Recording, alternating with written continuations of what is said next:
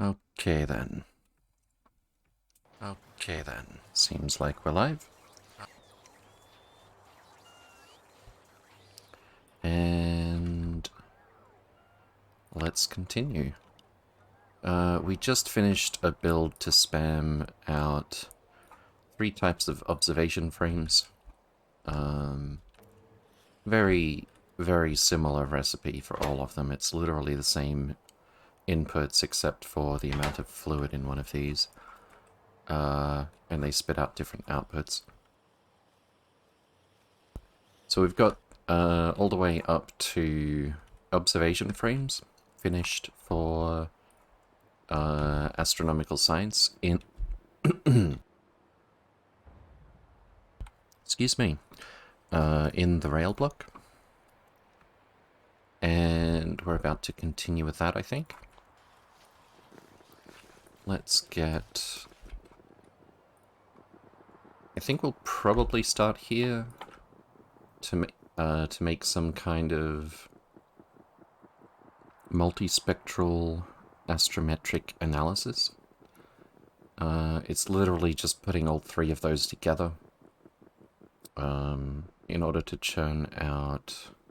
Well, now that I look at it, with the amount of space that we have left over here, I almost would have been tempted to build this in the space left over for this block, but I'm pretty sure the frames get taken elsewhere as well. 10 infrared observation frames plus blank data card.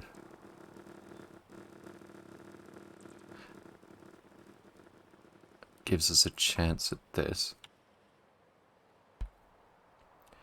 Infrared observation frame. Is that the only one missing from this one?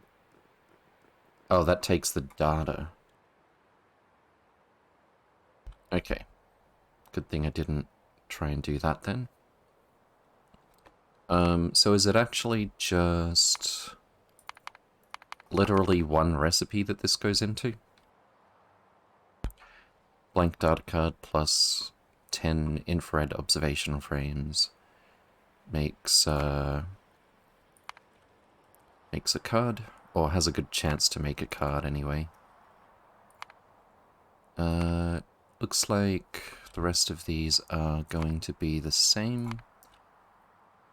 Did I just look at UV? I think it was UV.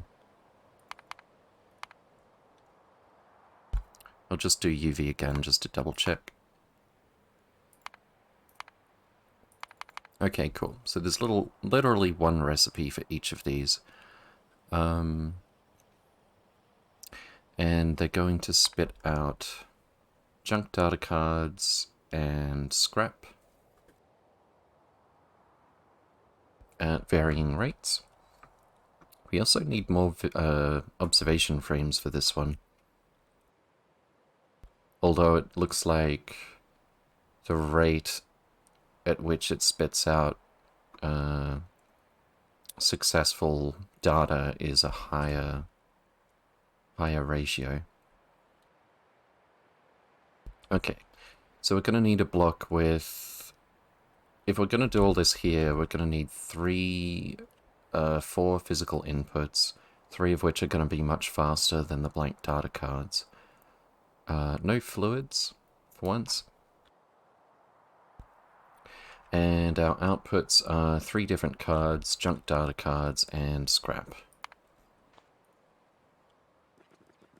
First thing we need to do is get a feel for just how fast this is going to be.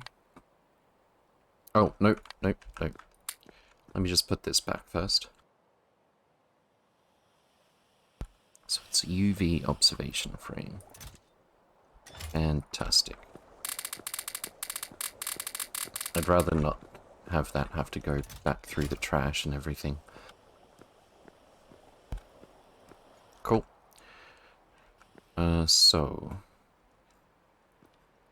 Start with the usual beacon, but negative 70% power consumption and a bit of speed. And we're going to need, I'm just realizing again, Astrometrics facilities. And we're going to need a few of them. So let's get started on that. Tirod de Peace, good to see you again. Welcome, welcome. Hope you're doing well. Where should I add our request for these? Astrometrics facility, let's say 50. And that recipe will get updated in 1200 ticks. We'll need to send the spiders back for that.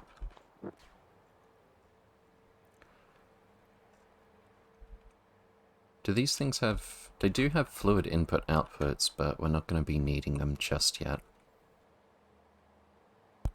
Okay. So, if possible, I would like to have 3 columns for the different types, just like this. In fact, I might just copy the exact location of those beacons. Just right-click everything else here. And we're good. Oh, I forgot to include anything else that we could use to reference where they go, but we can figure it out. There we go. Okay, so theoretically we need to be able to consume 65 of these per second for each of these resources. That would be 2 belts. The way it'll fit together, though, maybe something like this. Can we do better? Move it all up a couple of tiles. Is that one touching? I think it is. I think we might actually be able to get 8 of these. And I'm guessing if we try to go for 16, it might be a bit of a problem. Or not? If we use squiggly belts to save space, we still don't have enough room. We could fit another column in there, but it would be touching both beacons. I am Sark. Good to see you again. Welcome, welcome. Hope you're doing well. Have we made any astrometrics facilities? We seem to be running out of LDS. I don't think I set a request for them yet. We've got 24. Fantastic. Good start. Okay, let's add even more requests to our bloated spiders. Astrometrics facility, 15, sure. And that was this one. Yes.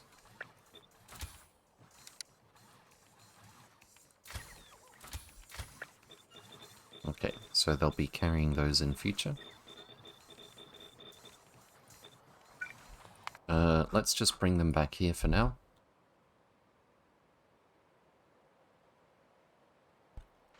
And we'll see what we can do.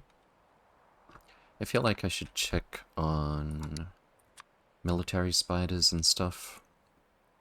Let's go for Rose to start with. They might be the ones in the most danger. Although that is relative. Get you to clear out these nests. Thank you very much.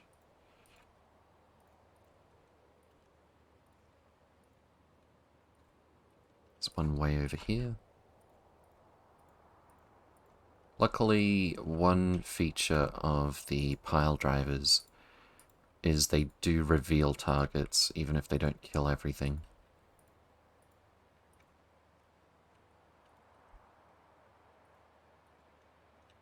Probably going to run into some more nests over this way.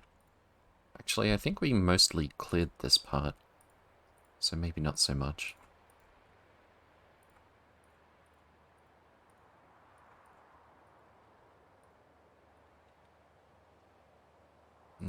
Let's be doubly sure with that one. And I was going to say back to resupply, but we'll get these ones first. Our spiders should have thousands upon thousands of rockets after all. They're all carrying 800 each, I think. I might have seen one with slightly less. No, I did not. Okay, so we've got our... They're all receiving... Oh, wait, let's check.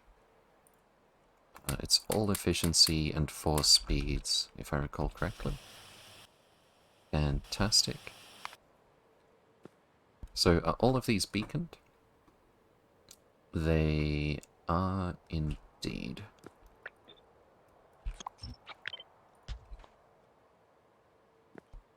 Let's just double check that. Fantastic. Okay, so these machines are so big we can just put them right next to the beacon, actually. We don't have any fluid to worry about or anything.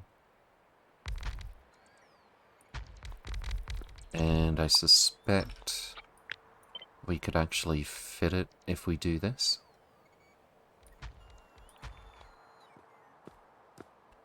If we use a squiggly belt for input,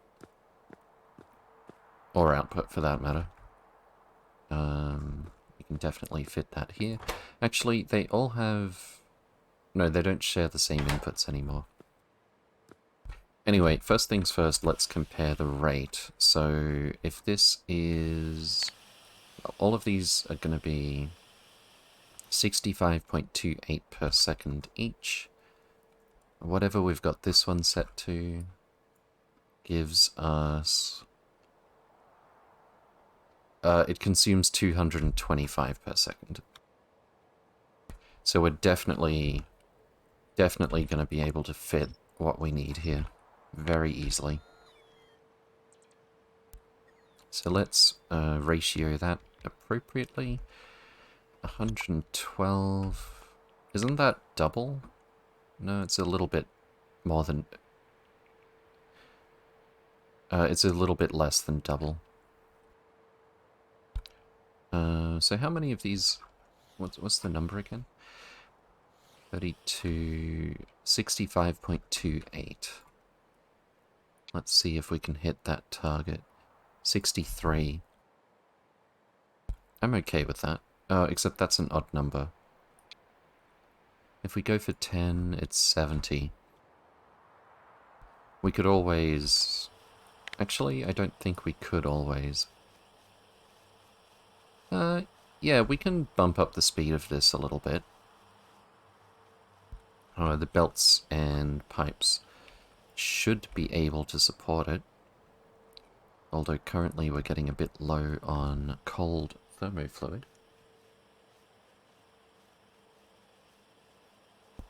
But I'm thinking maybe we do like 10 of these.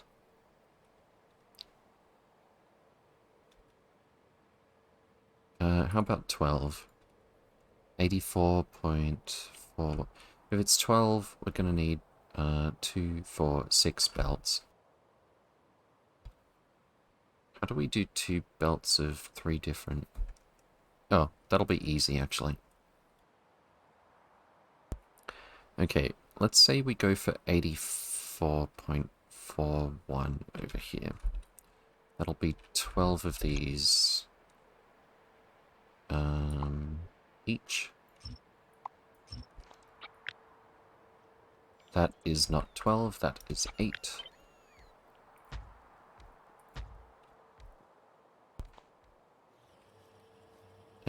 And we need to change this beacon a little bit. Speed it up.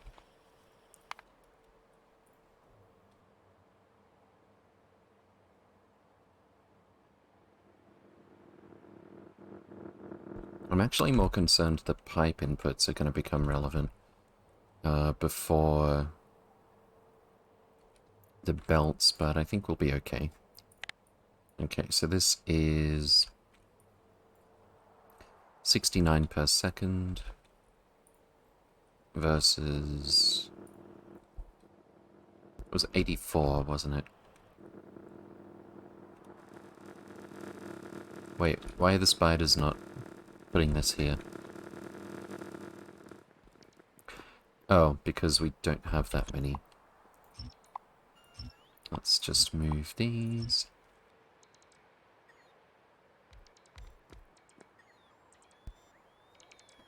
Okay, cool. We've got our reference point again.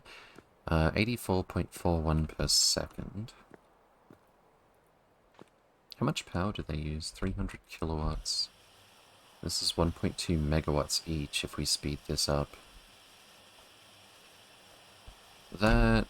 On the other hand, we've got ludicrous amounts of power, and they're all running full speed at the moment, and we're still on just a small fraction of our power, so I think we'll keep it this way.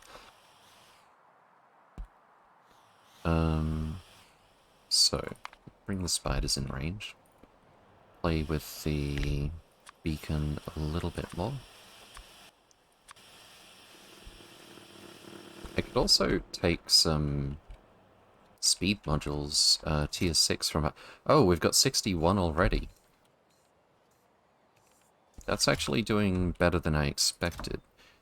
We still have 0 productivities, though, because we're not getting any broad catalogs delivered here. And... what's this? No path? Wait, how do you have no path?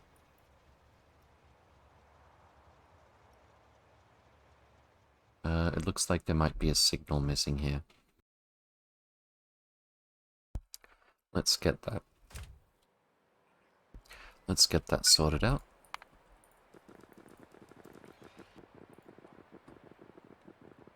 I can remember where it is. It's actually a little bit of rail, space rail that we're missing. I don't know if I'm personally carrying any space rail, so I'll send the spiders over here. And what do we actually have? We've got tier 3s. We're not making tier 4s because there's no holmium plate. And we don't have any energy catalogs yet either. What? Oh. It's fine. They can have it. Wait. Did they take us... They took stuff that doesn't belong here. Now I'm gonna need to... I guess I should have done this before, but... I'll make a trash pickup. Also, we're missing signals here.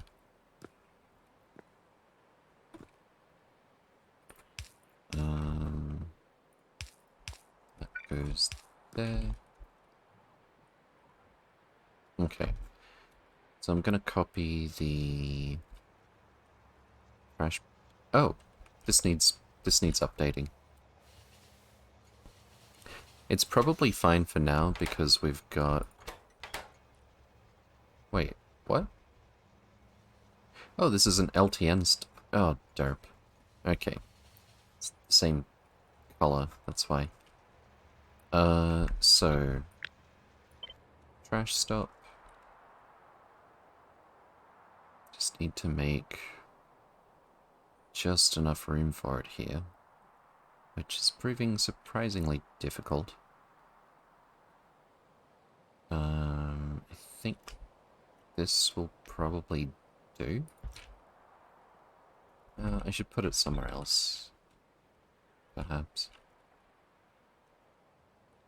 I'll put it here, where there's no other stations vying for attention.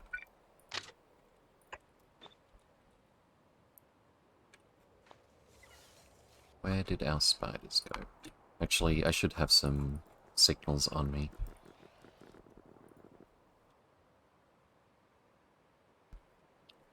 This is just to get the things that the bots take from our trash slots automatically returned to where they need to go.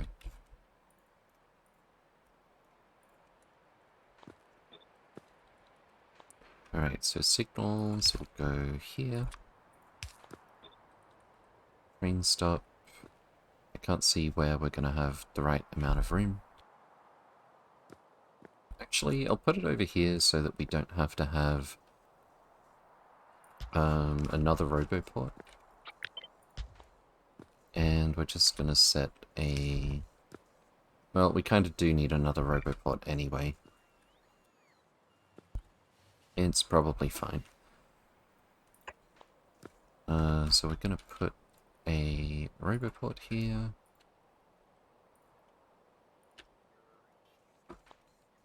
We're going to set requests on this requester chest. And we're just going to have a blacklist of everything that is supposed to be here, which is at least 7 items. Okay, Makelat, good to see you again. Welcome, welcome. Hope you're doing well. So we're going to do negative 1,000,000 of each type of circuit.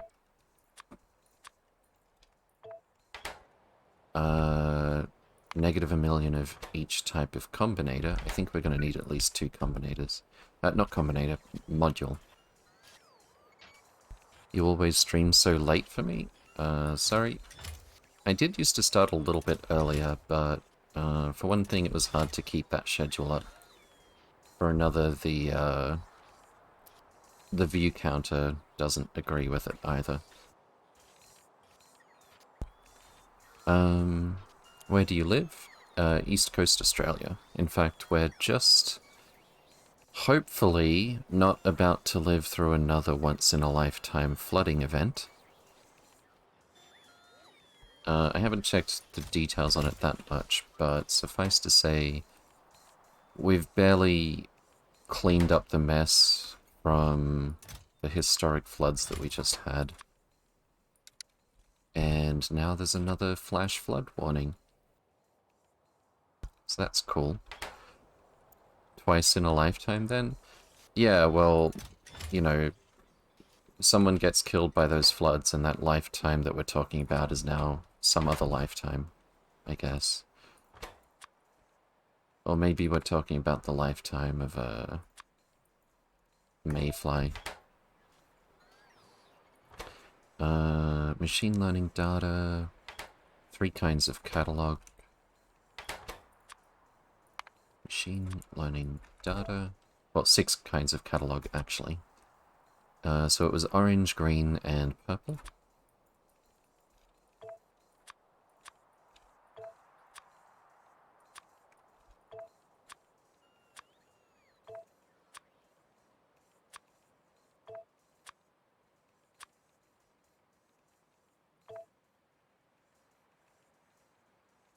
And what other miscellaneous quests do we have? We've got all of this stuff already. I need to add holmium plate. And whatever weird stuff we're requesting for bio.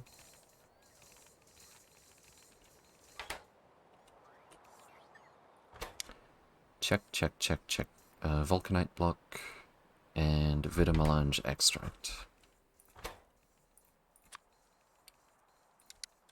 Oh, I saw it. I shouldn't have searched. There we go. Vulcanite block and vitamelange extract. And then literally every type of module. Or we could probably...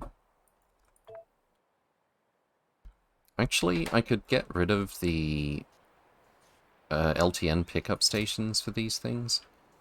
And I could just... If I do it this way, every single time there's a single item here, the trash train is going to come and pick it up and take it over there, so I guess I won't change it. How far are you into this run? Yes. To put it in terms of sciences, we've got Bio 2 working, Energy 2, and Material 2. And we're slowly creeping towards Mining Productivity 7, which is close to the last thing that we can research with our newfound Bioscience 2.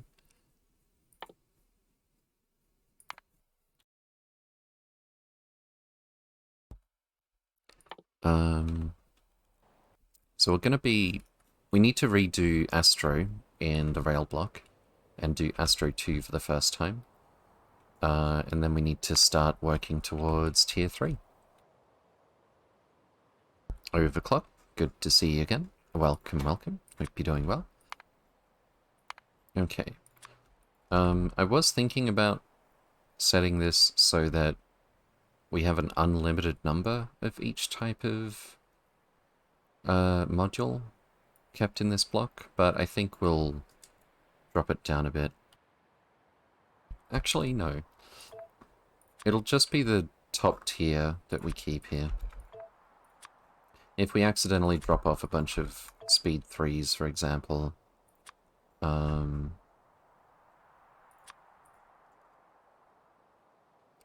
we'll just let the we'll just let this system eat it up. Okay, so that is 5 of these per type. Let's do prods next.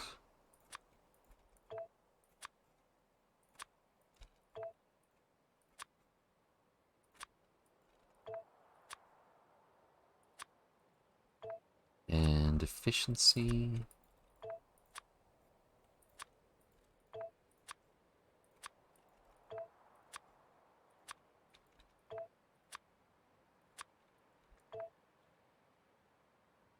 Cool. So what we're going to do is connect these giant negative numbers to our requester chest, set requests, and also connect to the logistic network, read logistic network contents. So anything that hasn't been blacklisted, we're going to set requests to bring over here, because 0 or negative numbers do not get set as requests. And down here we've just got a vanilla trash station. If anything greater than 0, bump up the train limit. So now I don't have to worry about turning off my personal logistics when I walk through here. It'll all get taken back to the mall. Including that one bit of rail I think I got these bots to pick up a while ago by accident. Okay. So we've got, let's see, 84.41 visible per second. That's right, we were playing with the beacon settings over here. Just adding one more speed module at a time.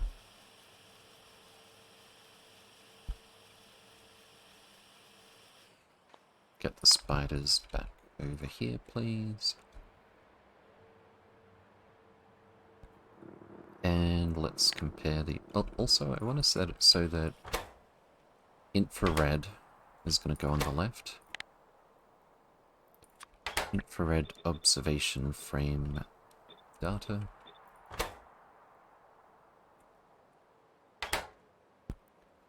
And now we can just rate calc this. One more speed module.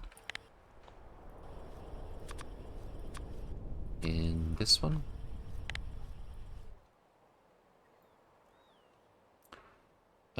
That's really good. Wait, I thought...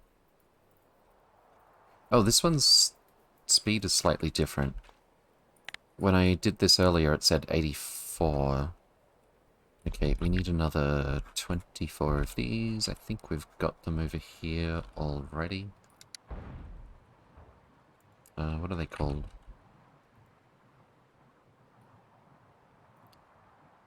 What are they called? Or do we not have any? Let's check. We're not still trying to craft them, so I think we've already hit our limit. Let's just send the spiders back to pick them up. And we'll bring some scaffolding spiders down this way.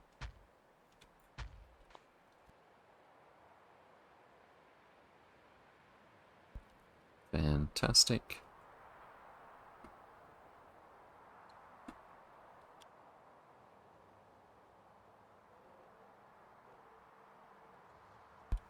Okay. Judging by the shape of these, maybe we should have included some lane balances. What's the max rate of consumption here, though? 211.2 per second. And we can do 360 per second with both of these stations. So I think that'll be fine.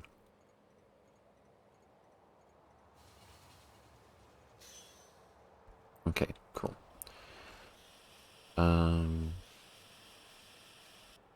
We're bottlenecking on fluid anyway at this point, which is a little bit of a surprise. No, we've actually got plenty of fluid, it's just the trains aren't keeping up delivering that. You'd think they would be, though. Let's bump up the train limit. Set that to 2. Or 3 is probably fine, actually. What's the stack size on these? 200. So that does take a little while for the train to drop it off.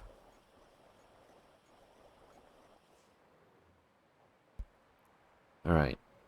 Let's copy our facilities over here.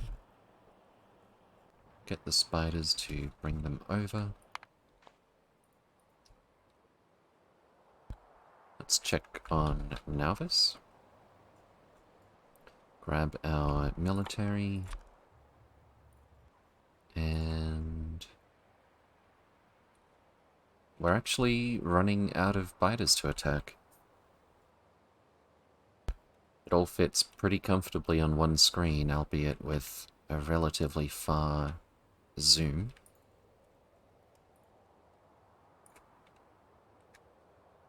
Let's do this. Get all the little expansions first. And start chipping away at the final push.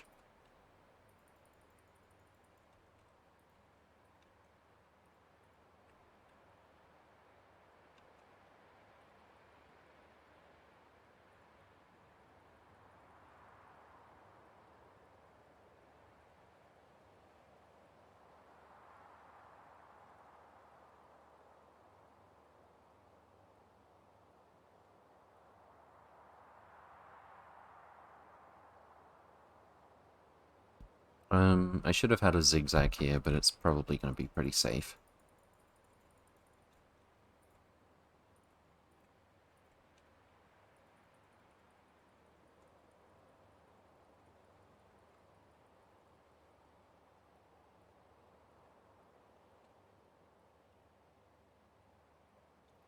The more we get rid of these little expansions, the more efficient our pile drivers are going to be with their area of effect.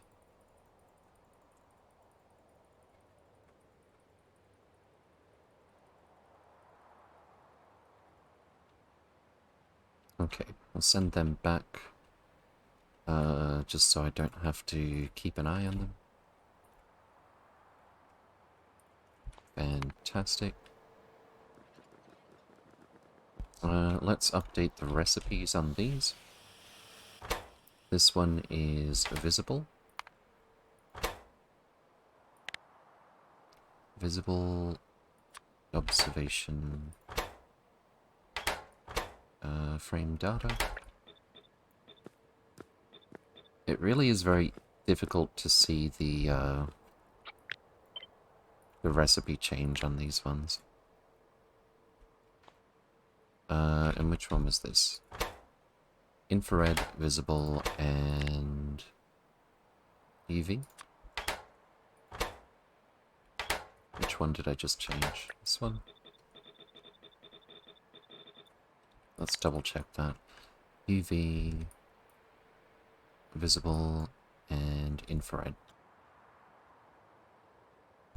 And infrared is indeed a bit faster. That's fine, we'll just have to tailor the rate for each of them. Okay, so we've got UV observation frames. Let's just highlight this.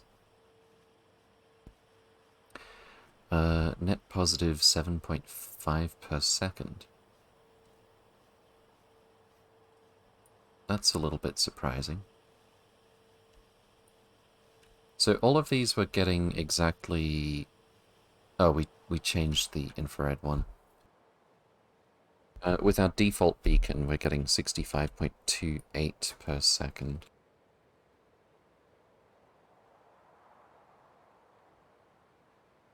Which is enough for these two already. But, 64.55. 65. That's actually pretty much perfect. Less than 1 net positive per second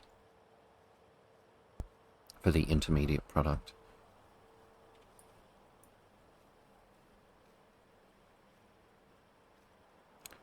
Uh, 7.5 extra per second is a bit much, I think. So, what does it take to consume 65.28 of these per second? 62.59 is pretty good. Though I don't love having an odd number of these. 13. Let's just put one more of these down here.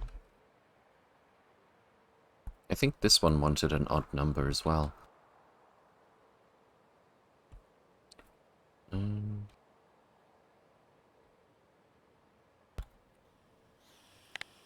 Okay, so let's check those two rates. 2.6 positive per second, 0.7 positive per second is pretty good. And this one, plus 0.64 per second. That's probably fine.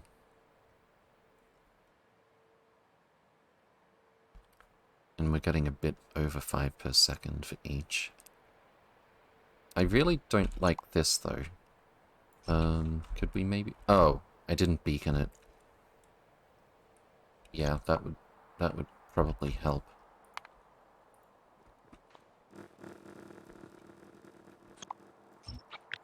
Put that in the same spot.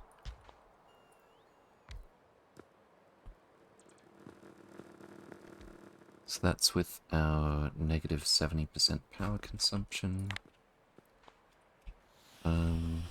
I'll keep this over here for now, but I just want to put this back to our default so we can compare everything.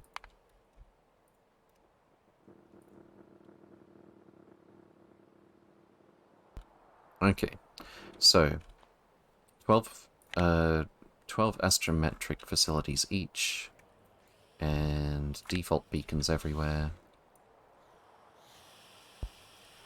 We're looking at net negative for all of these. Okay, so then it's just a question of how many speed modules we want to add.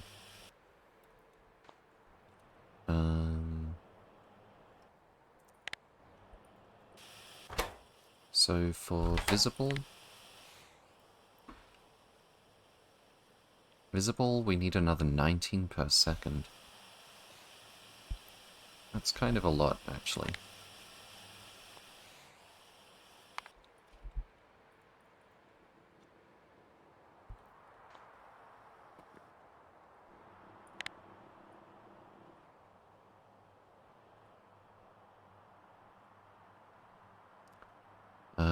That's much closer.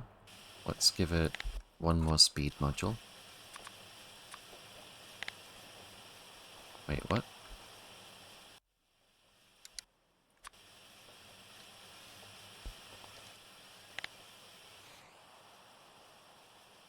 That's pretty much perfect.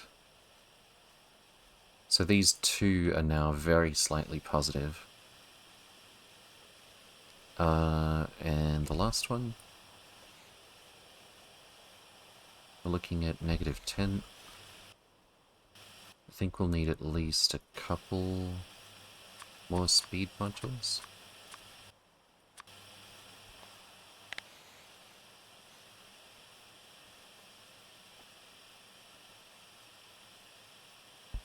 That's actually really close. I suspect if we remove one speed module, it's going to go negative again.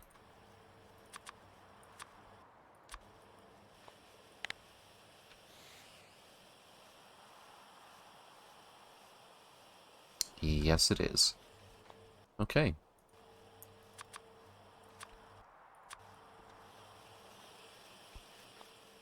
So that gives us a pretty good ratio for all three of these.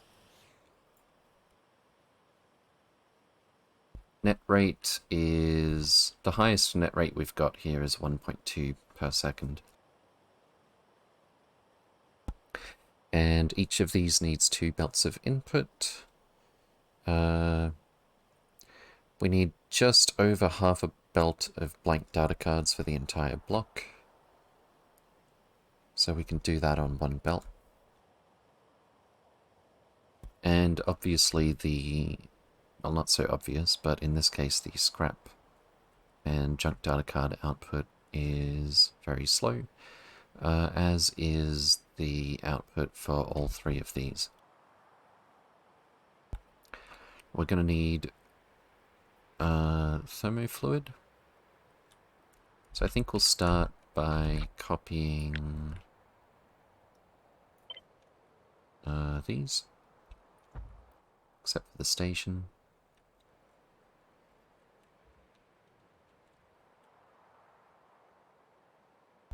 Given the amount of space we have... wait, how many physical outputs? It's not just 3, it's 4, 5. I was thinking we could have a fancy loader down here, since the rate for all three of these is going to be pretty slow. We could load...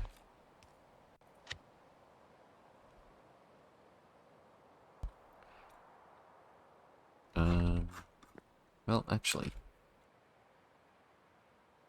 yeah, we could fit 2 train loads of each resource in a single row of 24 chests.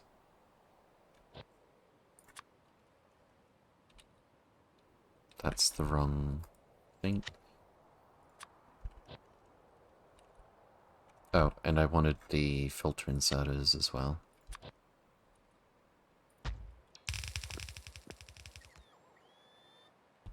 Okay, I think we're going to set the stack size to 1 for these.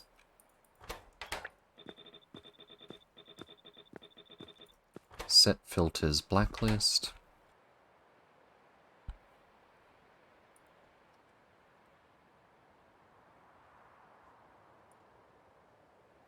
And need some chests.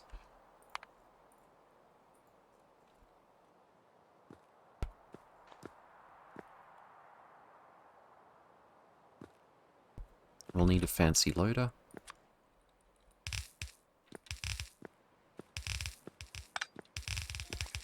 So we're going to connect all of these by red wire.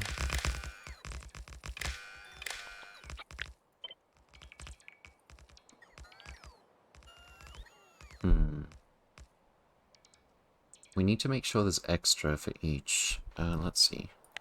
7.2 train loads divided by 3. We can do 2.4 train loads of each resource. Yeah, it'll be fine. We can just set the... We'll limit each resource taking up space here, but also we'll balance this stuff and tell LTN not to summon a train unless there's extra, to make sure all the inserters can stay in sync.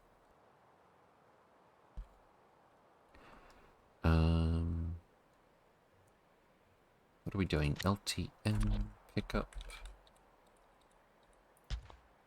So this is going to be visible observation data, infrared observation data, and UV observation data.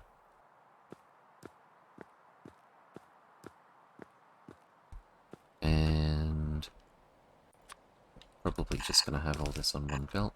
We might need a loop. We'll see.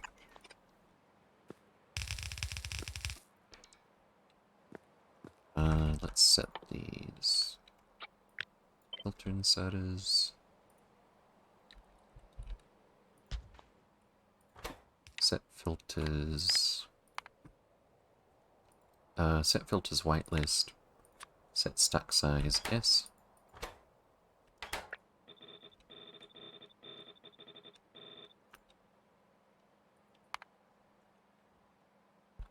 And I think with how was it I did that thing over here with one combinator? If biochemical greater than experimental genetic data, output biochemical. Yeah. I think I know what to do here. 3 decider combinators. What's our stack size? 50 for all of these, I think. Let's see. 50, 50, and 50. We're gonna max out at... It was 2.4 train loads, right?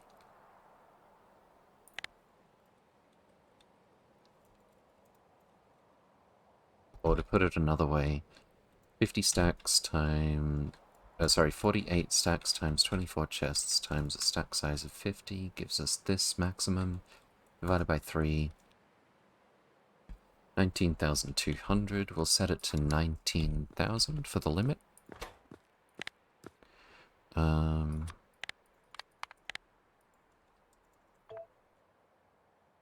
Actually, I think we can do this with one combinator. For each in the chests that's greater than 19,000, output each input count. And that's going to go to our filter inserters, which normally just receive the negative average from here. For each, we're setting a blacklist, so if it's receiving a positive signal, it's going to stop inserting that item. So as soon as we've got 19,000 of a certain resource in all of these chests, it's going to pass that through. Up here, it's going to be way more than the negative of the average, and it's going to stop the filter inserters from picking up that resource.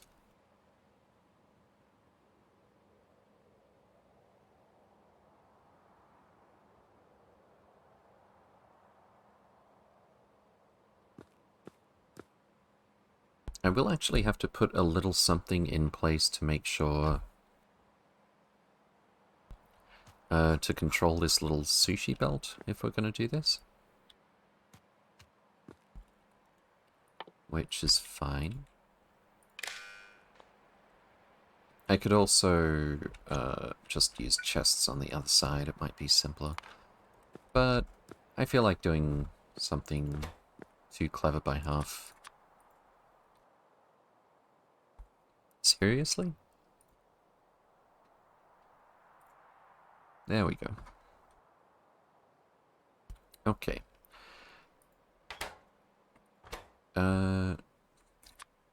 200, I think, is about the limit to make sure we load everything properly. I think I'll set it just a little bit higher. Well, no, this has worked before. It should be fine.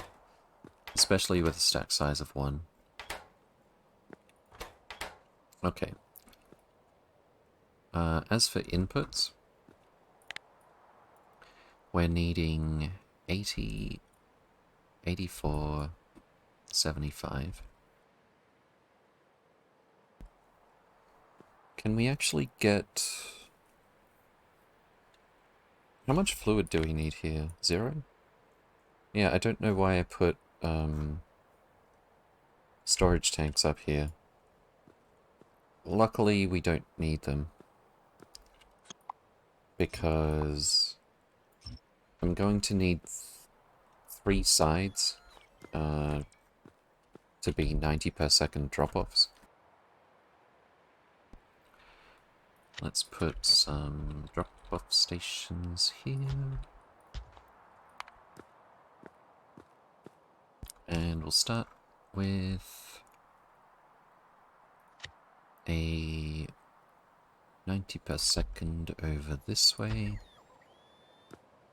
Maybe I can shape it a bit differently this time. In fact, I'm sure I can.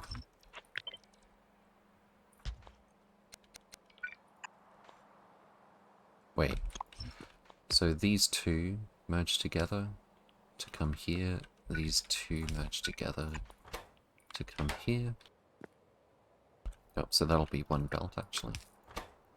And then...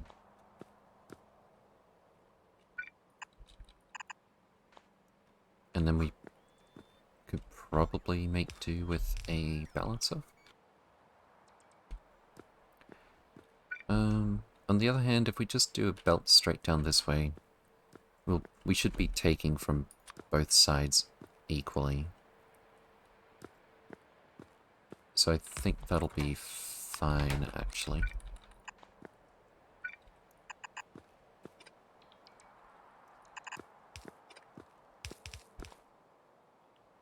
Space belt.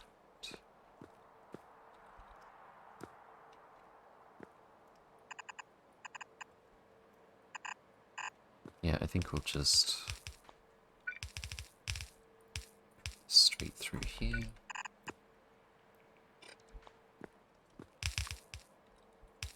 How much does each individual machine need?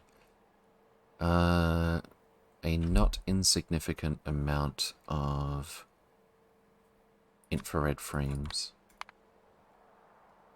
It says 0.481 stack inserters, but that's direct insertion. We'll probably just need 1 stack inserter per machine, but possibly 2.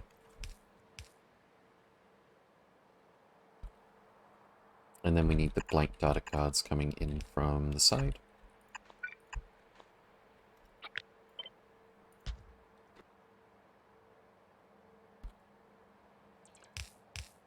Okay. Can we can't straight up mirror this, but we can mostly mirror it.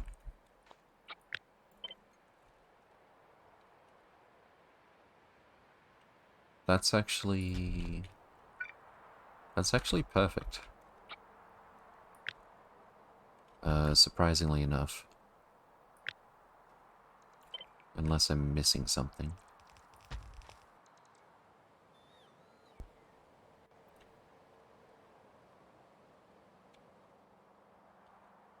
No? That looks really good, I think. Fantastic. Could I make it look better by merging this one to here and this one to here? Probably. Left drop off boxes are one tile off. No!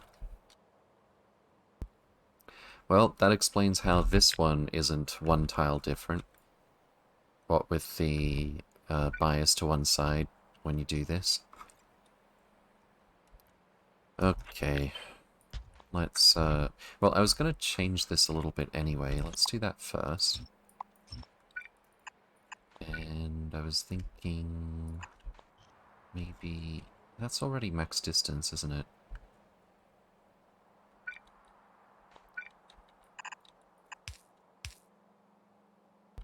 It does make things a bit neater, though. I do like that better. Okay, so this one's going over here. That one's there. And that goes there.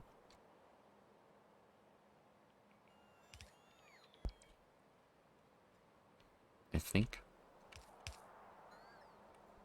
This is a bit short for an underground.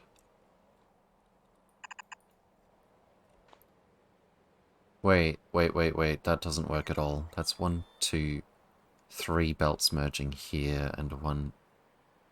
yeah, that's just everything merging to those... that's one splitter. Whoops. But I think it does show me the way to make this work.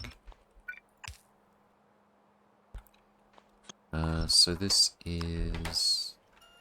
these two go here, these two go here. Fantastic.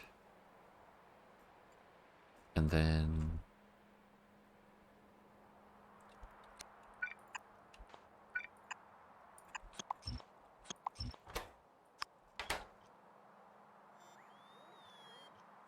okay, that's mirrored, right?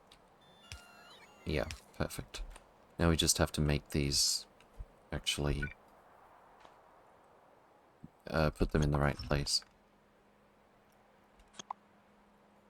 Let's move all of this over one tile first. Also, BG Nyman, welcome. Hope you're doing well. So we're going to move this over one tile. And this one can go here. That works pretty well. Now we also need blank data cards. Just literally one belt will be enough. I think we'll do a left side upside down 90 per second over here. That's gonna go from here to here, and we can just have a honestly, we can get away with the slowest unloader for the blank data cards.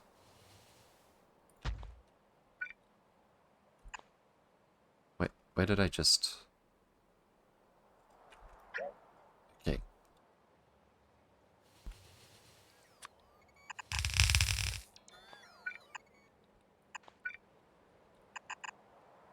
That could go a bit more to the right for a more convenient start. Let's see. Output is considerably less than 1 per second for each machine. So we could use long arms for that. Actually, I'll put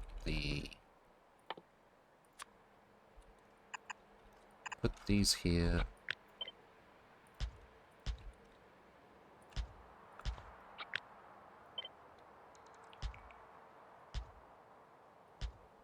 And the long arms either side of them. Should have done this first, actually.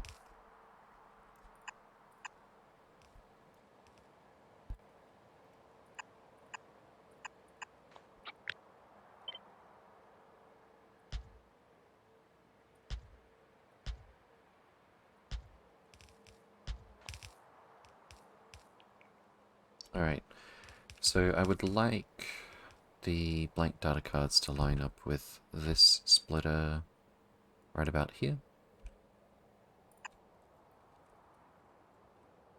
Which means we just need that to go one tile further.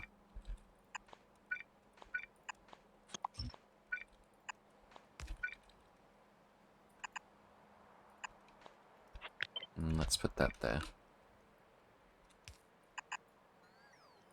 That's a pretty good fit. And then... I don't suppose that could happen to line up. Oh, it does. Please tell me it's a repeating pattern with max distance.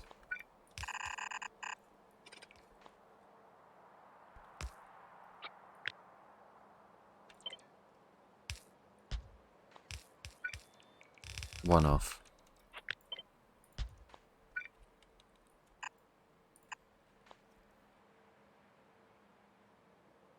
Okay.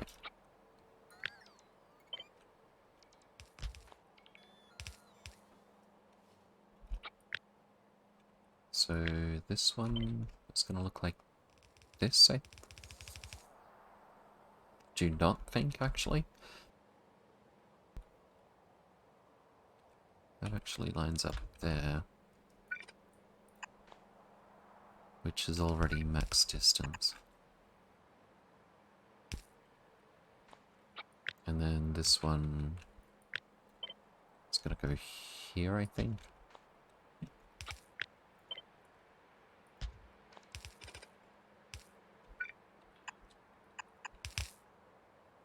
Okay. This goes here, this goes here, and this goes here.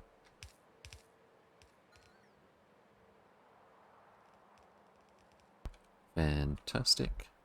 Let's put some filter inserters down and set them to the appropriate resources.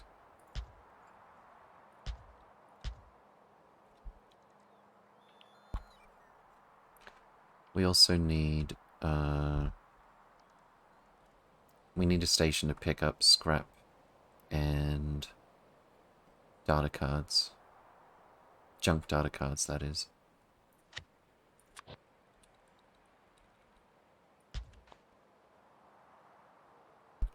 Okay. Total output for the entire block could easily fit on one belt, I think. That's like 20, 23, 24, 25 maybe. Being pessimistic.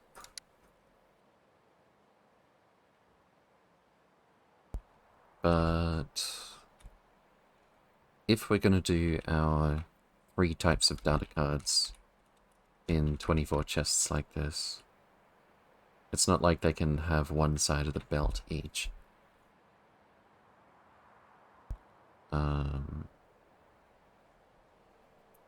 So we're going to need to filter those first. I think we'll have 3 separate filters here.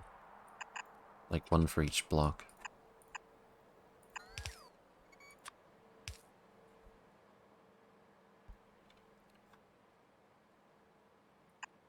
Should we bring that down a little bit? What am I doing? That doesn't go there.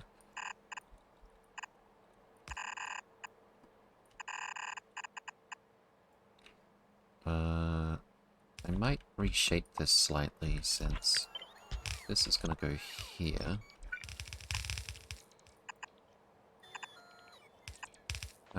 might be a better fit.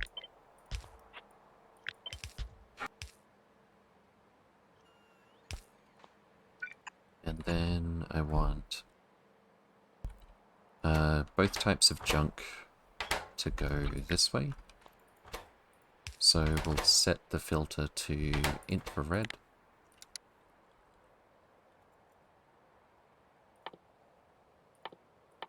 Is it infra or infra?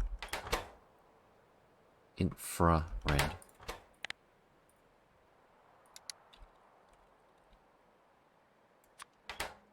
On this side. And autosave.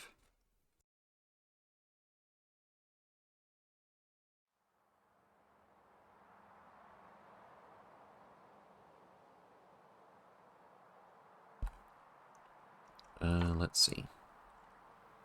I want to move the spiders so I can see what's going on here. We're going to copy something very similar for each of these. Actually, I might make that one go the other way. And of course, we're not going to forget to change the filters. This one is visible. And well, I was going to have the scrap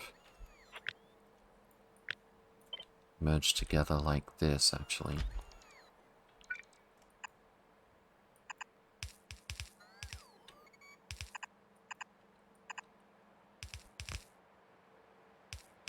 Except then we'd need another splitter anyway. Okay, let's forget that plan.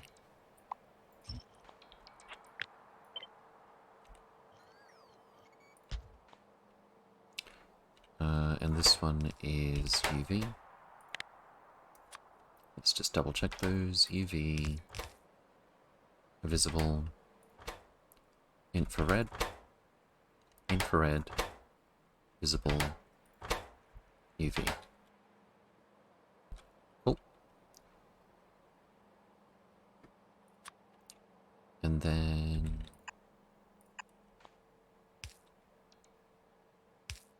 I guess, well, we're gonna have to have, I keep putting that in the wrong place. We're gonna have to see these belts before we decide everything. That one doesn't line up the way I imagined.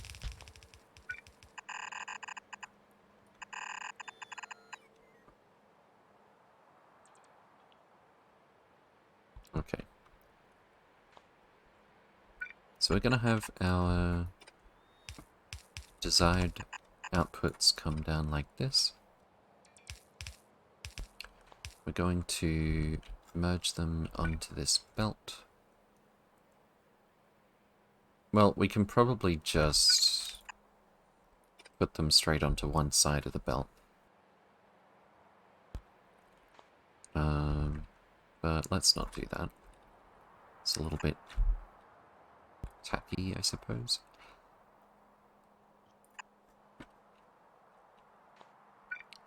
And this one is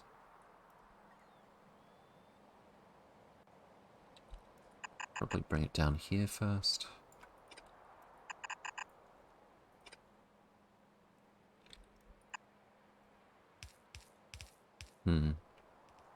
I don't like that. We could probably turn this thing around.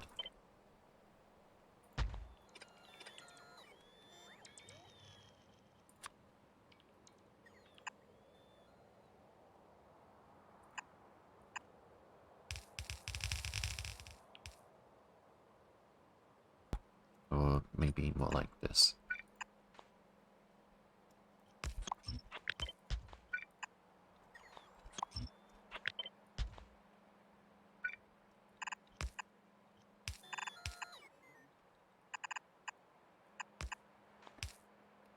Obviously, we don't want our precious data to be stuck on the belt until the end of time. And we're just going to do a very simple setup here so as not to completely saturate the belt.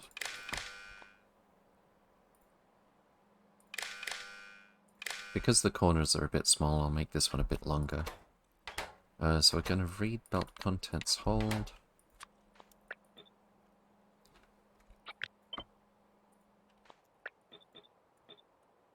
And we're going to enable disable over here.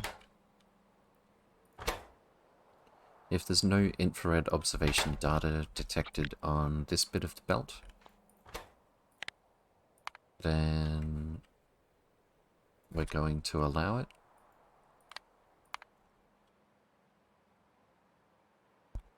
And then same thing for the other two. I believe the third one is UV, and this one is actually visible. Maybe I should swap these two around so that... Well, we already did it in this order over here. Okay. So that's our sushi belt. As for the scrap,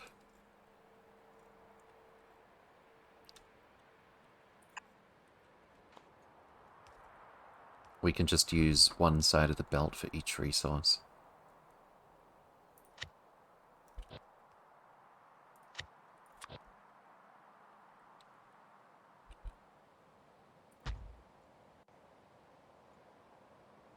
And we're obviously not going to limit either of these. Wait, that's the wrong spot, isn't it? There we go. Okay, spiders, get down there, please. And now we just decide what looks best for bringing the scrap and stuff together. I'm thinking maybe...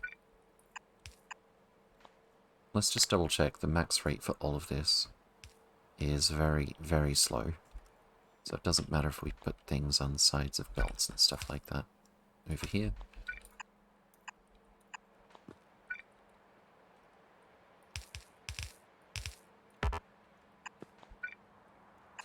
Bring that down.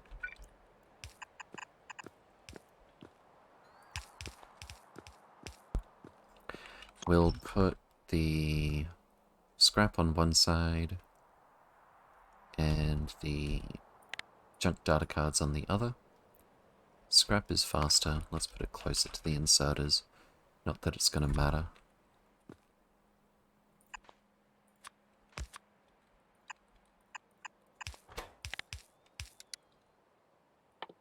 Scrap goes here.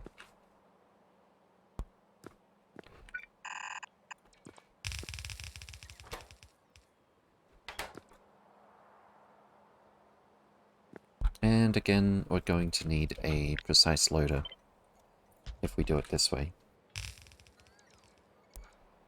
Okay. I think that might be all the belts. Possibly.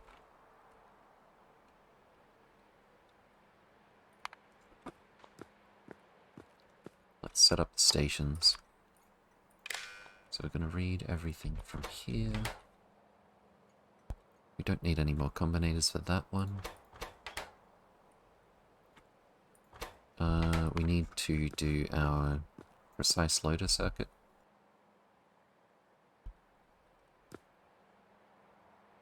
And I was just thinking, is it actually necessary to remove the certain signals from the train stop?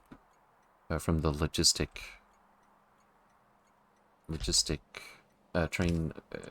train stop output? But I'm pretty sure the answer is yes. Because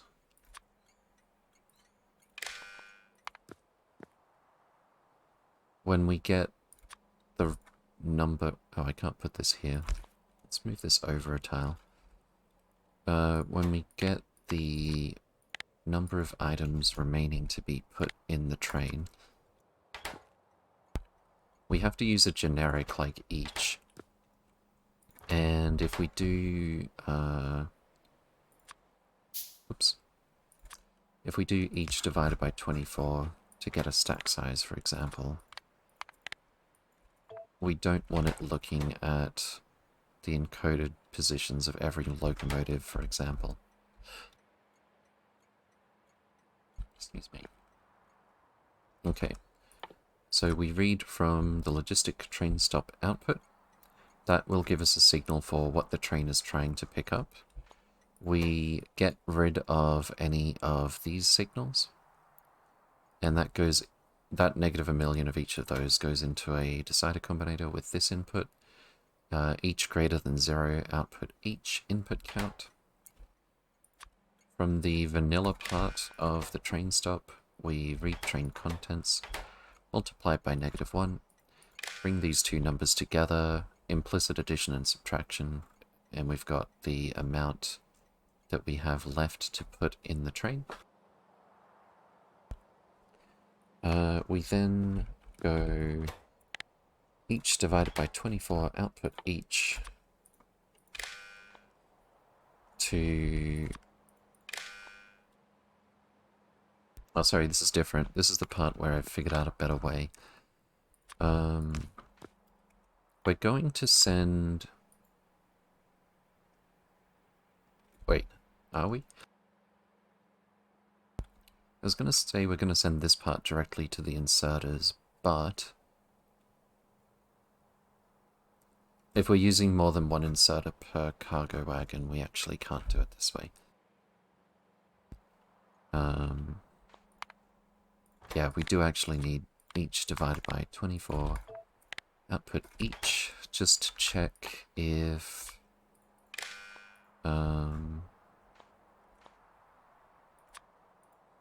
we're down to the last few insertions, because you don't get a decimal, it's division with remainders. This will output 0 if we've got less than 24 items to put in the train. So we're going to do that, and we're going to also output S for stack size. That's going to be on the red wire. And last but not least,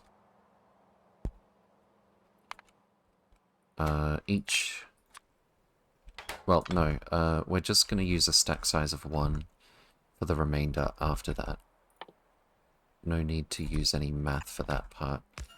We're just going to say each less than 24 output each. Doesn't matter if it's 1 or input count. This is just to set the filters on 1 inserter per cargo wagon. And that's going to have the same input there. So this is only going to output when this one is stopped outputting. And because we're using a stack size of 1 for the last part, it's implicitly a stack size of 1 if we set stack size and then don't give it this S signal. So we can save one combinator there. And I've done it with the extra combinator here for the stack size before. It barely saves like 1 second of loading. Okay. So we're going to need to do the same thing over here.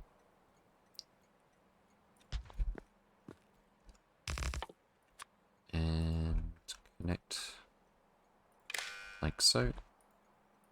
Connect like so.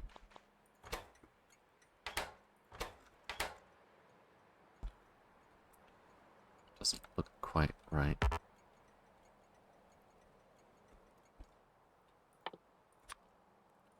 Red wire goes here. Green wire goes here, here, here, and here.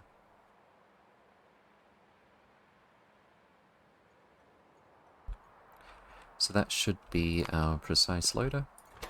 Once again, whenever you're doing this, you need to take drastic action to make sure that there's more than enough resource to put into the train, because these inserters will take slightly more, the ones with the green wire, and because we can't read individual cargo wagons, we need to make sure that all of these inserters are perfectly in sync.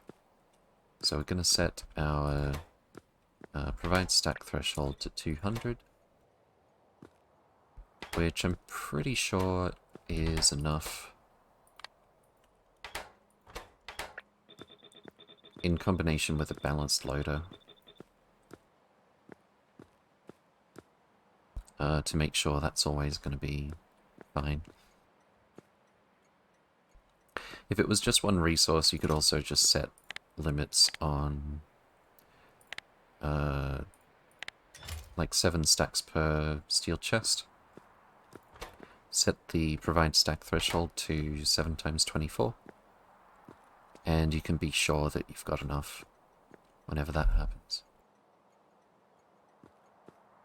Okay, so I think we are ready.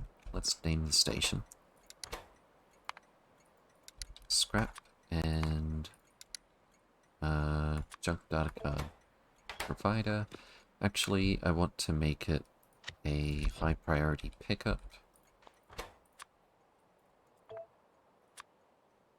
And just rename that again real quick. Scrap and junk data card. Active provider and the purple I just use for shorthand to represent that this is a high priority pickup, and usually that is because we need to get rid of this stuff, otherwise we'll stop producing what we actually want to produce. Hey Shackcat, good to see you again. Welcome, welcome. Hope you're doing well. Alright, let's turn this thing on and see if everything works. First, we need to set our filters and requests up here, though.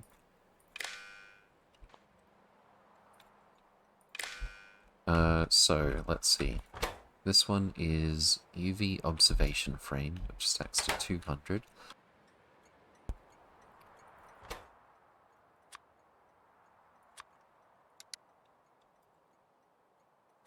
So we're going to ask for 2 train loads of that. And a couple of train loads of blank data cards.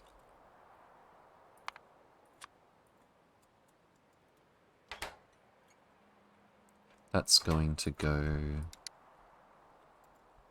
here and here.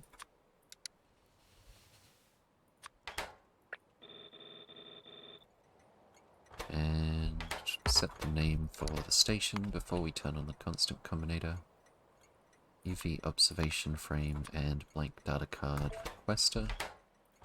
Fantastic. And this one is just going to be the other 2. Visible and infrared requester. Oh, I need to belt this down here as well.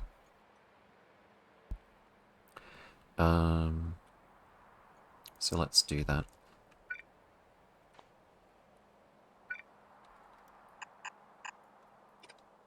It doesn't fit very well.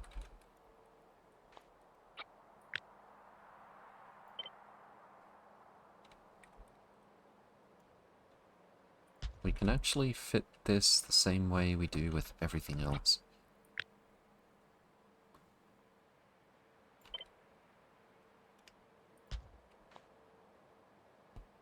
Except that our substation pylon would be in the way. Fantastic. Okay. Bring this over here.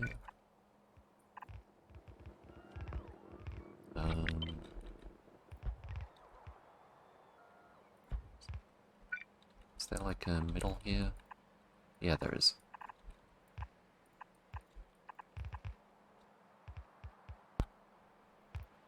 Don't know how necessary those undergrounds are, but it seems a good fit. Okay, so the middle one, i.e. the top station here, is visible observation frame. Visible observation frame. And if I was going to be really lazy, I could copy that and make this one a blacklist, but no.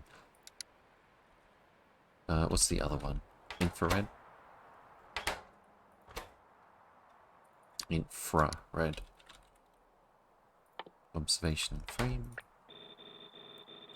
And then we just need to request a couple of train loads of each of those.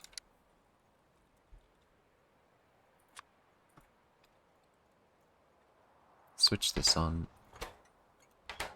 Oh, this is the wrong...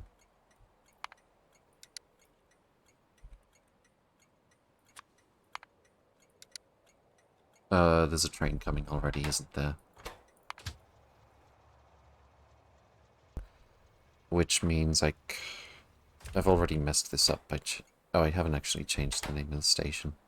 I'll have to fix the station name after this train comes. Okay, so we have our blank data cards. We have none of our frames yet, although we do have trains coming to pick them up. We've already made quite a lot of them. Fantastic.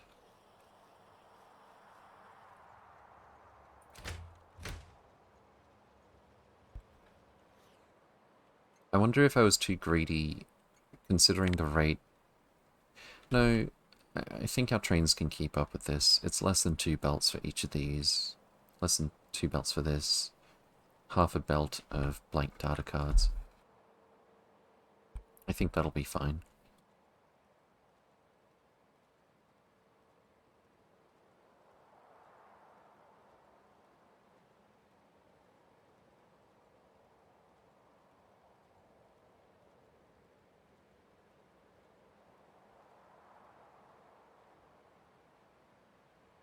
Cool.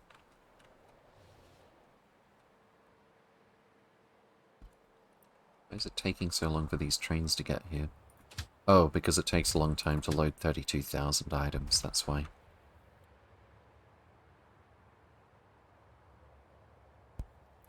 How did you decide on your production goal?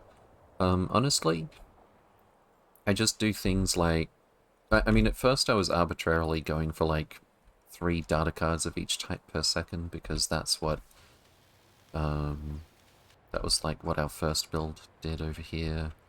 But then this or that data card was just way faster or slower. In this instance, we already had the observation frame build up here, which is way faster than it needs to be. But I just built this to fit the beacons.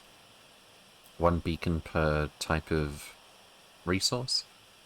And then I built that to be a good ratio to this one. As for targets, once you've reached your goals in a train block system, in terms of just being able to build everything, it's really just a matter of copy-pasting and not being completely counterproductive with the locations of various stations, and then just spamming more mines, more blocks, that's it. Okay, thanks, no worries. Oh, are our stack inserters keeping up? Seems like it. Yeah, very, very easily, actually. Okay, so here's our little sushi thing. You can see the belt stopping there when there were items of that type in this part.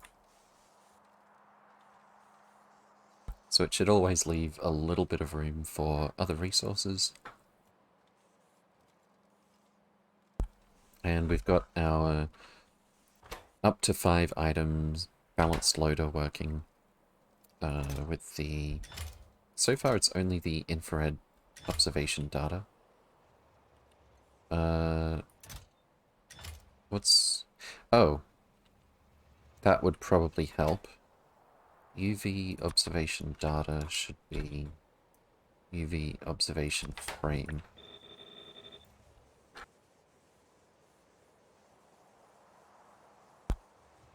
Yeah, that would probably help. I made the same mistake here as well with the station name, that it says it's a data drop-off. We can fix that now because the train is already here. UV observation frame. And once this train gets here, we'll update this station name as well. Or I could do it manually, since this is taking so long to load. Let's see, infrared and visible observation frame. And then I'm just going to take this one. Oh, it actually updated it. Okay, cool. So it's only if the train is on the way to that station at the moment or something? Or maybe if there's multiple of that name. Not entirely sure. But in any case, I want to see... Oh, here we go. 2 types of data here. So yeah, you can see the blacklist of 2 items at the same time when they're above average in the chest for both of those resources.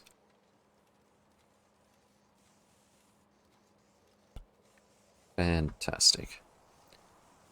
Only if multi-name station. Multi-name station as in there's more than one of that station with that name, I'm guessing. Here comes our 3rd resource type, I think. Fantastic.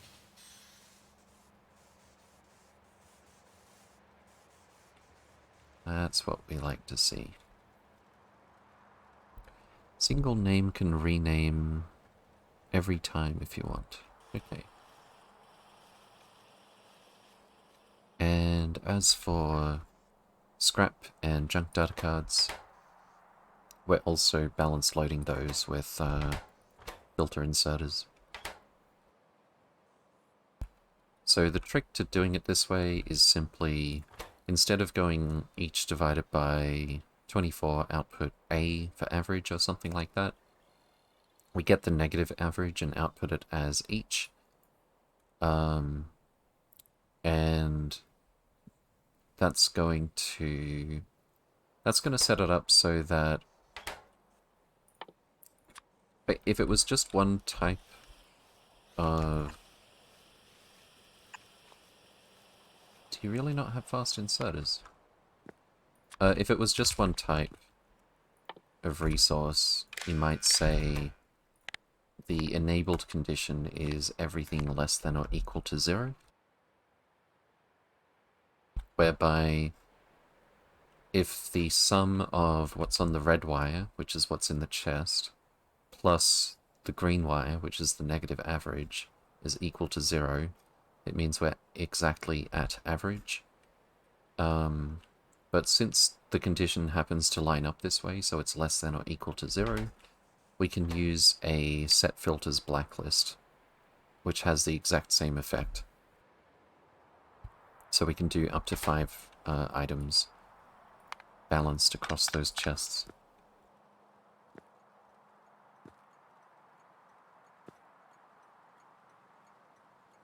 Okay.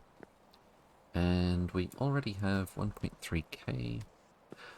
I want to check back here later to confirm that it's going to stop at 19,000 of whichever resource.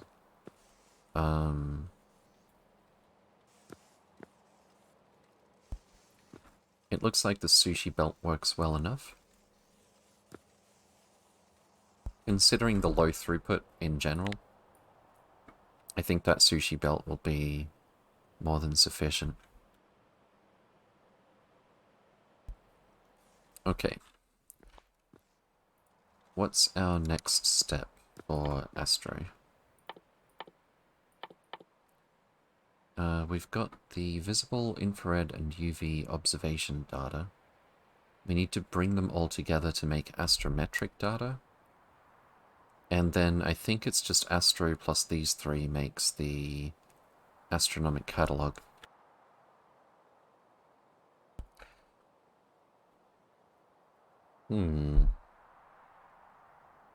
I could maybe have made this type of data here as well, if we could also fit fluid pickup and drop off. But I'd prefer not. I'd prefer to just not overcomplicate a rail block. We've literally got infinite space to work with. Let's bring our scaffolding spiders over here.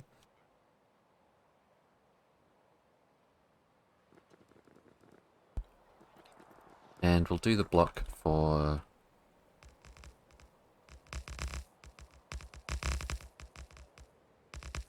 Both of these make astrometric data. This one's just more complicated. Are we gonna need to make... 1, 2, 3, 4, 5... It's actually just microwave and X-ray that's new. And it seems like we get more astrometric data for what we put in.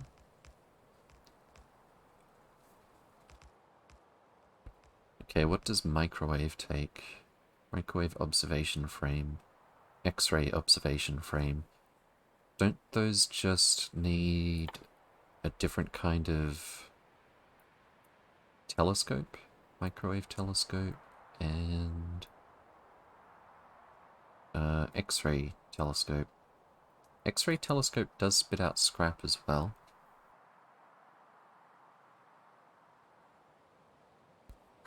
It also needs supercooled, not that that's any issue whatsoever. Also mirrors. Okay. I'm guessing we're going to need microwave data and X-ray data to get to Rod. Yeah, we do.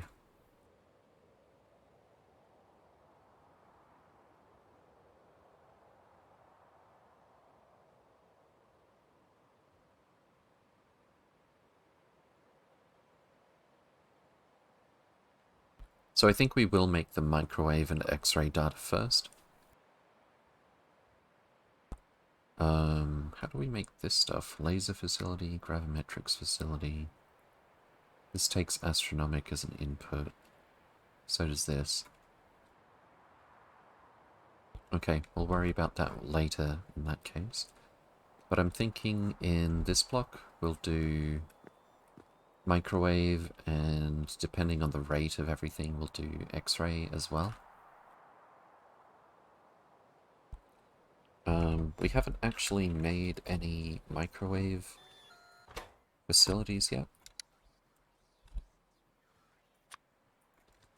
And same goes for X-ray.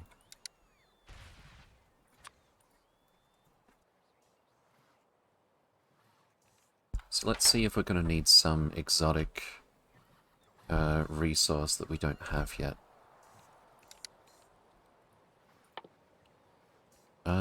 Nope, we've got all of that already. And same goes for microwave. Cool. So those should both get built without us paying attention to it. Seems we've run out of chromium cable again. Yeah, I really need to go back to... Well, first of all, Calidus. Wait a sec. Parent Calidus. Let's look at the solar system. If I read that correctly... Oh, Right. Okay, I think it's time to colonize Via Terra soon. We do have Taser, which has been giving us an amount of Holmanite which has been sufficient for quite a while, but we can either massively beef up our energy production there and spam more core miners, which gives us diminishing returns. Or we can go to Via Terra, which is really, really big, has few biters, and let's see, ocean, that's good. We can probably find an island somewhere and clear it out.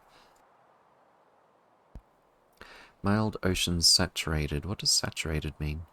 Treeless, colorful canyons. Ocean also means we can do a nuclear power if we want to. Solar is 75%, which isn't too bad. And we just got some experience on Rose with having to bother with all of the logistics to do military things as well on this planet. So especially once we clear out Rose and Nauvis, we'll be able to point all of our pile drivers at the new planet. So we should be able to clear out all of their little expansions relatively quickly. It is a big planet, but 7% threat is very, very weak. We'll also bring some military spiders.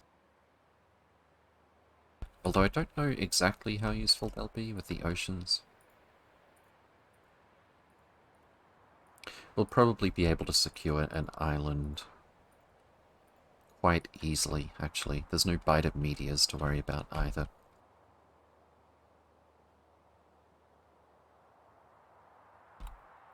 So yeah, that'll be our... That'll probably fix our Holmanite throughput. Like, permanently, hopefully.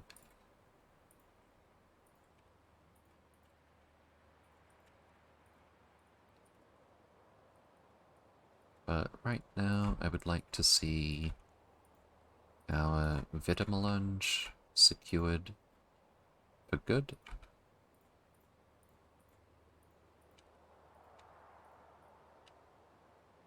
Oh, that's a lot of little bases.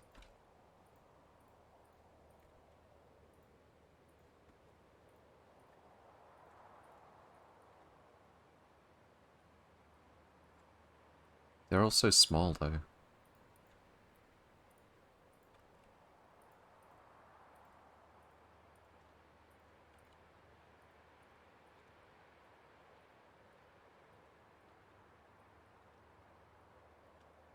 Okay. That's actually all of the biters I can find. So I'll send them back for resupply after that. And with any luck, the pile drivers will finish them all off after that. Speaking of military spiders, let's get our Nauvis group and send them back into it.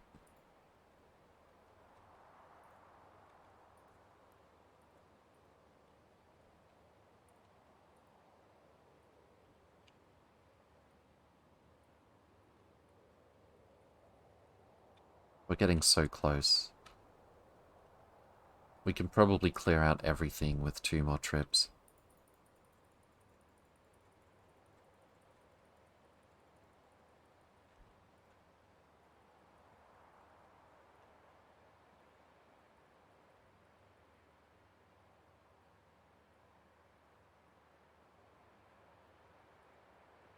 A little bit of zigzagging so that the spit misses. It's pretty much the only threat. at this stage.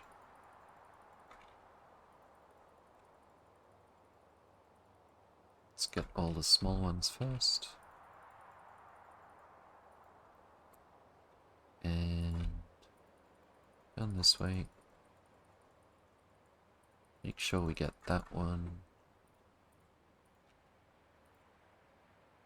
We could probably walk straight into this, but I would rather not take any risks.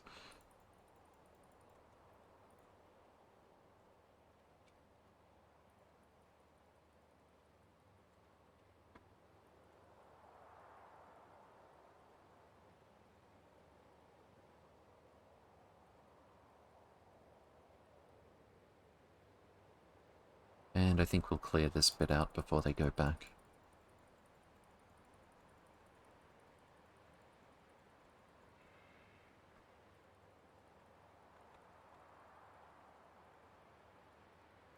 Alright, and then we path them back home, so I don't have to check on them at some arbitrary time. Fantastic. What's going on with this train? Oh, this again. Where are you going with that? Oh, that's fine. Off you go. Okay. Now that we've done that, I'll just add some tags here so I don't forget what I wanted to do with these blocks. Oh, that's right. We were waiting for microwave and or X-ray. We'll need to set even more requests for our spiders. Getting a little bit low on inventory spaces, but not too bad. Where does X-ray and microwave go? Right here.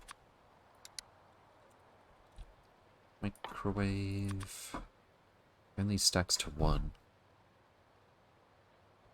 Okay. Let's just carry 1 per spider then. X-ray 15. I'm guessing it's going to be quite a lot smaller. I'll get you to stop for just a second. So that I can copy all the others. Wait, which spider is this? Okay.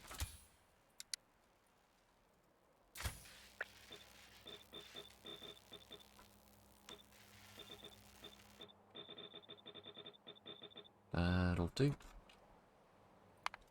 Back to the mall with you. And if my estimate of what resources we have is anywhere near accurate, they should be showered with some, but not that many, X-ray and microwave. I saw X-rays, I didn't see microwave dishes. Oh, there they are. Fantastic. Also, let's get our scaffolding spiders back up there. I think they're mostly empty. Well, still probably enough to fill out most of a block. Let's make a start, since they're right next door. And our spiders are indeed having some storage issues. We don't need all of them to be carrying cargo landing pads. Let's bring you back.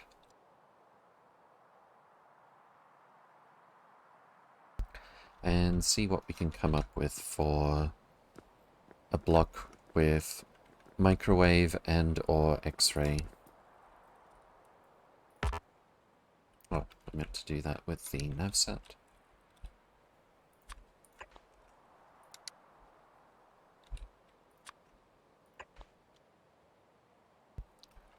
Alright, we'll start with the default beacon.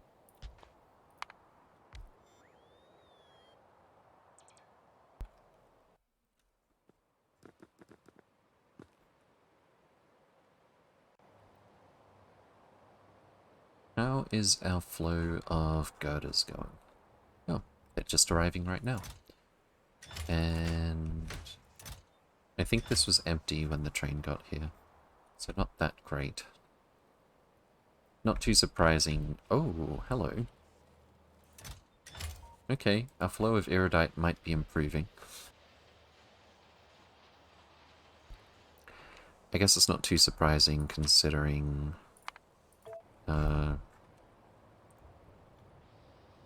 Oh, is this ready now? Yeah, it is. Oh, it's working. So, yeah. You can tell a nuclear power plant is ready to be switched on if it's already working at full speed. We're missing some offshore pumps up this side. In fact, how many are we missing? Most of them. Okay. Let's... I don't know how much of this I want to scrap, but we're probably going to run out of requester chests or something. Offshore pump. Maybe I should really set up an auto crafter as a standard thing to leave behind at a planet like this. We need small electric motors.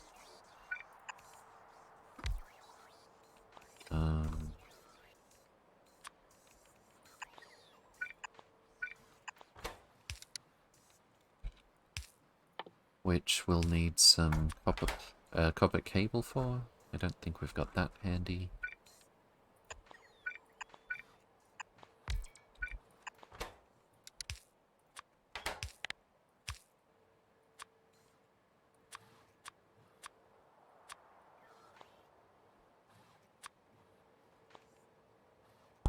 Should have done this one as well.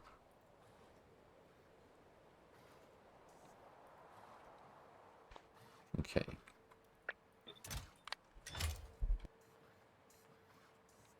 So that should give us some offshore pumps. Oh, we do have some copper cable lying around. For some reason.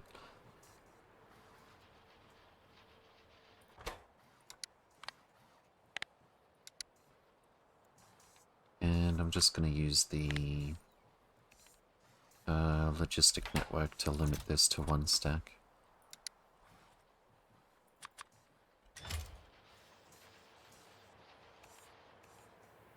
Okay, that'll give us even more power. Which is going to bottleneck our core mining drills less, or probably not at all at this point. Do we have any more core mining drills? It doesn't look like it. Yeah, I'm not seeing any more core drills here.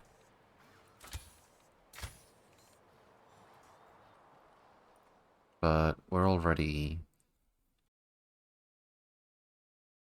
I think we're still bottlenecking on fuel, except I remember fuel was filling faster than the cargo earlier. Something changed. Need some more of those beacons down there. Or actually, it could probably work better if we just put a wide area beacon. Let's copy one of these. But actually, there's no reason to do that at this point. Because we are bottlenecking on fueling the rocket.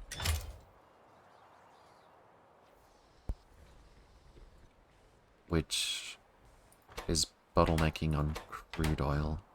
Is the train working? Yeah, the train's working. Okay, we could get more crude oil from over here. So why don't we do that? And then I think we have to go significantly further after that. I could, I suppose, have rocket fuel sent here when the cargo rocket comes anyway. I gave up on trying to understand rockets. I've found a time circuit on the net, and I launch a rocket every 10 minutes to resupply, as long as it's not empty. I came up with two systems. If you want to have, well, okay, let's call it three systems. The easiest way to have an automatic cargo rocket set up is just fill it with one resource. And you're going to have a cargo landing pad for each resource. So that is literally just launch on cargo full, do what you have to do to load it, and point it at, for example, Nauvis Orbit heat shielding. The second way is similar-ish. So what we're doing here is up on Nauvis Orbit, we've got a system that requests a little bit more than can fit in a full cargo rocket for each of these key resources. And as those resources get used up on in orbit, the amount that we're requesting increases. The moment that that increases, we have more stuff that's being requested to be put in this rocket. And we just launch when that's full. So that's a really good, easy way to do any number of different resources, as long as you can count on sooner or later it's going to fill the rocket up. So if you're requesting like 500 stacks of each of these different resources, you know that sooner or later that rocket's going to be full. The most complicated one that I'm using currently is what we're using on Varus, for example. And it requires 2 combinators plus 2 per resource. So basically what we're doing here is reading from the logistic network to see what we've got. That spits it out as a positive number. We have a negative number for how much iron plate we want to have here.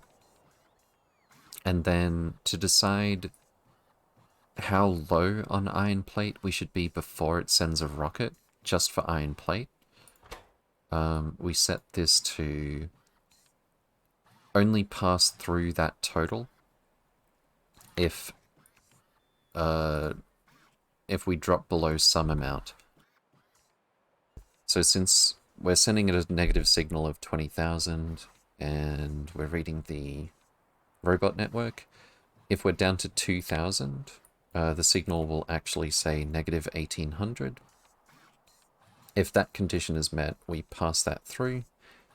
And then over here, and all of these are set to like, well, most of them are set to send like 100 stacks of something. I did want to make some improvements to this, but it at least works. So that's going to be a negative number. We're going to flip that back to positive, and then if anything is being requested, we're going to send a signal of 1 checkmark on the red wire, and we're sending everything we're requesting on the green wire. And over here we've got green wire determines what is being loaded into the rocket. Check signal is this has to equal 2 before we send a green signal to launch. And those 2 check signals are just we are requesting something from the other side, and also we've finished loading the rocket. Thanks, no worries. How do you feel with the thousands of capsule and rocket parts that end up in space? I send them back. We have a whole system of prioritizations and stuff, but as a last resort, if they're not, you know, getting put into a rocket to actually be used to send something back to Nauvis, like for example, the iron, copper, and stone from scrapping, the biomass, the energy catalogs, the flat solar panels. If it doesn't get used to build a rocket, last resort, we send space capsules and packed cargo rocket sections back to Nauvis as well. And then we have a system in place to consume those as a priority, as opposed to building more of them. In fact, I did have a negative priority on the cargo rocket sections here, but it wasn't enough for whatever reason. Why is this still here? I think it was just partly because it takes a long time to load the train that takes from the logistic network here. But we ended up with way too many cargo rocket sections in this block. So I set it up so that if there are any... well, if there's more than 320 cargo rocket sections, which is enough to trigger a train picking them up from here, then we send a signal of one cargo rocket section to, like, the main network. And then if that signal is received...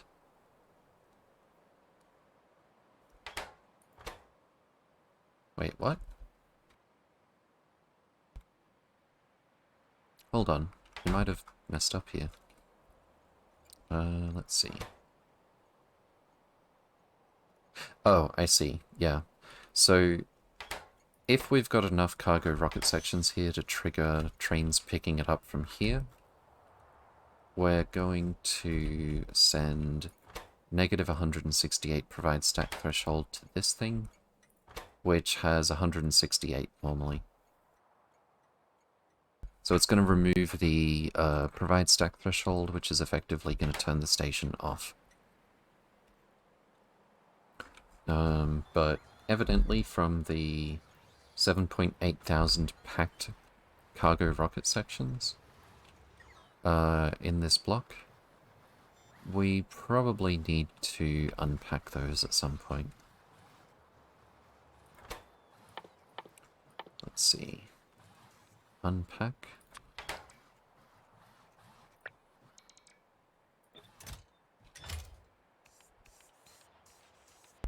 Fantastic.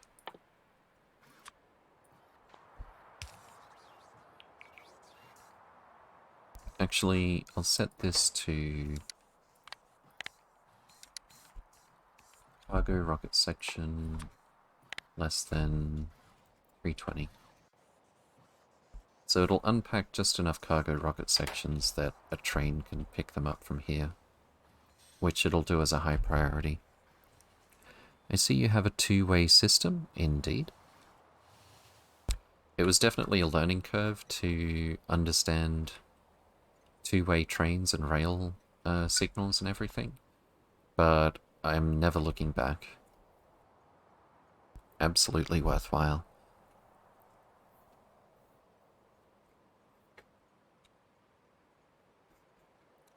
Okay, so what were we... Ooh.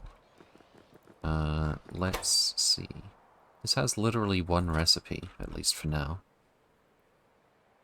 How fast is it? 0.85 per second. That is very slow, especially for how big this is. If we were to go full speed... It's still only 1.4 per second per machine. It's just one input, one output for fluid and solid. No scrap or anything. That's nice. As for you, we're looking at 3.4 per second per machine. Is that faster than this? Yeah, microwave is really slow. I think we'll probably have, like, an entire block dedicated to microwave. Let's see, how much are we doing here?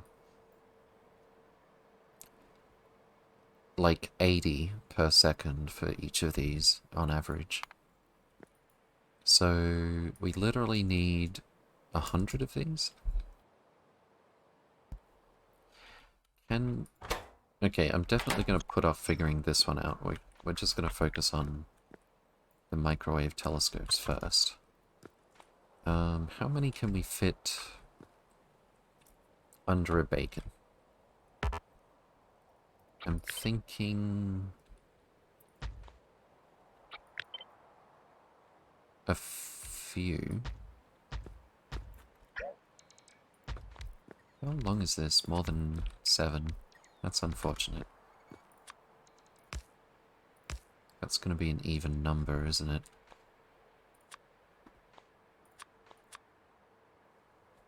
Yeah. I think we'll just use the 3Bs like this. Actually, does that reach? Or it just barely doesn't reach, doesn't it? Yeah. Okay, so we'll use the usual 3B layout with these.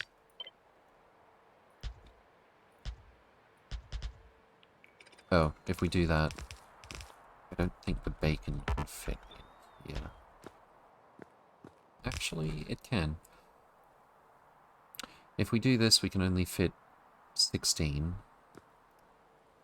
If we head down here, we could bump that up to 20. Assuming we can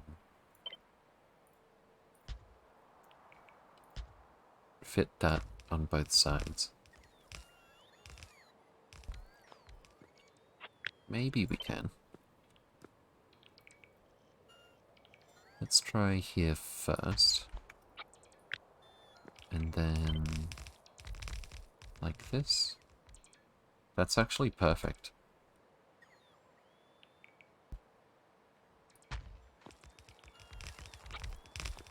Okay, so I think we probably do like 40 of these in one. Wait, how's that 17? Because we don't have 3 more microwaves, that's why.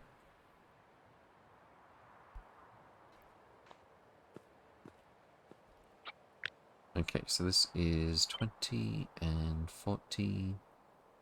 We could probably do more.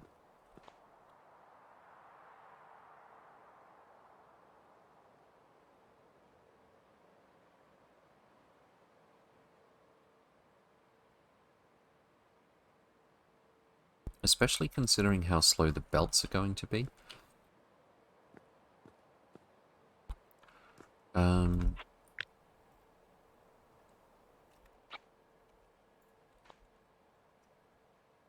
Oh, that's already... I thought I had to flip some of these around, but that's already correct. Alright, I'm gonna copy this over this side.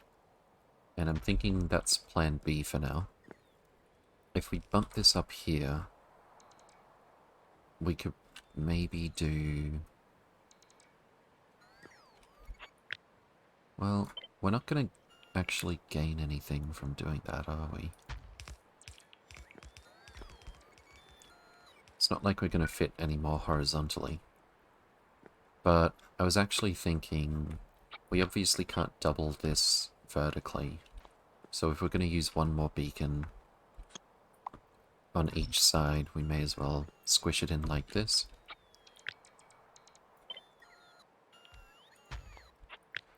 And then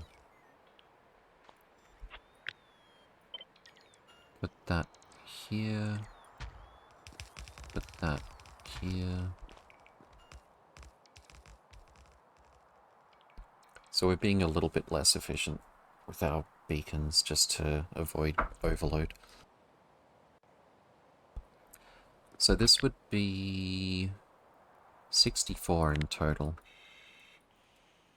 which gives us 54 microwave observation frames per second. That's not bad. And if we really want to, we could give it some speed modules as well. Let's consider that.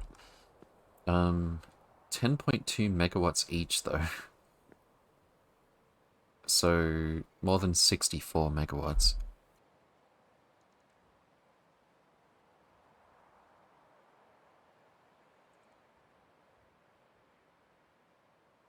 I meant to say more than 640 megawatts.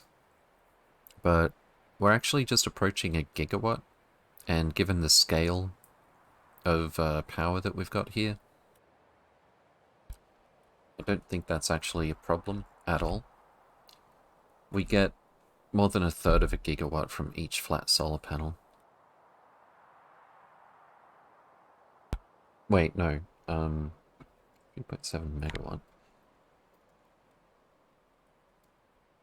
270 would make about a gigawatt. Still. We can always just expand this. And I think we'll stay ahead of the game and do that now.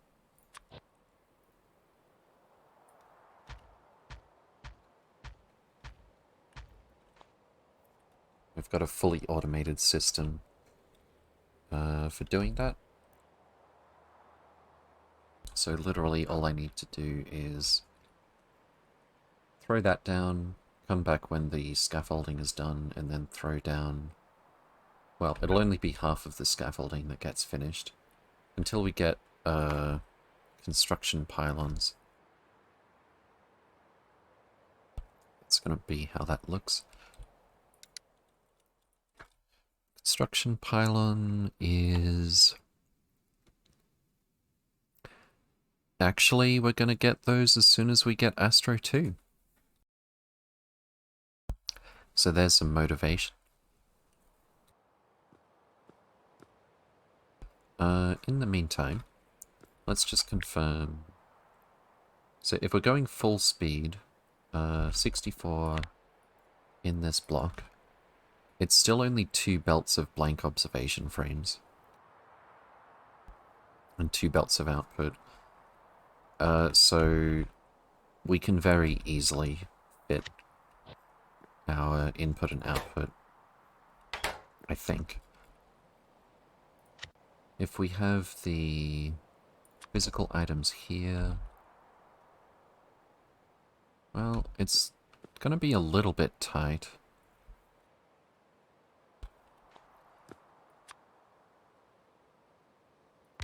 We could actually fit the fluid here instead of up the top like we usually do. And have the belt stuff. Let's see. Have the belt stuff up here. That would allow us to have our output like so. Input, rather. But I'm thinking the output station might take up less space. So let's figure that out first. Also, again, if we use this space instead of this space, that's not going to be a problem.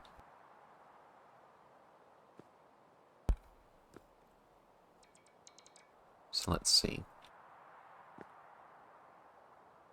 Oh, also, with the way I've laid these out,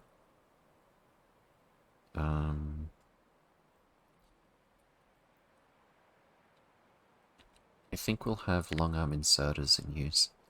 It's only 1.4 items per machine, so if we just have 2 belts down the middle like this, 2 belts over here, and 2 belts over here, that's actually a perfect fit. Wow. Okay, this is definitely the layout that we're going with.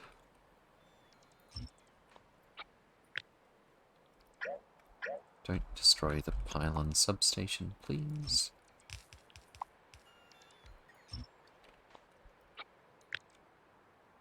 Okay. So this goes here. Can we flip this? Yep.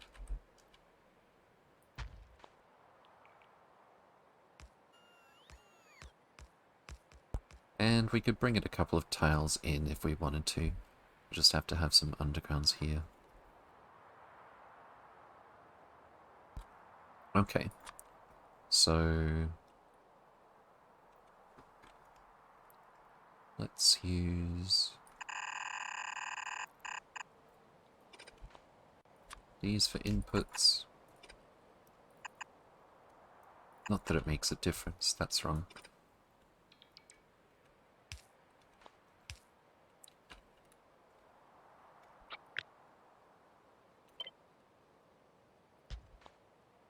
It should be the same count. Fantastic. Flip this around.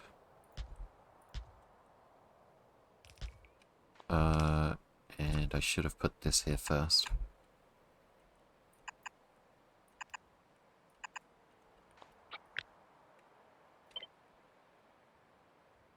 Oh, except in the middle it's going to be a bit of a... what's the word I'm looking for? Exception. So I think we'll go... this.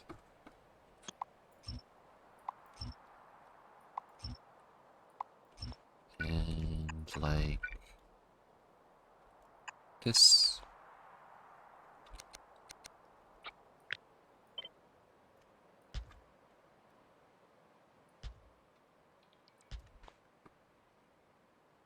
Throw some belt in.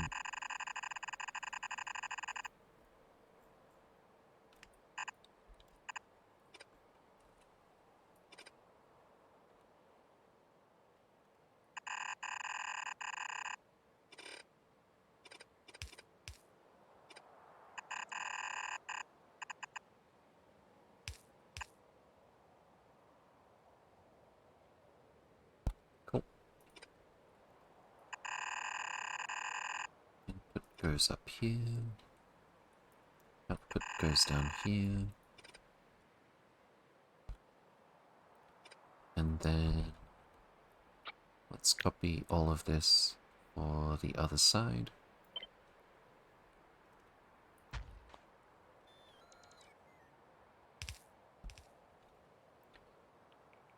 We can definitely just bring these two together. But I think we'll just merge it like this instead. Oh, I wanted to see if a pickup station would fit here properly. Apparently I'm out of logistic train stops. Let's bring our spiders back.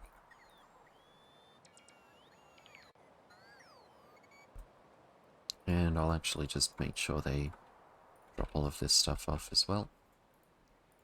Drop-off stations in the usual location. One pickup station down here.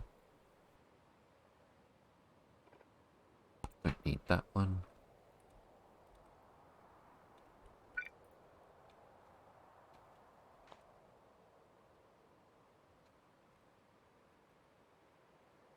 And yeah, I need the train stop here to decide how I'm going to shape this bit.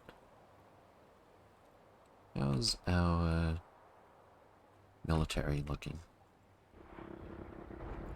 They've still got tons of ammo, except for the one at the front.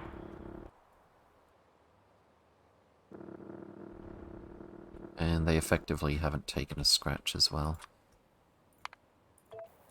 On Rose, still very, very, very well equipped actually.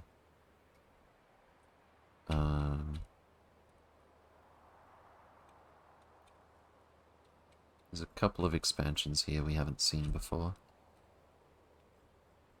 I'll get them to circle back around to get those ones.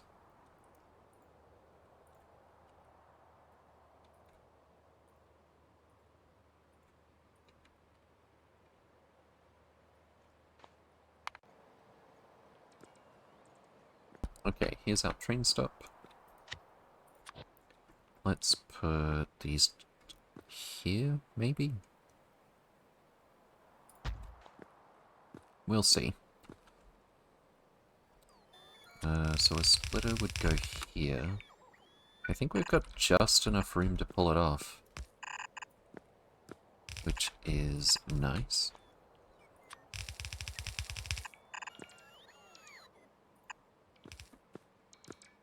And this goes here, actually. I need these two. Oh, I almost forgot the part where we're going to have 2 belts of throughput for this. Might still be able to pull it off.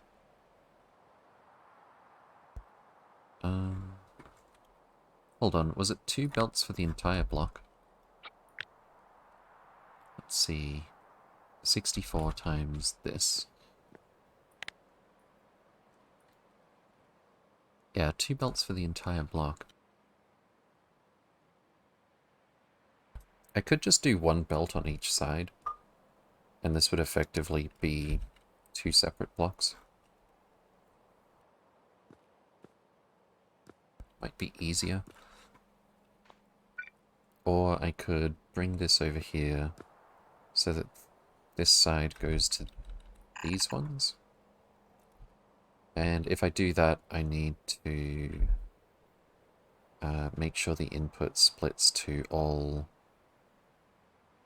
1, 2, 3, 4, 5, 6 inputs here.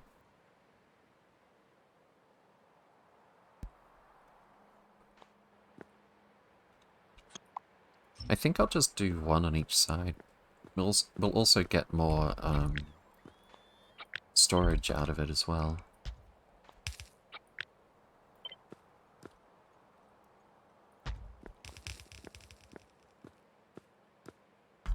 Okay. So we need a...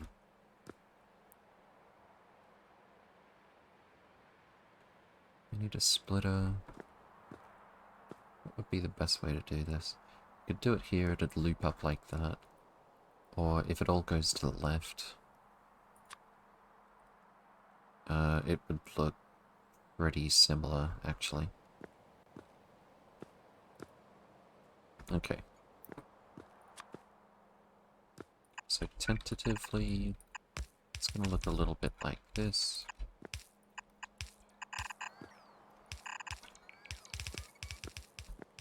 And same thing on the opposite side.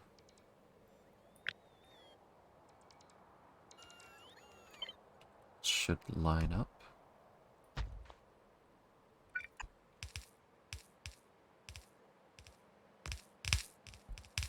Seems good.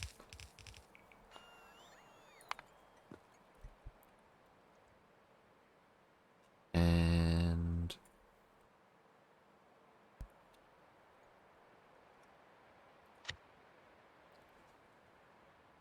where's my thing? Blueprint. So we need 90 per second.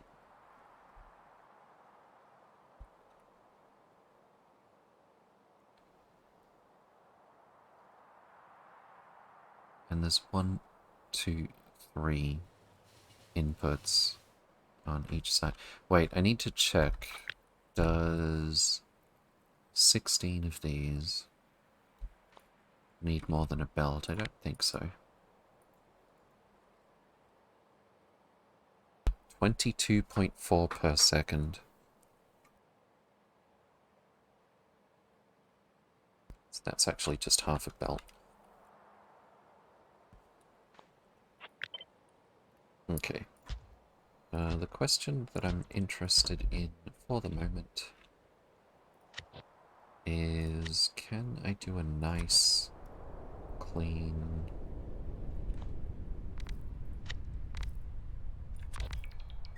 unloader here and have everything work?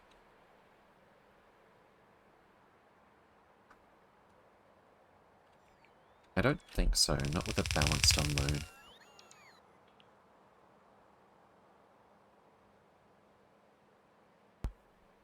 So yeah, I think we will swap the usual layout for the fluids and the physical drop-off.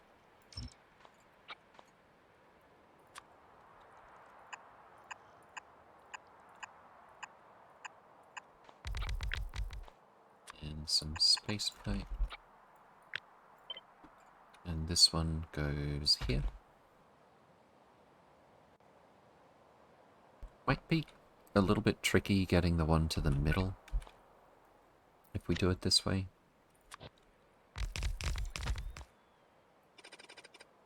Don't think a lane balancer will matter. Everything's gonna even out for which side it prefers to take from. So 32 of these. It's actually only one belt.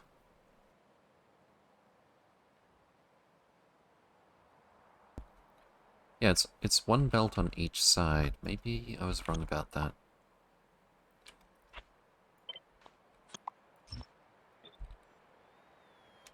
Let's see. This takes as much space as doing it with just one belt would, I think. Unless we could do it like this. Okay, I think I'm coming up with a new layout for this. This one will have to be a bit different. So that goes there, goes... What am I doing? That doesn't make any sense.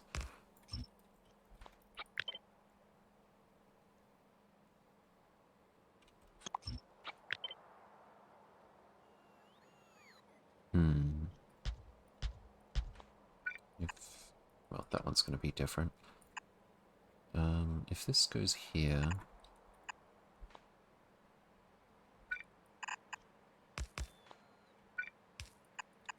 This goes here. And this goes here. We can have an underground belt. We need that. We need a splitter for the last one, actually. Probably move this one over a little bit. I think it'll have to be here, actually.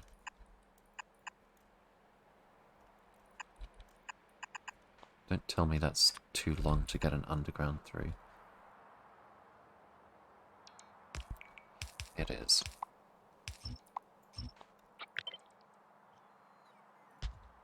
We only need one belt coming out here, though. So then... that goes there.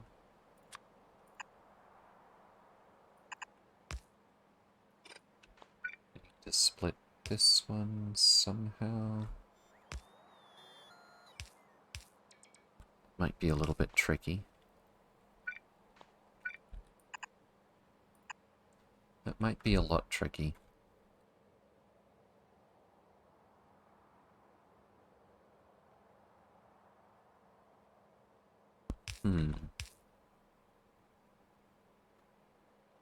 There's just barely not room to make that happen.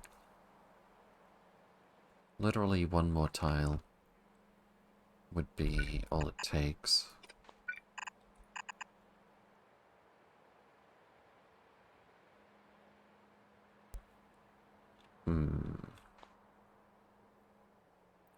If we split off from here Is there gonna be enough throughput to support it?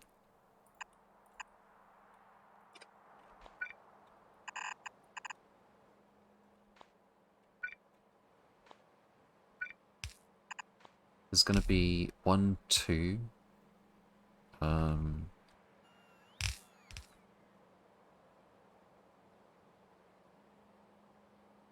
Yeah, I imagine since this whole thing with the right shaped belts can do 90 per second, that means this could do 45 per second, which is what we've got coming in from here. Half of these, 16, is only needing half a belt. So we can bring that down here. Probably priority split it. Output priority left side. And then everything merges here. And the remainder goes to the left side and the right side. I think that gets the job done. Also, 1, 2, 3, 4, 5. There's just enough space to pull this off with a space underground belt. Literally couldn't be closer. Fantastic.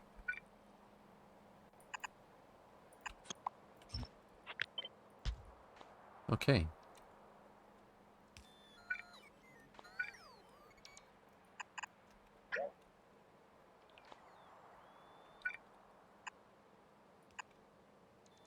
That looks a little bit different. Do we care? I don't think so.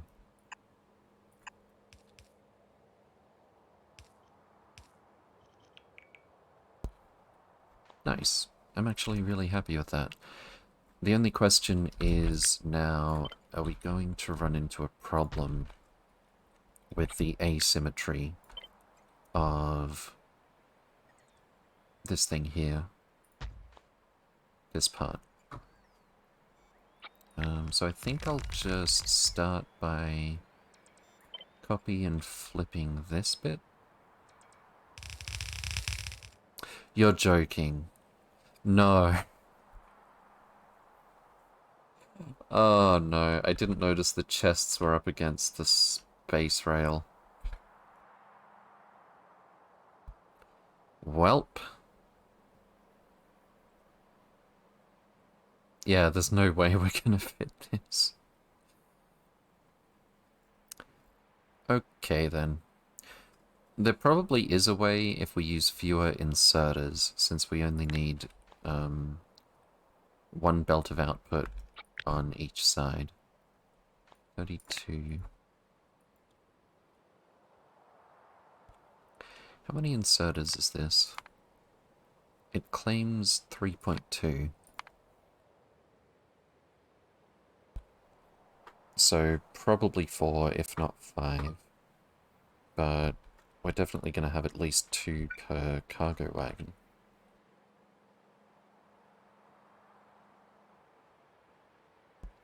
Still, I think I would rather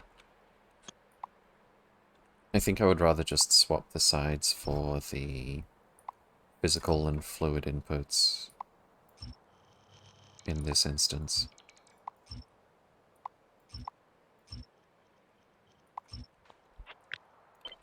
Since fluid fits so well over here.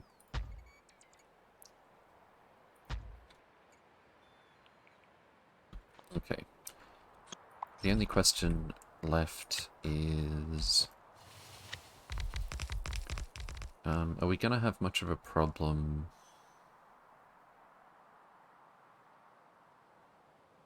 I should have kept some of that. Oh well.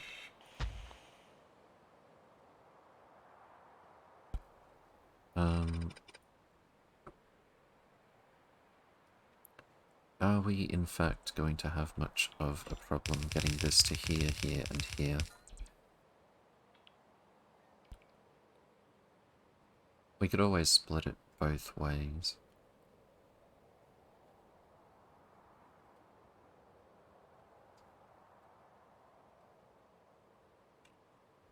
We could have this one go to the right, this one goes to the left, these two go both directions. And then try to squeeze this through here somehow. We can't do that. Okay, what about through here, then down this way? I think that's the way to go. Okay.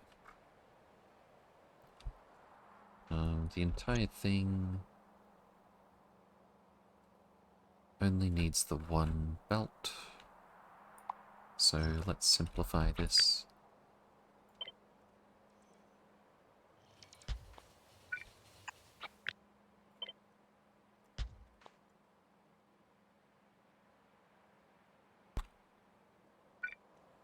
That's the wrong way around.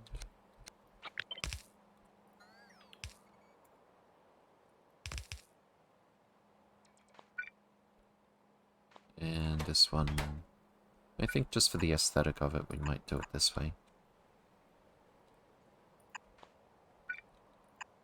It doesn't reach. We need this to go further to the right anyway, so that we can fit splitter and then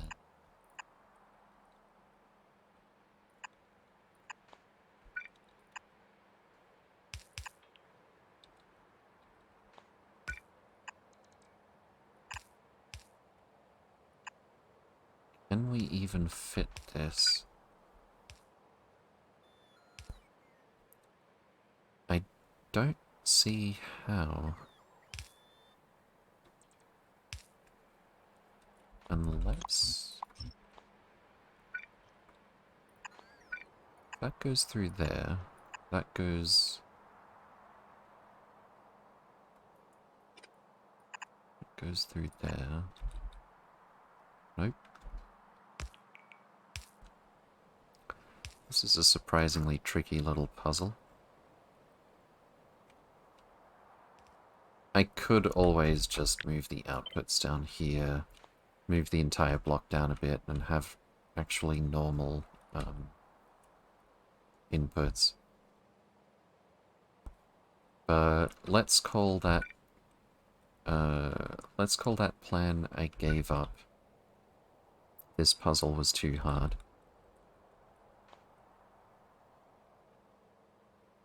I really don't see how, though, we can split this off to go down here. I'm actually a little bit surprised at how difficult that part looks.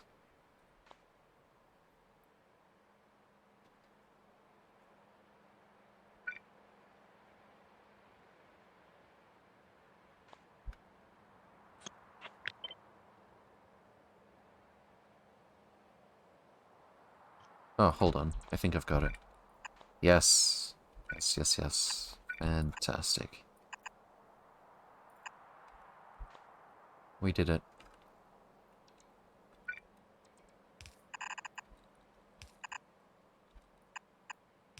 Should be pointing down.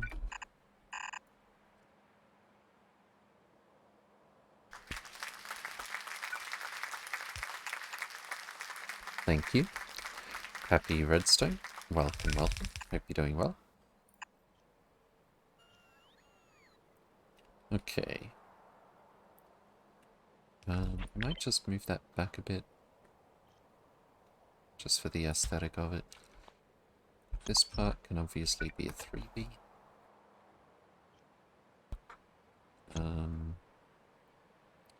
We need some pipe over here.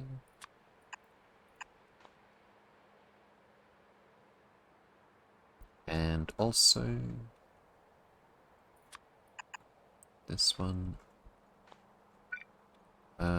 This layout is a little bit unfortunate, but we can probably fix it up pretty easily. Very, very easily, as a matter of fact.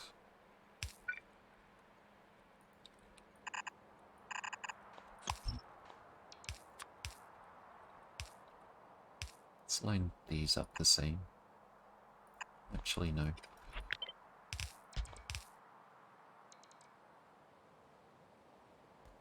And then...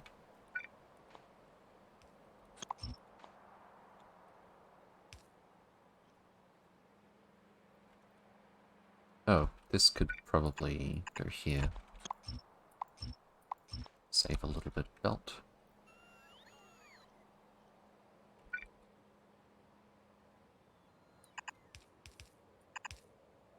And this goes here.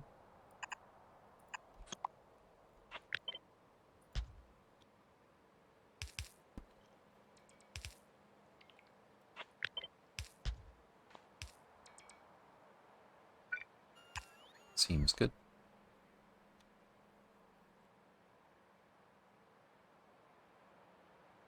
Okay, so our filter inserters are going to be looking for blank observation frames. We shouldn't have any trouble replicating this on the opposite side. We'll connect this to storage tank and LTM. We're looking for blank observation frame, and I believe that is negative 273 degree thermofluid. Yep. Blank. Couple of train loads. Negative 273 degree thermofluid. I like that I can do things like that while it's saving. I wish there was more stuff that would work while I'm saving. I don't know why I'm requesting 273 degree thermofluid.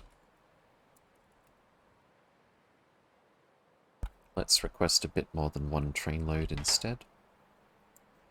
And blank frames. Go here.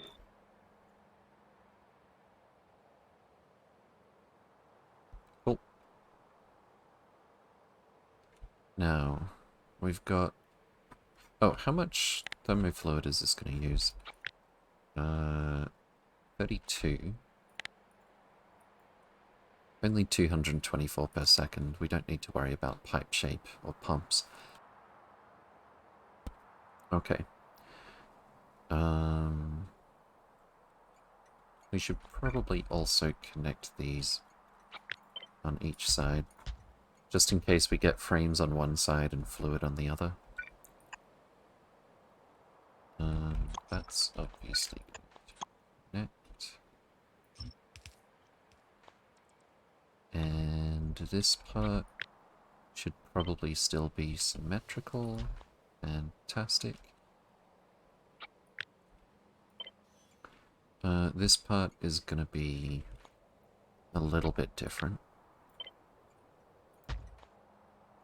because this part's the same, but it doesn't line up the same way.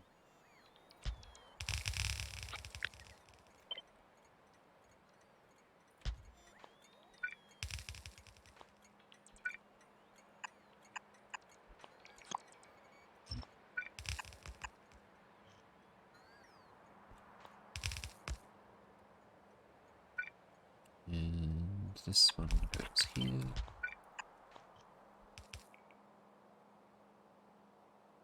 Cool. The rest should be identical, except for maybe that signal there. Can't flip it with the signal anyway. Looking good.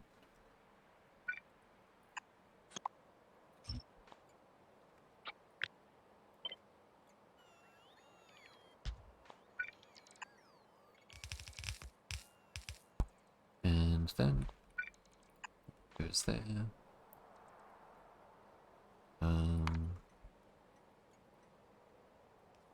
Check all of the fluid connections. Seems good. And then we need fluid output as well. Not with the belts, though.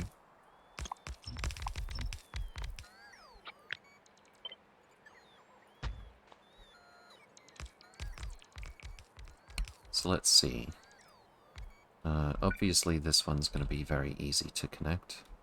I'm a little concerned about this one. I'm actually a lot concerned about this one. But I think I see a path.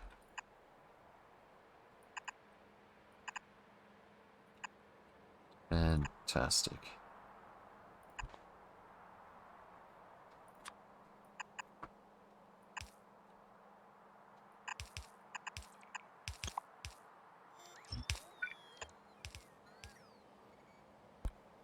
Nice.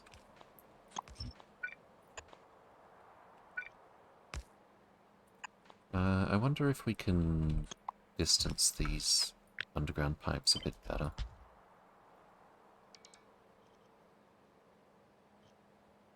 One of. I see how it is.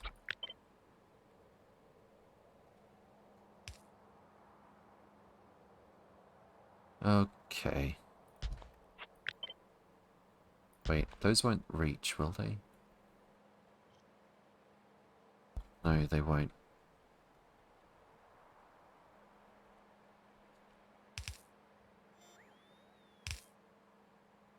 Okay, let's just do it like that. And then...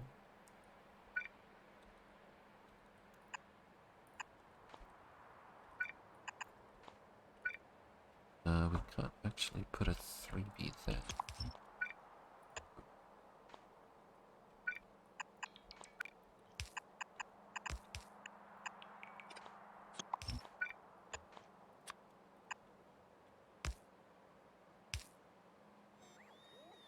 Cool. Don't forget to turn the pumps around for the output.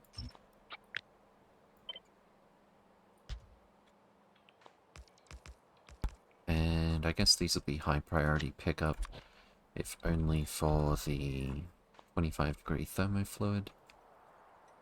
Did we set this up already? Yeah, we just haven't switched it on yet.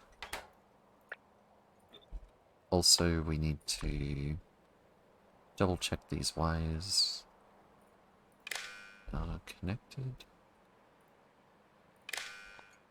And that should be it.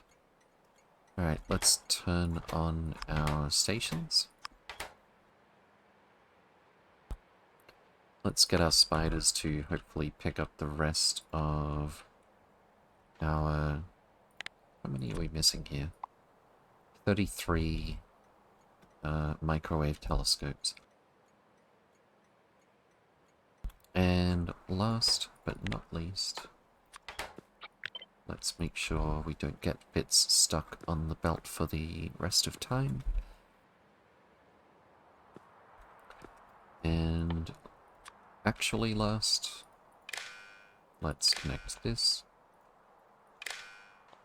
And since this is each, and it's going to have the fluid input as well, I need to change that to microwave observation frame. Or we could just change the signal here instead. Microwave observation frame.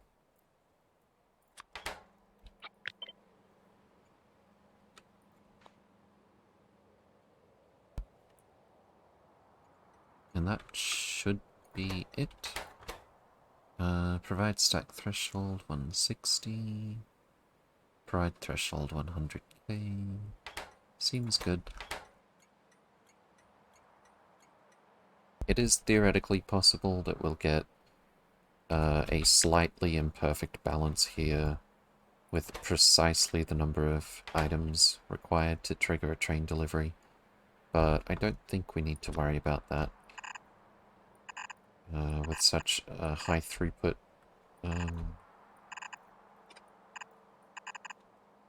item. Your streams never fail to knock me out. I'm a terrible mod. It's fine. Zura, good to see you again. Welcome, welcome. Hope you're doing well. Alright, so we have our blanks on the way already. I'm surprised we don't have supercooled thermofluid being delivered yet, though. Oh, and I should probably set the train limit to 2. But last I checked, yeah, we've definitely got supercooled available. There's 6 train loads available at the moment. So that's definitely not a problem.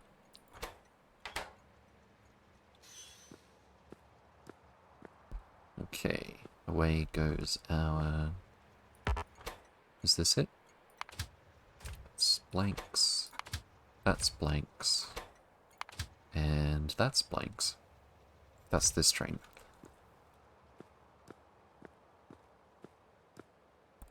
Well, in any case, our inputs are getting where they need to go. I may have missed connecting an output belt somewhere, but it looks okay. Oh, here it is. How many hours are you at in Factorio now? I don't know in total because I don't use Steam for Factorio, but this is the current save. Urge to play Factorio Rising? It'll do that. Beef, welcome, welcome. Hope you're doing well. Don't do it, Beef. No, I think you probably should. Responsibly. Let's bring a few more of these microwave telescopes, and I would really like to see some fluid being delivered already. I don't understand why it wouldn't have already happened. I start a new game and no sleep. Indeed. Microwave is here, actually. Let's put it in the middle. Factorio, or I start a new Minecraft Omnifactory run. Oh, I haven't tried that still. Maybe after space exploration. It's been a really long time since I played Minecraft. There's a lot of stuff that was added to it that is honestly a little overwhelming. Okay. Got some more X-rays. Play Kenshi? Maybe. Did I buy Kenshi? I remember it was on sale, but I think it wasn't cheap enough that I pulled the trigger on it.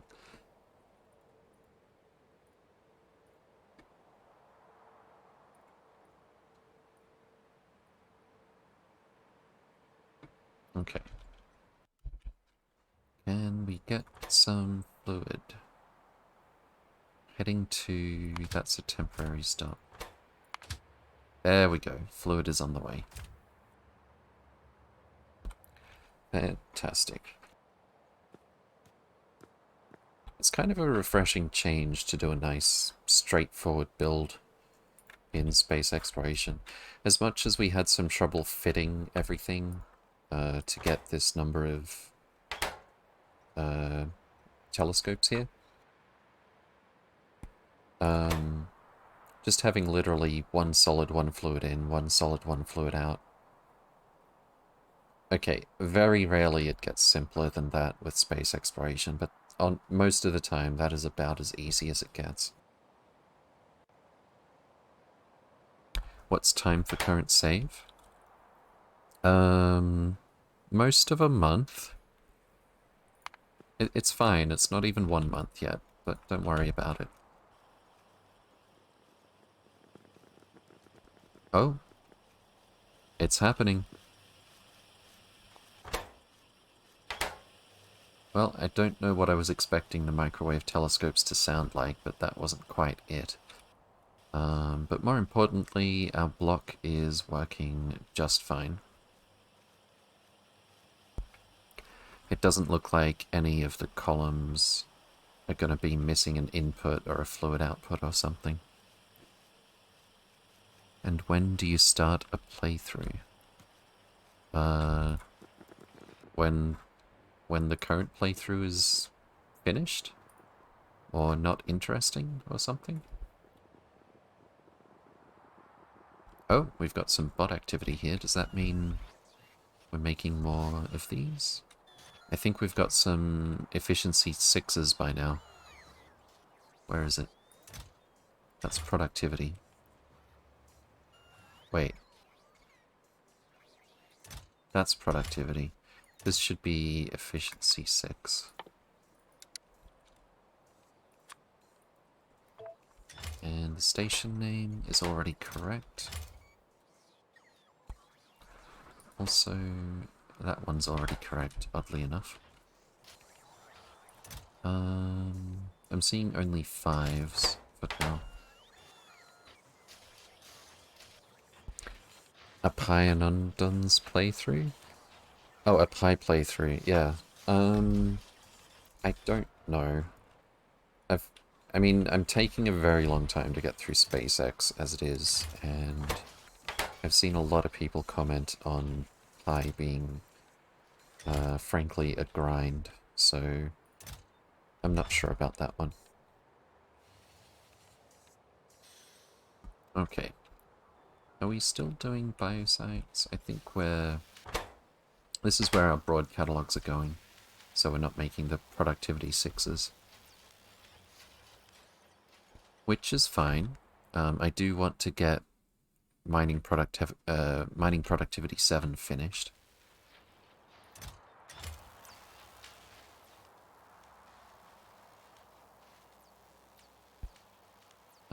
Also, how many of each science have we got here? 5.4k of the bio one. How much are we requesting? A lot.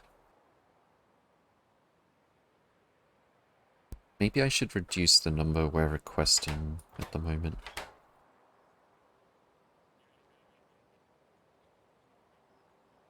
It'll sort itself out eventually, regardless, but still. Why are there robots in the storage?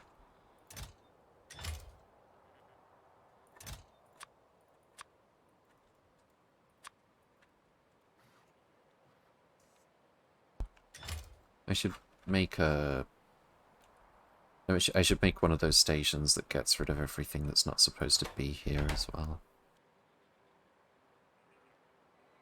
It's not that bad. It took another streamer just 2 years to get to the end screen. Okay, I'll take that under advisement. Let's make another block before we need it. Fantastic. I kind of want to get the rest of these microwave telescopes placed, just so we don't have to remember them. What do we got? 9?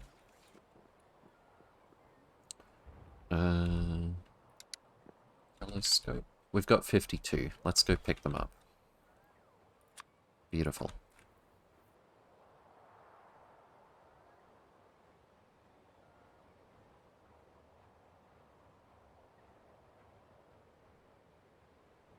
Hey, Hughes Mike. Good to see you again. Welcome, welcome. Hope you're doing well.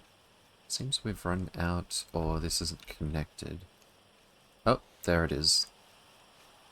Wait, I did connect this one, though. I just didn't mirror it over here. I've actually got some space pipe on me, so I'll go and place that myself with the Speedy Spider. Do you prefer the cake or the icing? Yes? It depends on the cake. Some cakes are like... the main body of it is like dry and dull enough that I'm only eating it for the icing. But not always. Let's try this again.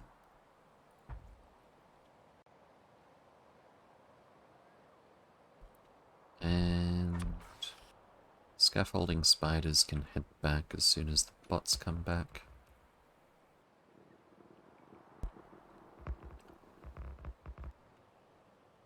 Okay, so that is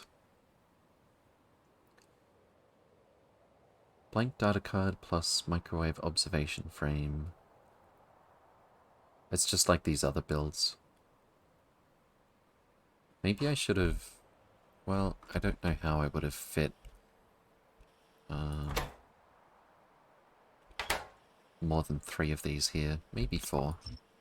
But I'd prefer not to worry about that. So the middle one is visible.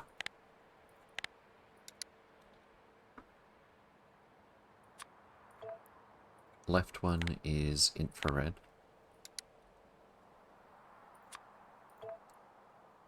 And the last one is UV.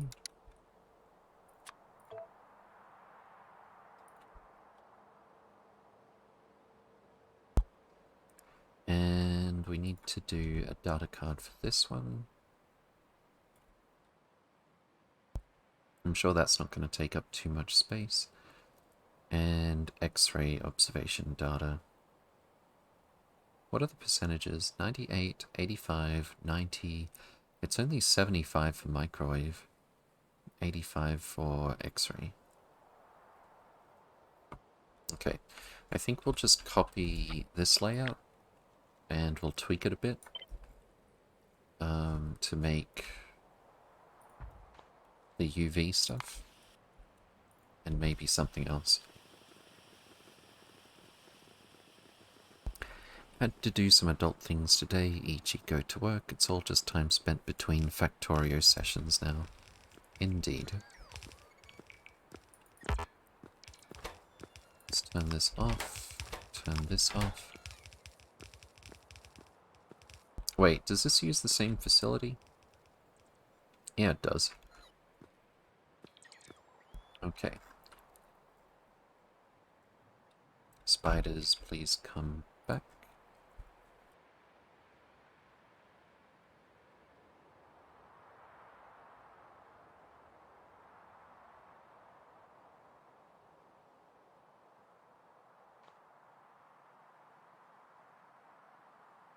It's gonna have a similar rate of blank data cards that we need, i.e. less than 1 belt.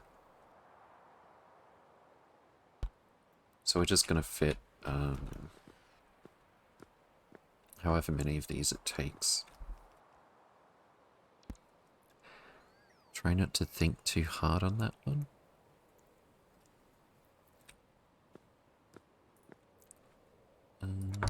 Whoops. Let's delete that. Spiders are coming. Let's check on Nalvis. Military spiders have gone back home. Let's get them in motion. Not that one. Here we go. Verzor, welcome, welcome. Hope you're doing well. Let's get these little expansions out of the way. And I kind of want to leave the spiders here.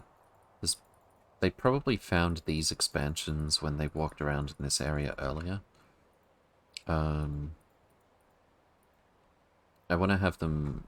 Well, they're going to get stuck there, I think. Possibly. I want to have them walk around here and try to find any others.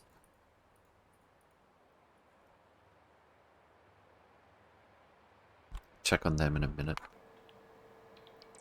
Okay, so... that's the wrong spider to be walking around in.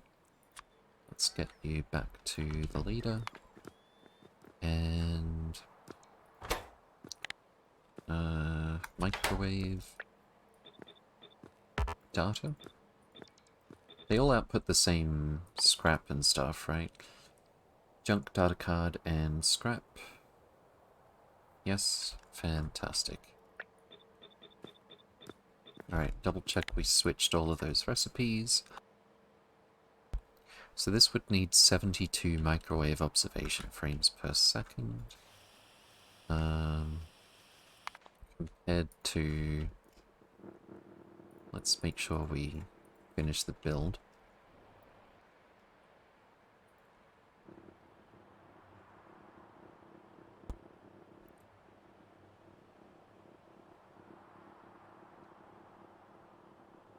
Just waiting for the legs to get out of the way. There we go. I think we're just missing a couple of modules, and it looks like it's done now. Okay, let's confirm. We've got 64 of these. 89.6 per second.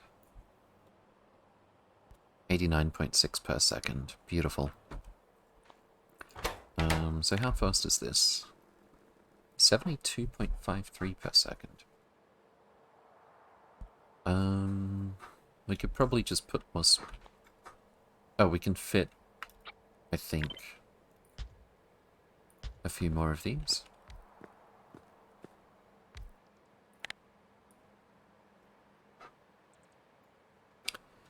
$84.62. What was our...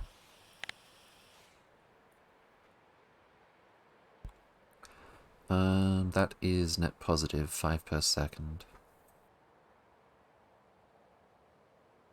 So we want to consume another 4.9 per second if we can. One of these does 6 though.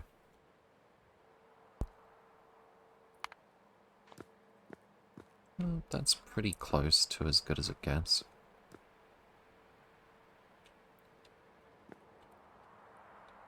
I think we could probably leave it at that. Or I could give this a few more speeds.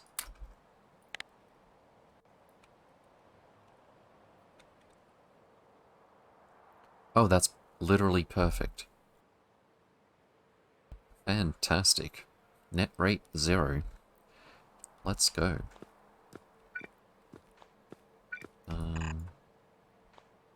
So I'll put this here. This goes here. And that goes there.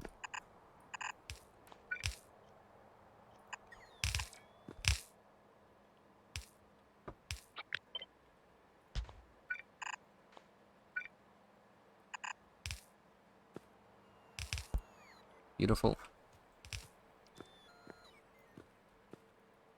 And what's next?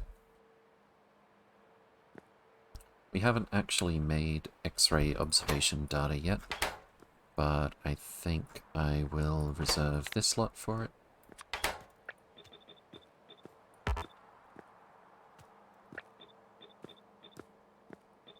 How fast would that be? Only 32 per second. At this rate, we might use 2 of these. Well, you know, there's actually a lot of room to... Oh, we already thought about this. Yeah, I might end up using 2 of these blocks for the same resource. Okay, so let's set up our stations here. This is microwave observation frame. Hang on, I'll start with... There we go.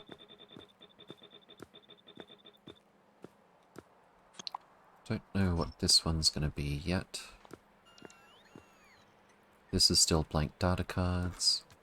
And this one will be X-ray observation frames.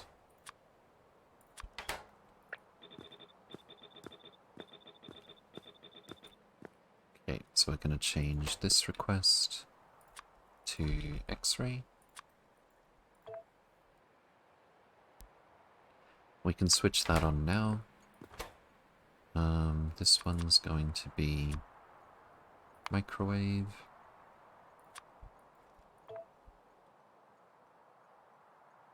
And some other type of blank observation frame. We need to make a block to make the X-ray data. And for that,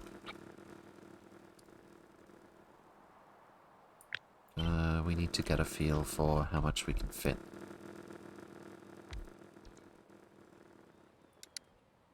X-ray, telescope. Looks like it's going to be a very similar... Okay, apart from the fact that it's smaller, it takes multispectral mirrors in, it spits out scrap as well.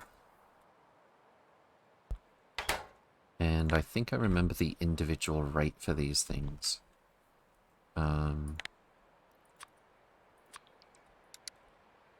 X-ray. Being significantly faster.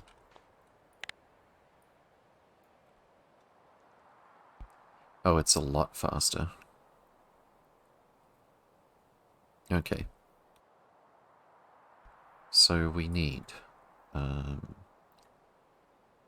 multispectral mirrors, blank observation frames, and supercooled thermo fluid. We probably... How can we best fit this together? Probably not like that.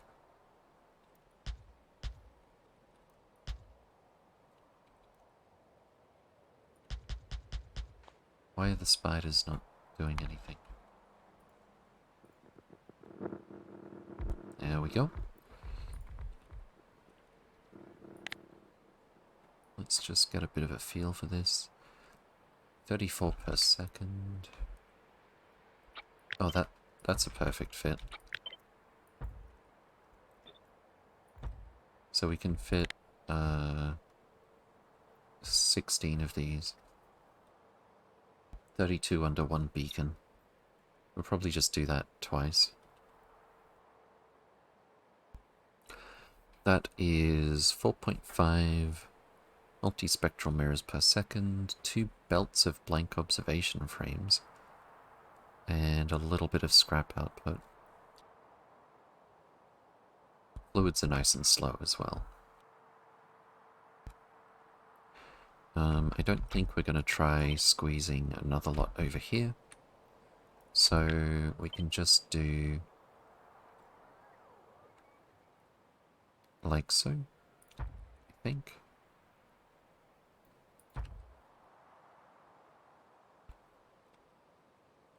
Whether or not we put the input fluid on the outside or the inside, it's not going to really matter.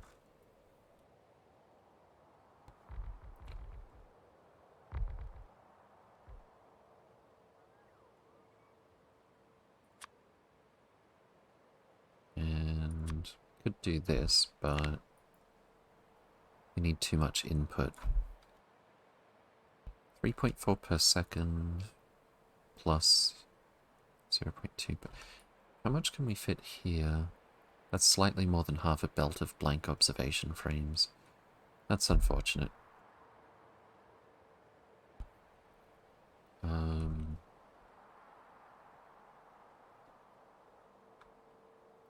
That means we can't do a one belt down here. But perhaps...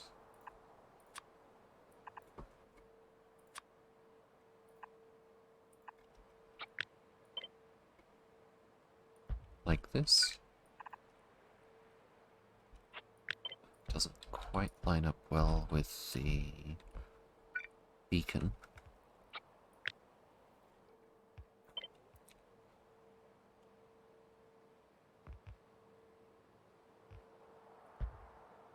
That part doesn't work at all.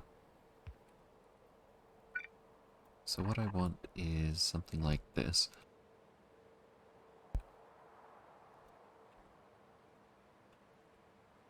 I think we'll just have to...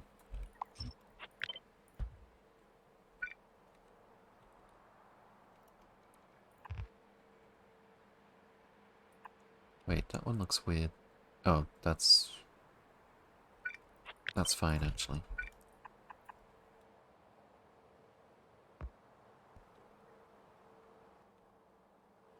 I don't particularly want the inserter to have to take off the splitter. just for the aesthetic of it. But it's fine, I guess. Whoops, didn't mean to handcraft that either.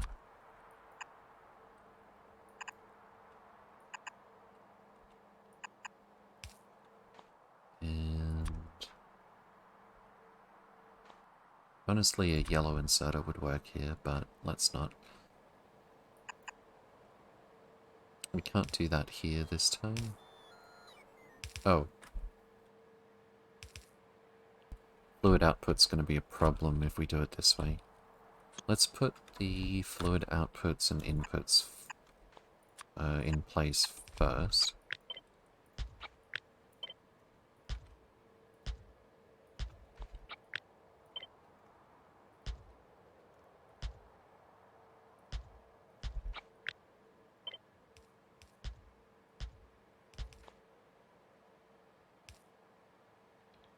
And on this side we can just use a fiver. Hold on, if we do it this way, it's already bad enough. Well, we could just move it away from the beacon a little bit, that would solve that problem actually. But the real problem is we need 2 inserters for inputs, and that leaves 1 for outputs.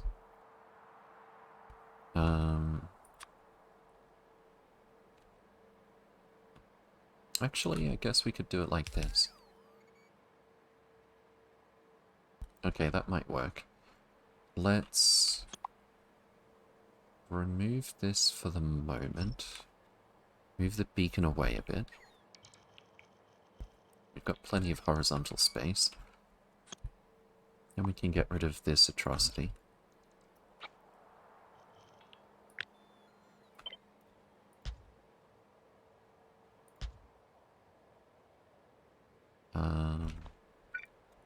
And then...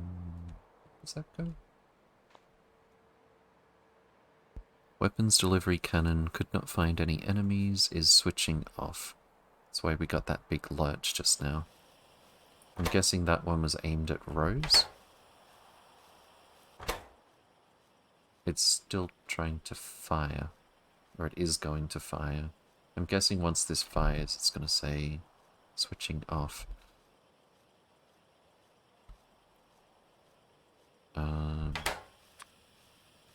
I could stop it from wasting a shot, but I want to be absolutely sure that Rose is finished now. Or was that one actually aimed at Nalvis? I don't think it was.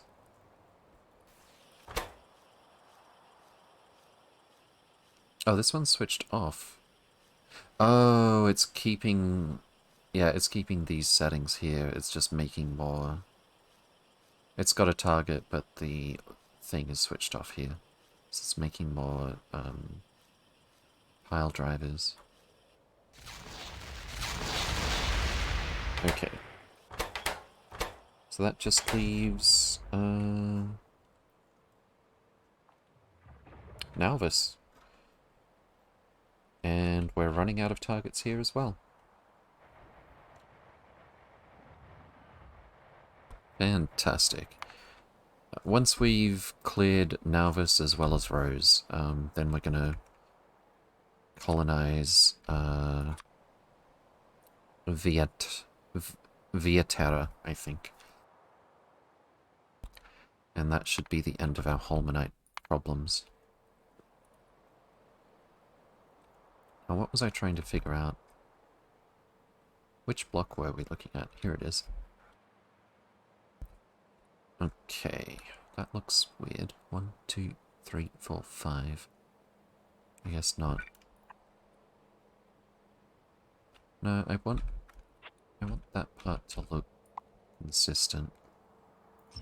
Let's bring this over here. And then that goes there. That goes there. We can tidy this up a bit with some undergrounds, I suppose, but it's really close. It's slightly more than the distance for one space underground, unfortunately.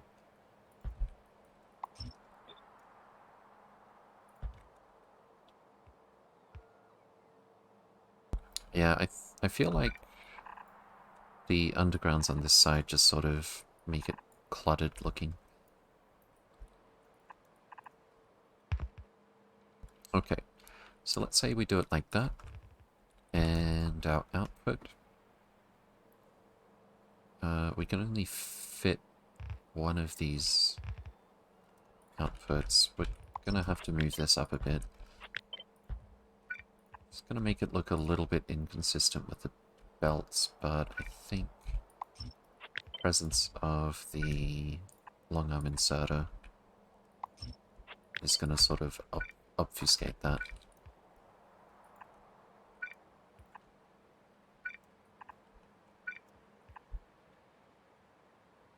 Cool, I think that's our design. We could definitely put an underground belt here. Squeeze this a bit closer. Cannot reach.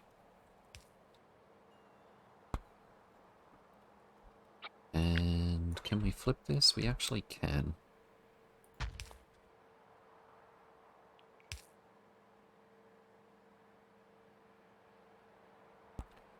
Nice. Okay, so let's just confirm. That's obviously gonna put out less than half of a belt. No, it's not.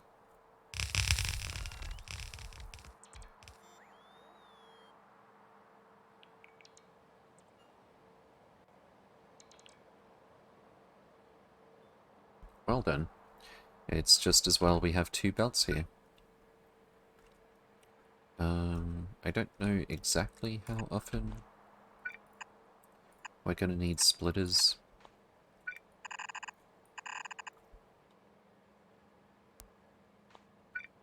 So that it doesn't,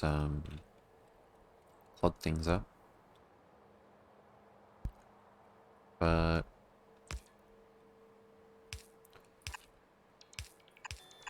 if we put them at every one of these, it's surely going to be more than sufficient.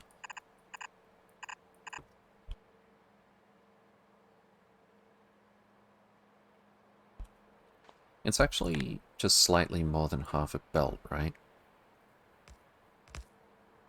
So probably one or two of these, just past the middle point is going to be sufficient, I think.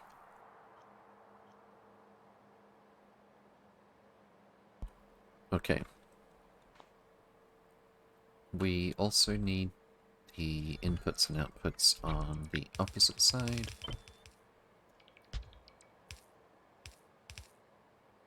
That doesn't look quite right.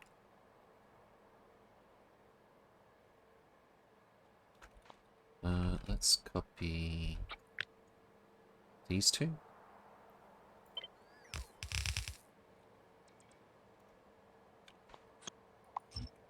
Get rid of that for now.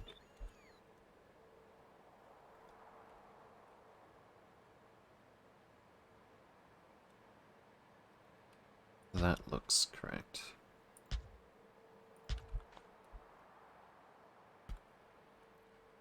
Up here, we've got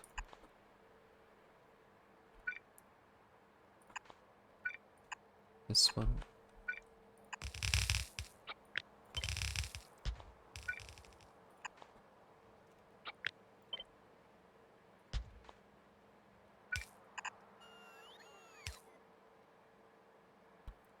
Since this uses, since this produces slightly more than half a belt, we will need to balance it somewhat. I kind of feel like, hang on, how many is this? 8 machines. 1, 2, 3, 4. I feel like tucking it in the middle here. So I'll just do a little underground here.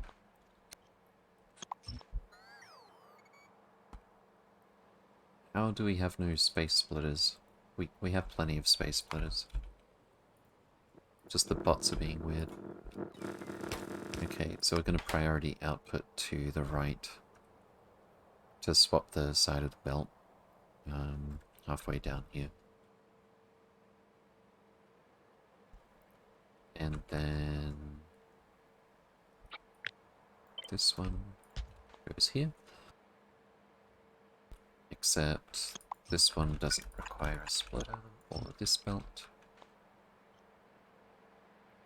And that is that.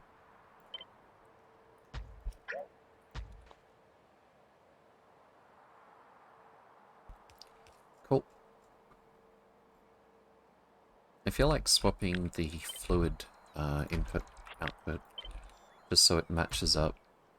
I guess it doesn't match up. The input and output for the belts is on this side. But most of the input is... I guess there's no logic to this. It is more consistent with our last build, though. Okay. If we really want to... No, we couldn't quadruple this. We wouldn't be able to support the inputs anyway. Alright, so multispectral mirror and blank observation frame. We need a little more than half a belt for each of these. Total is a bit more than 2 belts of blank observations, almost 0 multispectral mirrors, and a very small amount of supercooled thermofluid. I'm thinking we might just do a... How many inputs is this? 1, 2, 3, 4? I'm thinking we'll do a 4 belt input. Where is it?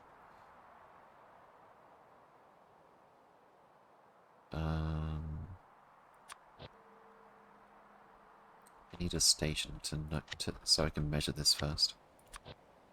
We'll do a 4 belt input for the frames, and we're going to do that on each side. And on the north side of the space rail, we'll have 1 fluid drop-off and 1 multispectral mirror drop-off.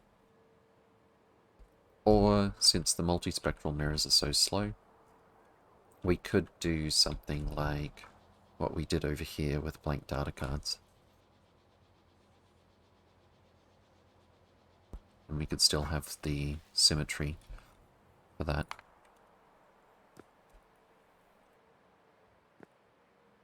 Okay. But first is our 4 belt drop-off.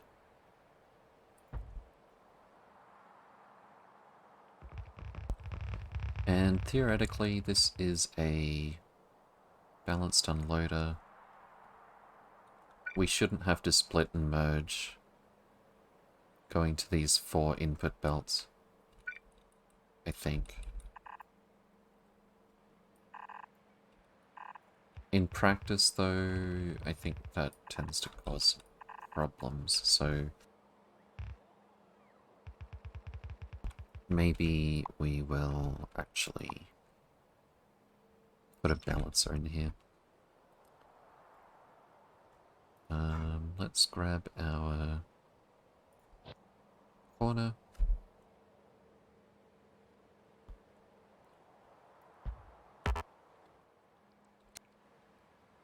Move all of this down a bit.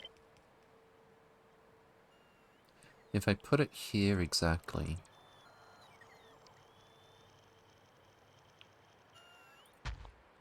this one will line up to exactly where it needs to go. And we just have to make sure we leave room for the other input. That one goes there. This one goes here, and this one goes here. And then we need multispectral mirrors. I think we probably will do that layout that I was just talking about.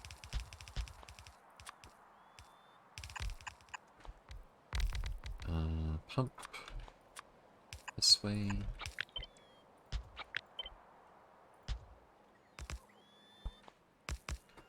I'll just confirm again, multispectral mirrors, 9 per second for the entire half of a block. That's not a whole lot.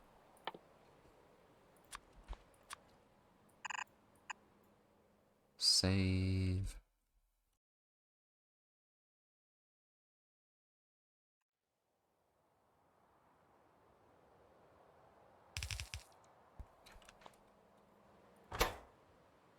Just double check the input. Oh, here it is.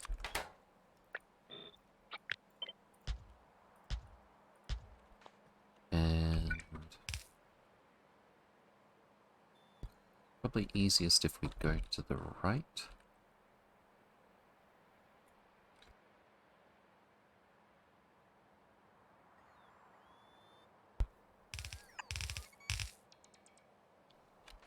Let's see, how did we do this? I think I'll cheat and just look at what we did before. Is this it? Yeah, there we go.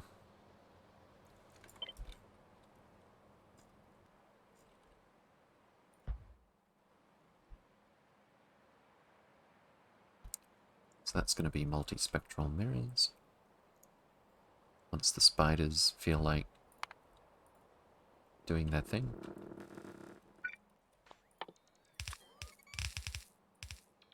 Connect that like so.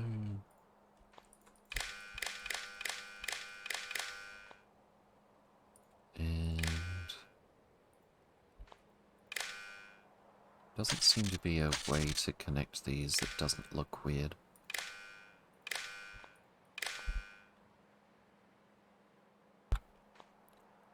Okay. Mirror. Goes here.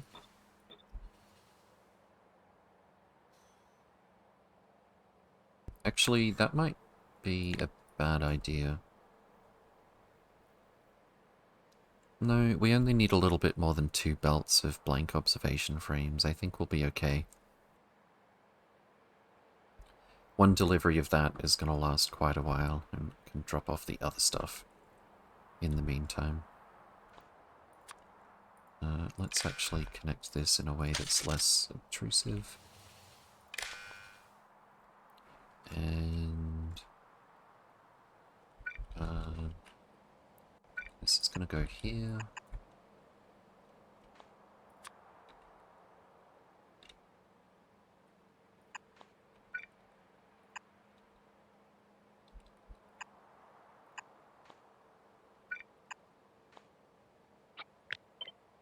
And here. And here. And the last one's a little bit of a doozy.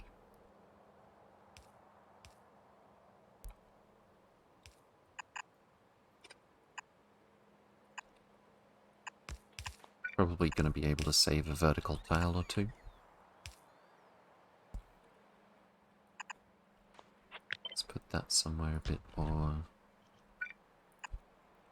central.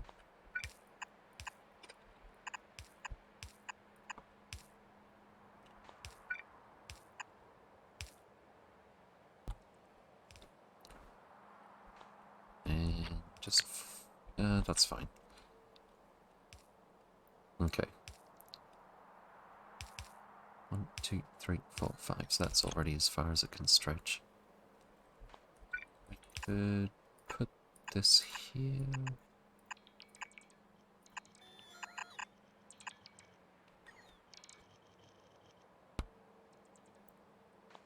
And then move all of this up at least a couple of tiles.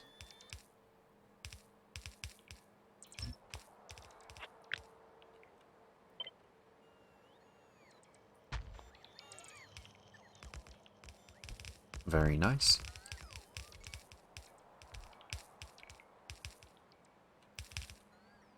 And then we just figure out where the fluid inputs go.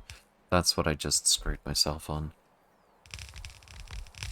How much have we got here? 32.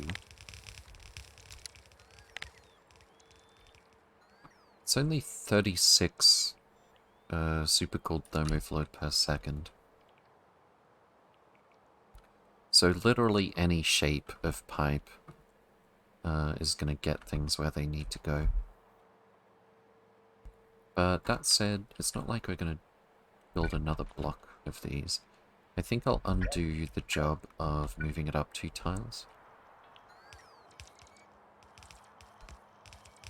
And then we can just have our underground pipe go up here.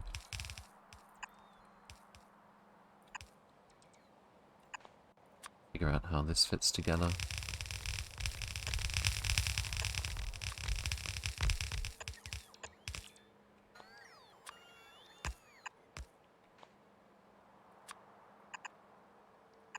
And connect that somewhere as well.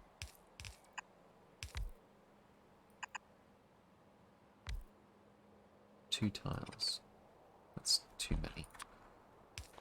How about this?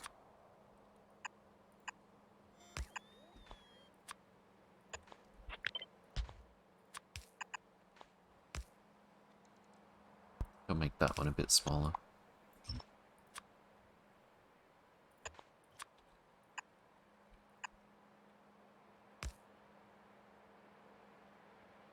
Cool. We've already got our output area down here.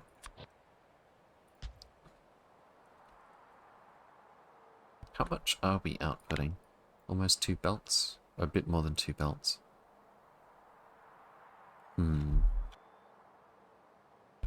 I think I'll just do this entire thing twice. I can't flip if there's a signal. So... Actually, that doesn't help, because we can't just flip this. But for the most part, it'll be the same.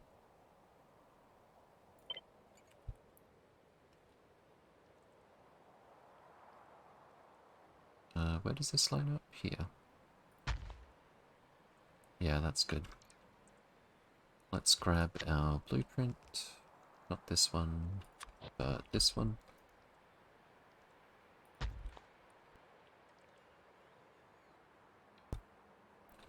And I think we can copy paste this much.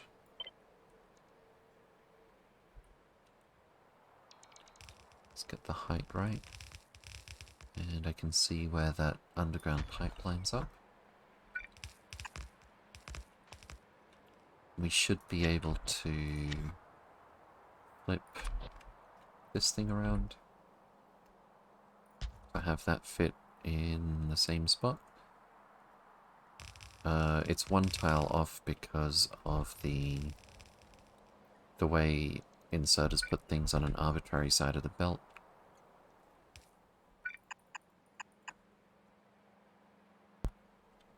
Luckily that extra tile works in our favor this time. Also, that's a little bit awkward. Should we just go around it? I guess that's fine.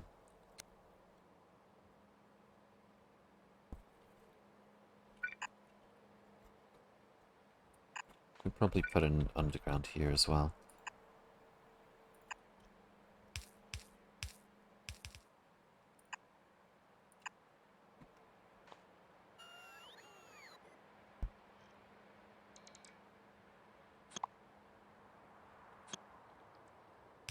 Let's make this look a little bit more consistent.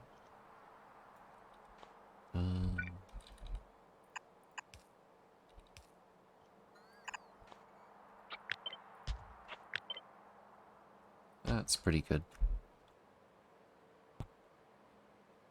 This part looks just wrong, though.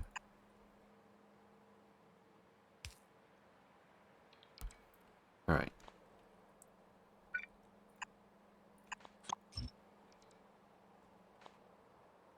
And then... delete this. Copy this. Flip it around.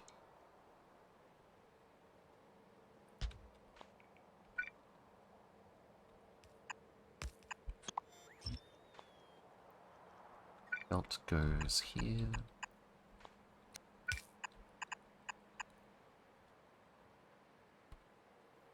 That should be fine.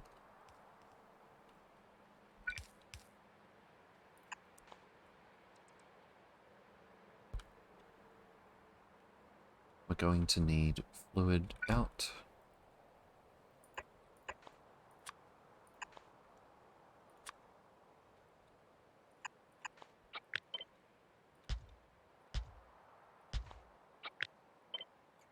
And down here as well. I guess that'll be a purple.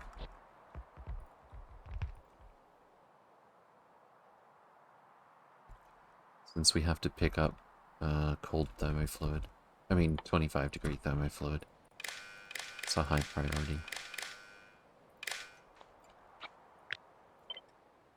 That goes there.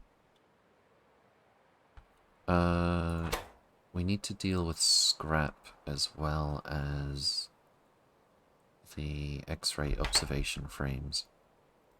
Given the amount of space we have, I think this time I'm feeling like just having 4 belts go to our chests over here. Wait, is it more than 2 belts of this? Yeah, we'd actually be bottlenecking on belts if we do that. But if we have like a 90 per second... Well, sorry, not 90 per second actually.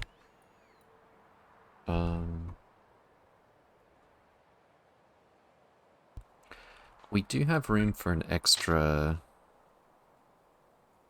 train station up here.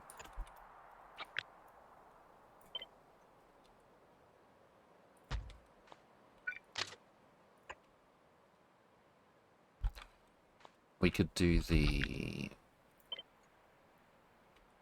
108 per second into these ones and scrap pickup. What is our total scrap from here? Do we actually have all of these? Yep. 4.5 scrap per second. So we're just going to have a very easy pickup for that.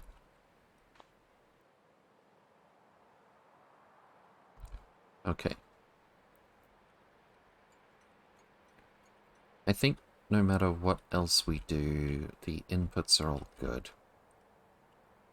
We can probably... Oh, I didn't even account for that. The scrap is so slow we don't even have to think about it, actually, for filling up this belt. Hey, Doga. Good to see you again. Welcome, welcome. Hope you're doing well. And it's negative 273. Okay. So we're going to get mirrors, blank frames, and negative 273 degree fluid. I need to remember to connect this. That looks weird. Let's connect it like this instead.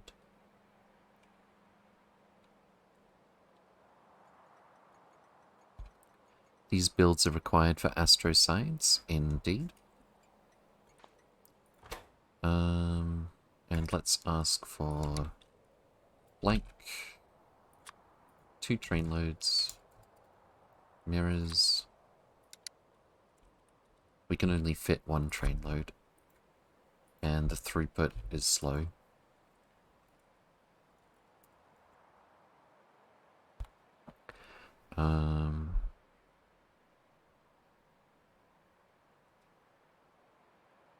And then fluid. 273. Fantastic.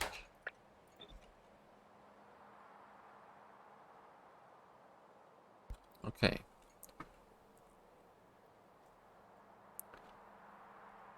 So we've got 4 belts. We need to take scrap off of all of them.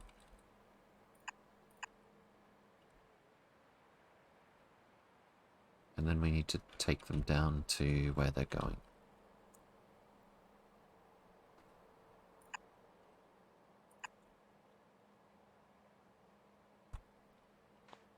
We're getting really slow with responding to that.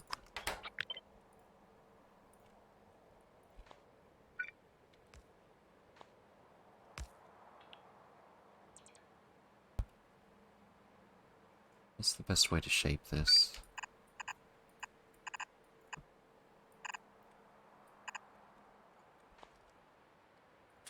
Just one chest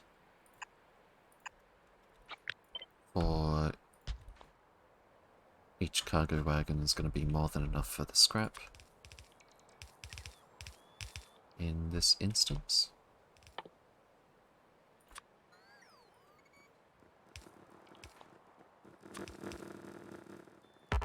Oh. Oops. Let's move that one tile out. See if we can reach the wire across all of these.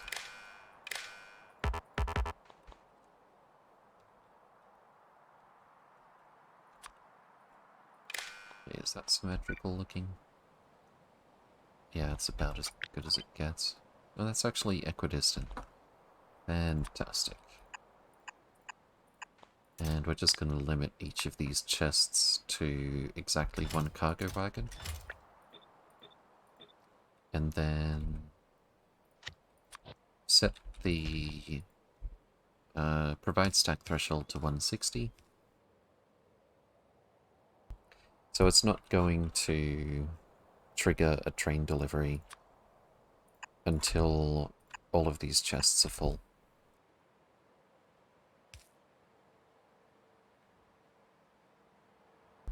Okay.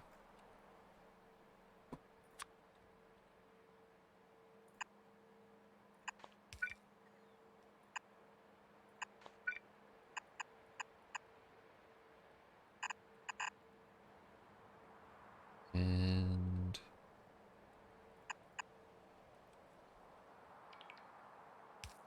I think we will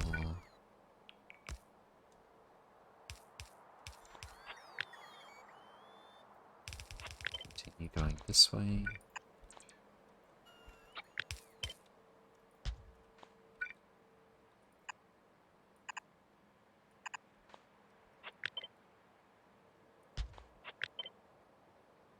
It's 4, 4, and 3. I don't like it.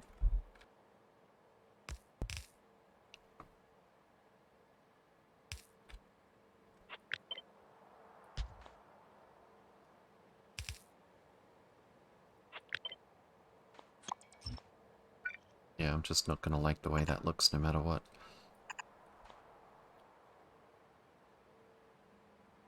Okay. I think I might label this with scrap, so it's very clear where that's going. And then other side's going to be a little bit different, I think.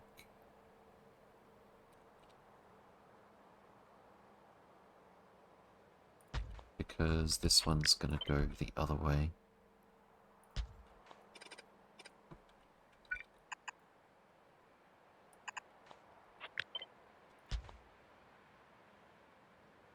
Three, 3, 4.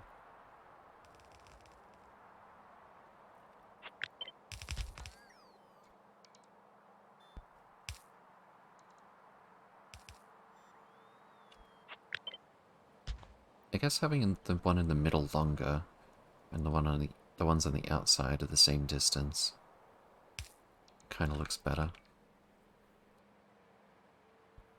Okay. So that brings our scrap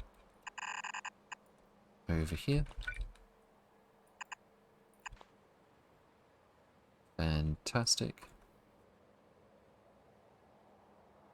And we actually need to set this high priority.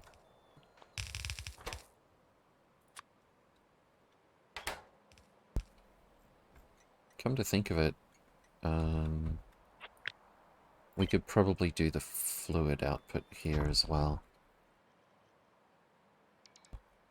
Not that fluid output would happen often, but now there's no competition between trains coming to pick up the final product and trains coming to pick up the occasional scrap thing. Okay. So that actually lines up perfectly. Let's do this. 9 tiles. 2 tiles short. Rip. And then we'll probably do the same thing over here.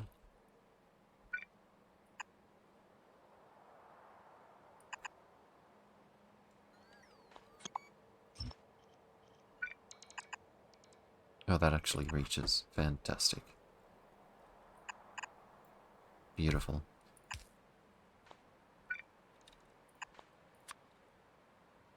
And this is a 15. Nice fit. Okay.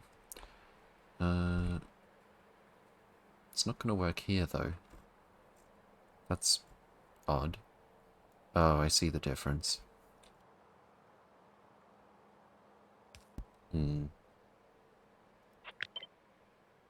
Wait, why doesn't that fit? Because this one's one tile different? Oh, this is off center. Good to know. T-Hex, you have inserter trying to pick up from tanks. Good point. And I think if I turn these inserters around, we're not going to have room to have full throughput from the belts. So we'll put this back down here.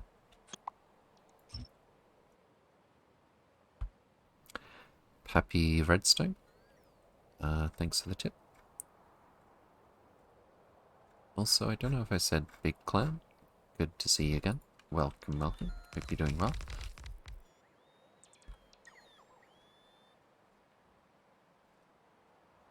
Did I say hello to Peppy? I thought I did, but maybe that was yesterday or something. Peppy, welcome, welcome. Hope you're doing well. Okay, let's do max distance on this one. That reach is tragic. Let's just do this then. Yes, you did. Okay, cool. Getting confused. That might be in the way. Let's worry about the pipes last, actually.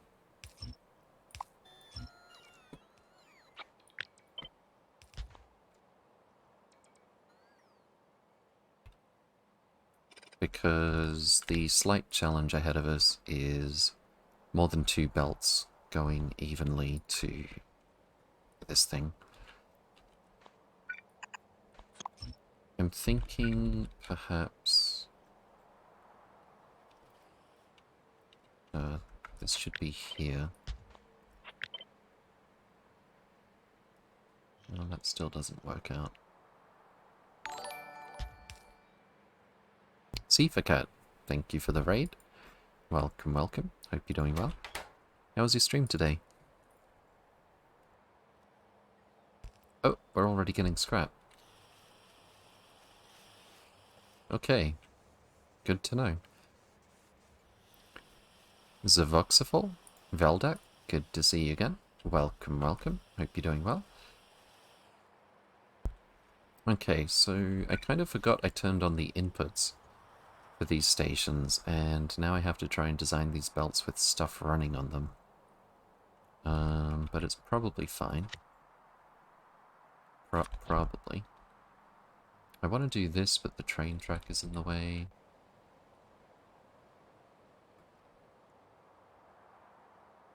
Could do it something like this. 1, 2, 3, 4. Not quite. Oh no, it's 1, 2, 3. So, yes, actually. And then, like this. Oh, you're kidding me, I can't put an underground there? Okay. Let's see if we can find a way. If this goes here, this goes here.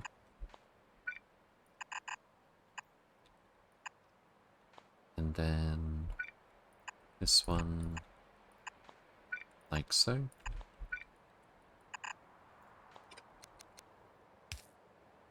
Doing good, you? Yeah, not too bad. Good, good. Starting a new base, nice. After the unnameable sushi monstrosity. Wait, can I reach that a little bit further? No. Bring this down here. This isn't so difficult, actually. Wait. Oh, that was supposed to go here. Okay. Easy enough. And then we can move this over one more tile.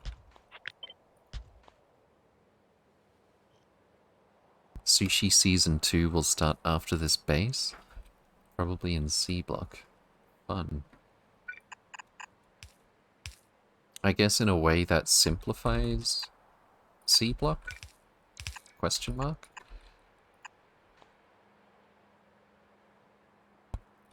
Alright. That's actually pretty straightforward.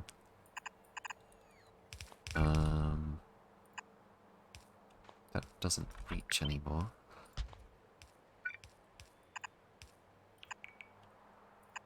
And I think we'll do like this, perhaps.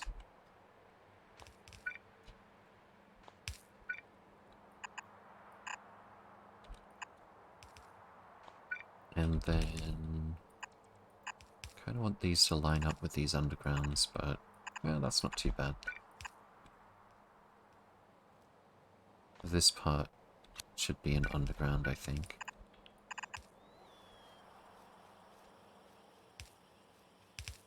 Actually, it's fine.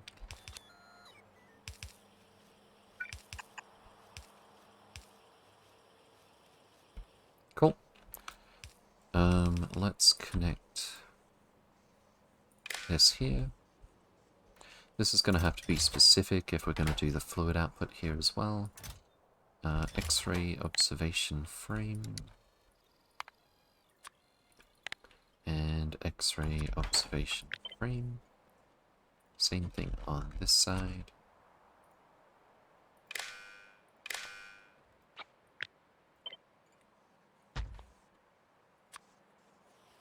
And now we just have to replicate all that. We can probably somewhat copy-paste flip it. This bit's different. Why does this side have no mirrors? We should have lots of mirrors. There's hardly any demand for them.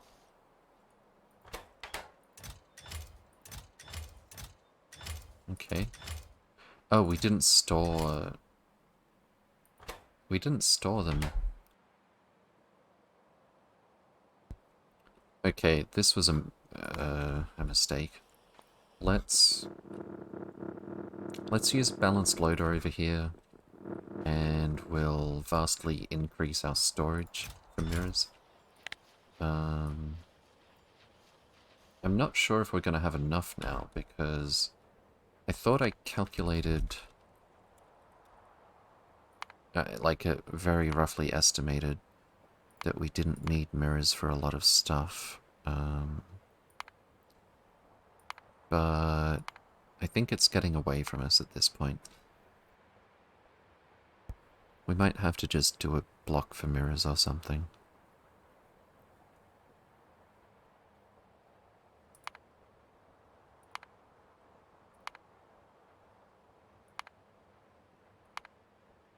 For the most part, it goes into stuff that's like one and done. Oh, this is, yeah, polarization data is really slow though. Flat solar panel, telescope, microwave.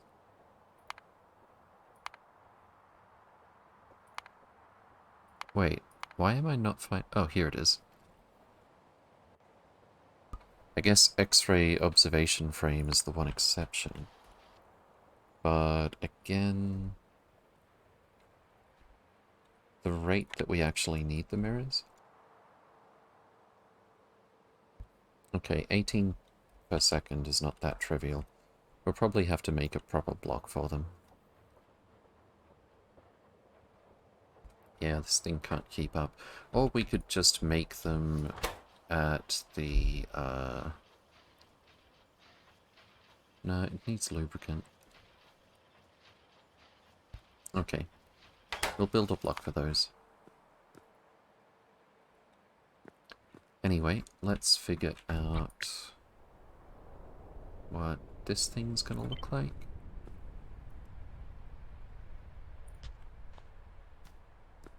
I think that's actually most of it already.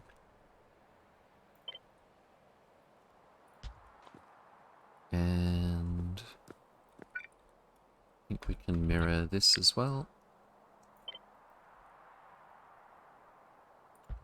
Fantastic.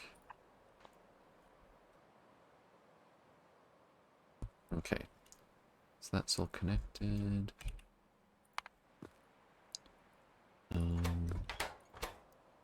Provide stack threshold. Provide threshold. Need to connect these wires.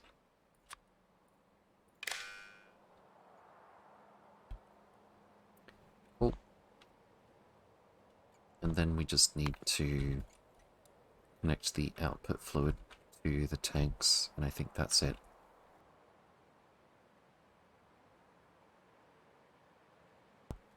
Where's the best place to do that? Can't reach there. Don't like needing that extra bit of pipe.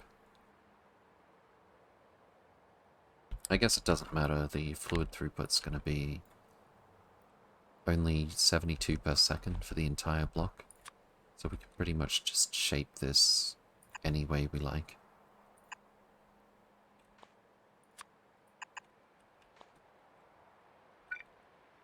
That doesn't reach. That's just cruel. I could move the combinator here and do this. I think that'll have to do.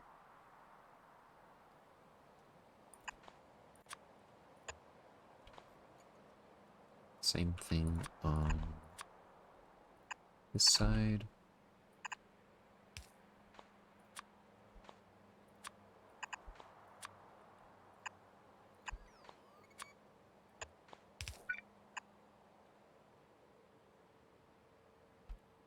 Fantastic.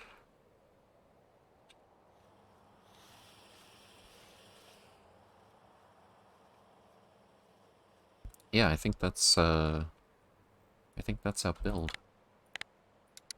X-ray observation frame. Nice. So now, what would our rate be for this? Theoretically, 217 per second.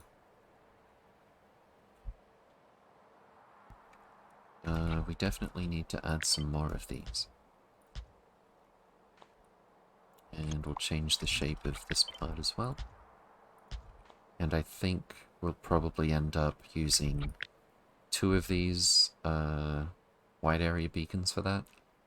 And also having 2 drop-off stations for it. Wait a sec. Oh, this is 2 belts. Okay, cool. Alright. Where are our spiders?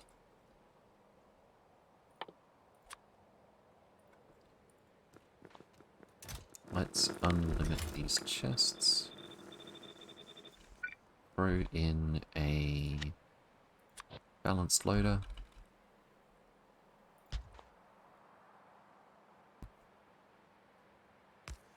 And we're good. Fantastic. So as slowly as we're making multispectral mirrors overall, we'll at least be accumulating a stockpile when we're not using them all.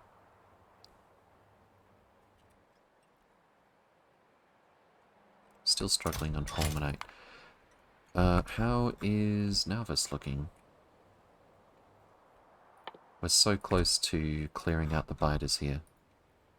Kind of.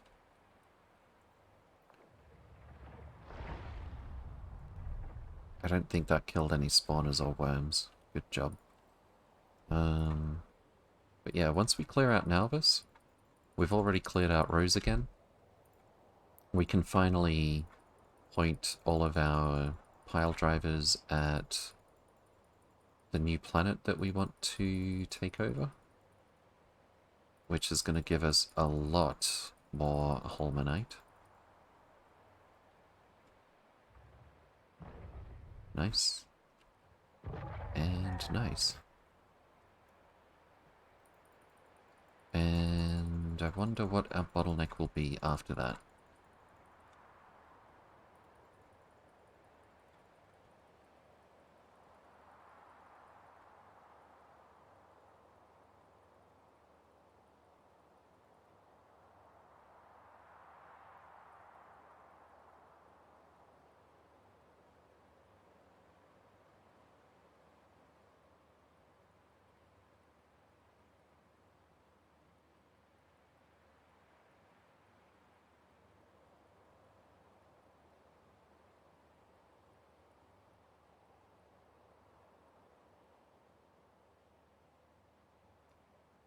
Let's get all the little expansions. Oh. Good job, pile driver. Oh, we are so running out of biters to attack. I think we're going to get the last of them on this lap.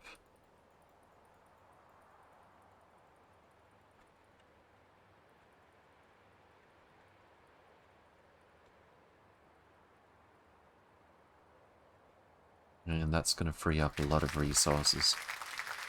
That's effectively going to massively increase our erudite throughput as well. At least until we start raining pile drivers on the next planet.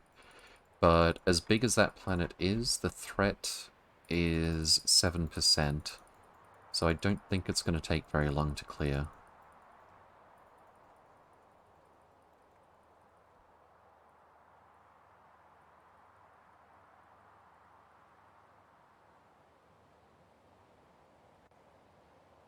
And even if we miss some biters or spawners,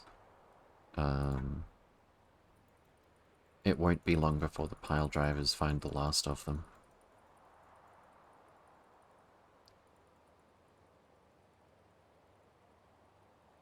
Okay, I think that's going to do it.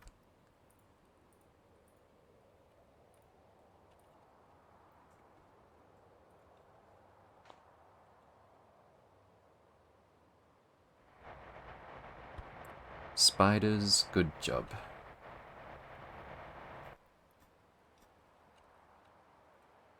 Now then, speaking of spiders, I should get some of them back here to finish this build.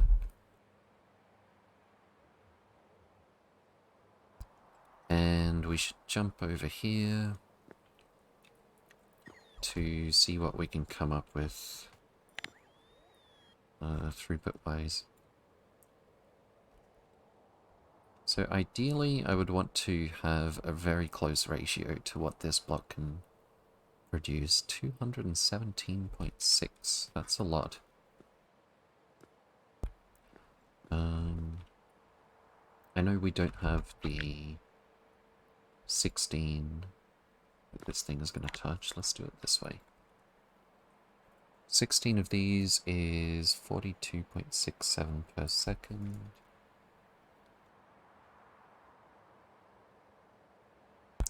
So we actually need to more than double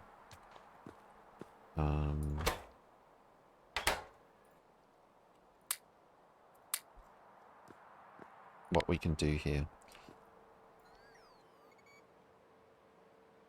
A Sigma beam. Good to see you again. Welcome, welcome. Hope you're doing well. Okay, 16 of these, 32. 140 per second is not bad, but... Let's see, that's 35 blank data cards per second. Plus 11 point... That would make the entire block use more than a belt of blank data cards. We can easily increase how much throughput we've got for the blank data cards, though.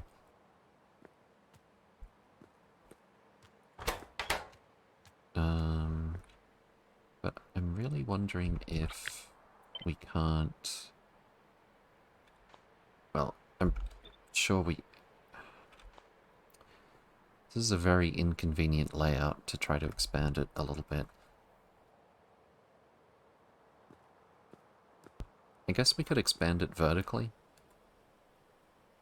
Pretty easily, actually. We'd lose a bit of efficiency with the beacon cost, but it's trivial in space.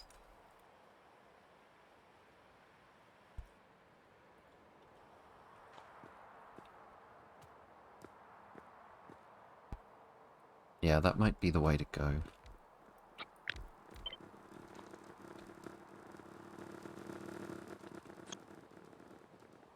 Might have to change this a little bit.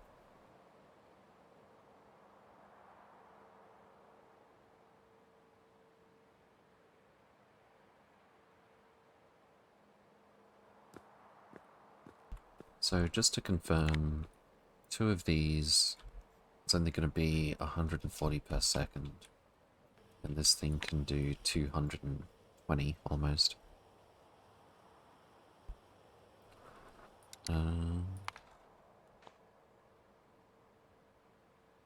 We could just tear all of this up so that we could maybe manage a better layout with... Hold on. If we just put this here...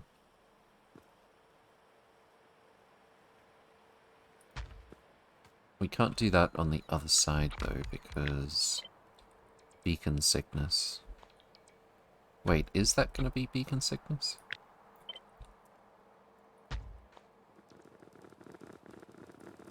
I think so. Oh, it's just barely. Well, I suppose we could move this one out by 1 tile. Can we do that, though?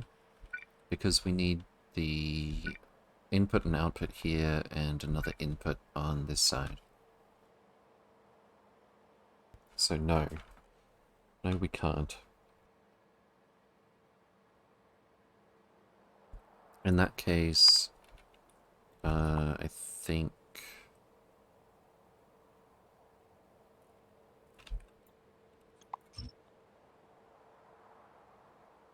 Well, we can fit this one.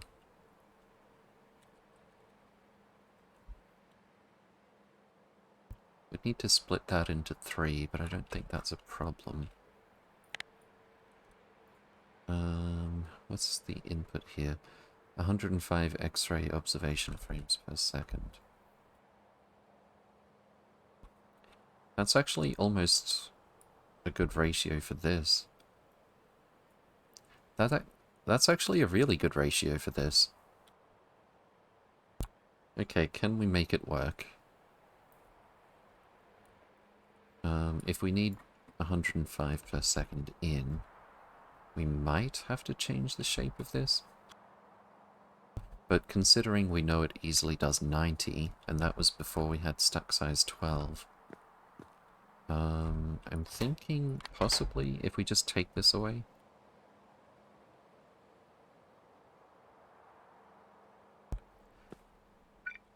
And let it saturate.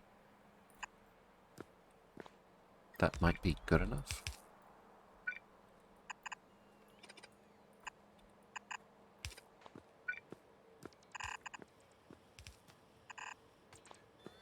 So we need some stack inserters here. Oops. Let me please get the scaffolding back.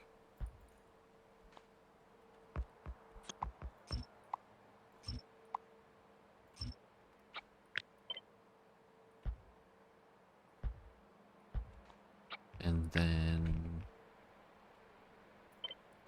just like this.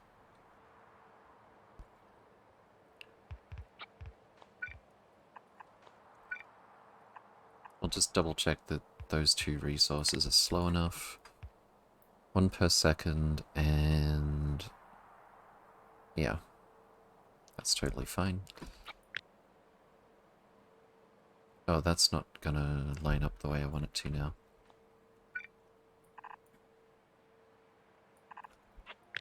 Move this up here.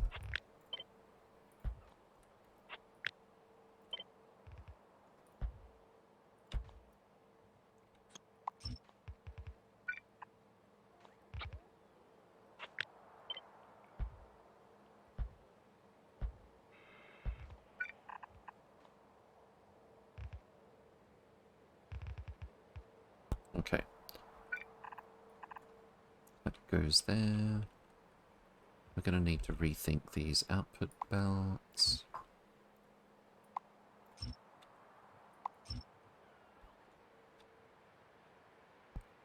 Can we do the same thing here? Or is that going to have beacon sickness? And if it is, can we move it over a tile? Beacon sickness. Okay. We can move all of this lot over one tile.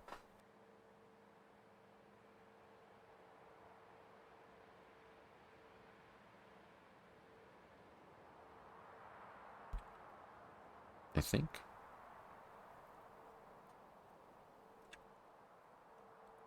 Spiders are making it hard to see.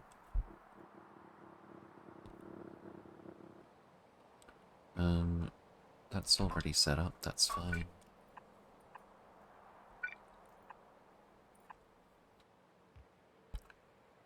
Except we'll need more...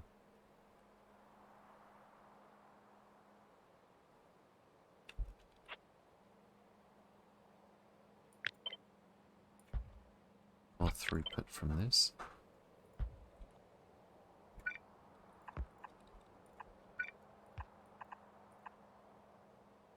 And then that's not going to be good enough either.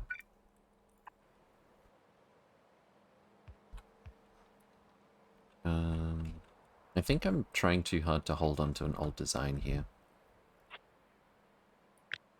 Let's move this over one tile.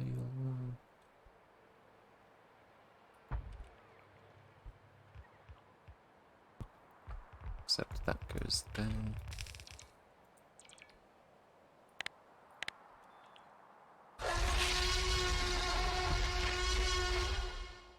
Thank you for the follow, Neiman.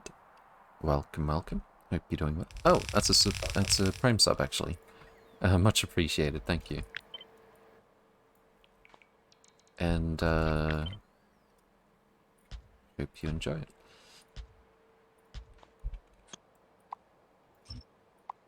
Yeah, slight misspeak there. Thank you very much for the sub.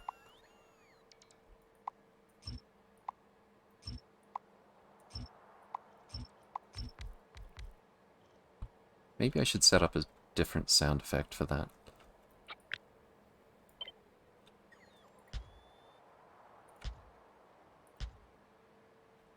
Let me just drop these belts now, they're just confusing me.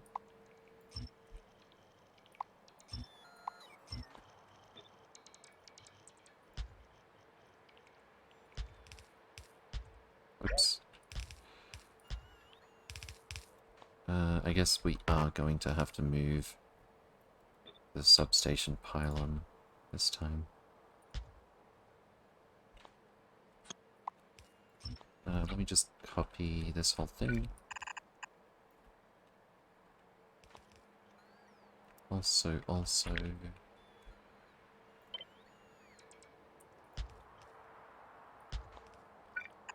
goes there.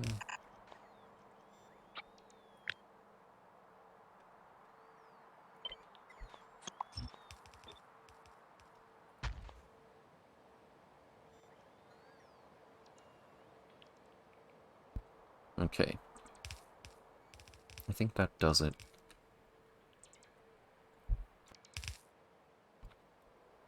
Let's get our spiders to build all of that.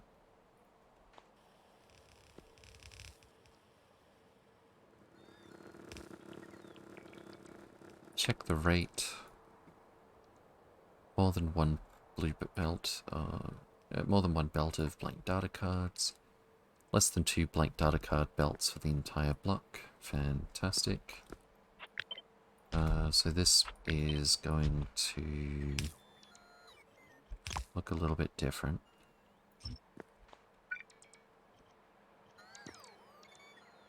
We need to split from that and then merge again.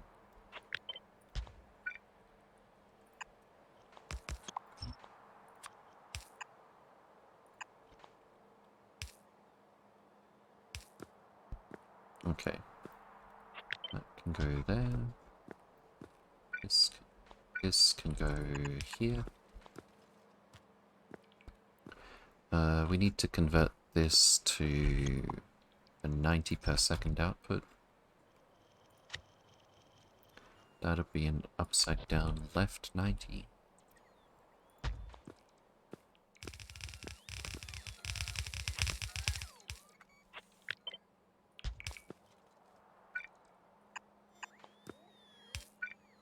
Don't know where these belts are going.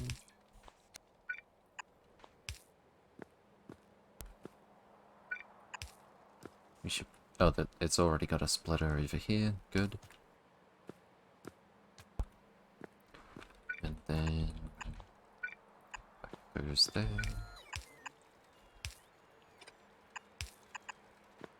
We'll need to copy this over here. And so on. And so on.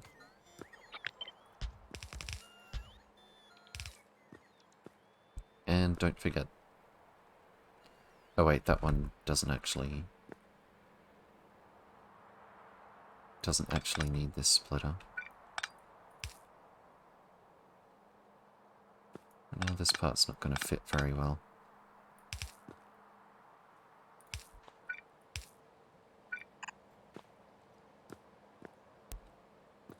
I guess just for a sort of consistency we can do this. That still doesn't look right.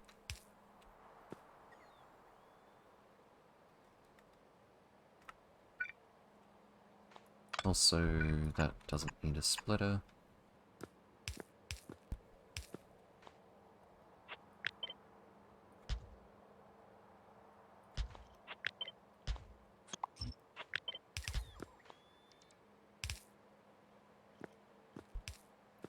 Yeah, I don't think I'm gonna like how that looks no matter what I do.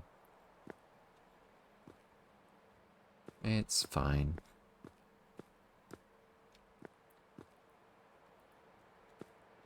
Okay.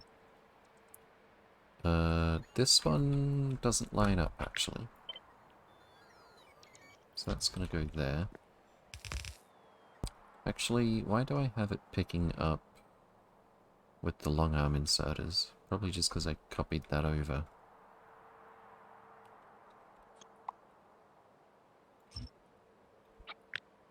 at some point.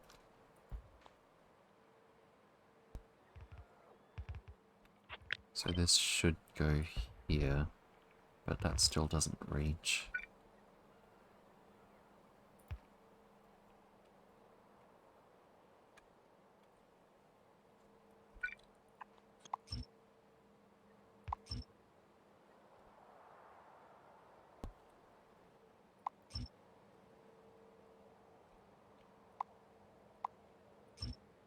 I'm not exactly sure what happens when the sensitivity looking through the navsat becomes super high.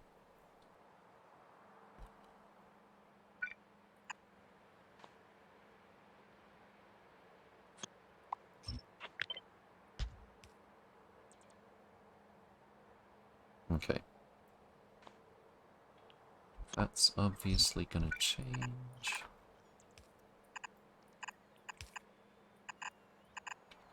Probably like this.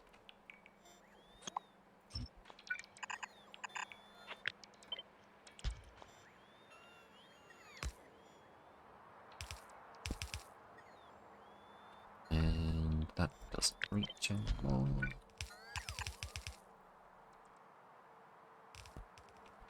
Okay. I think that's just about everything.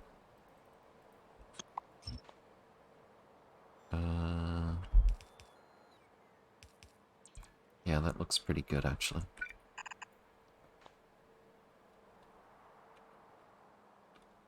Okay, so we're needing X-ray observation data. We've already set up this one. Wait, how have we not received a delivery yet? It's 29,000. Oh, right, stack size 200. Yeah, we need 32k, which is what we've got over here. Okay, it literally just happened a moment after I said, why hasn't it happened? Okay, so this one is also going to be X-ray. And I think we can turn that on now. Microwave and X-ray.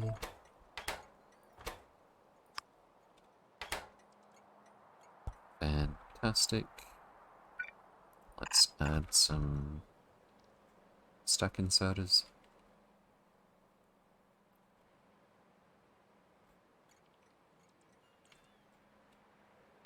If the construction spiders deign it agreeable. Okay, X-ray goes here, and here, here, and here. Fantastic.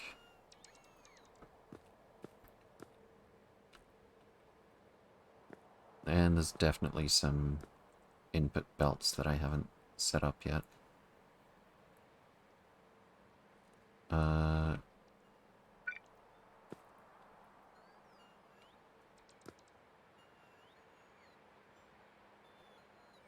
Yeah, I think that splitter there isn't necessary anymore. And we need to take from this and bring it down here.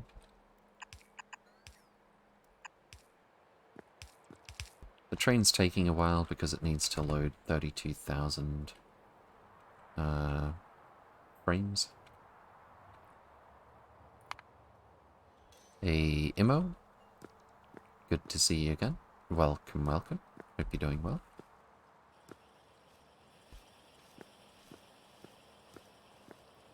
Okay, I think that part's done.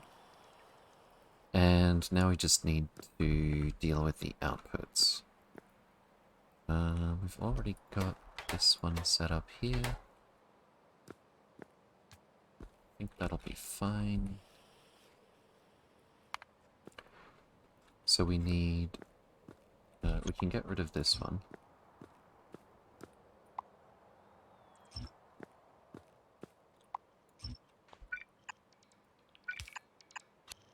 Oops.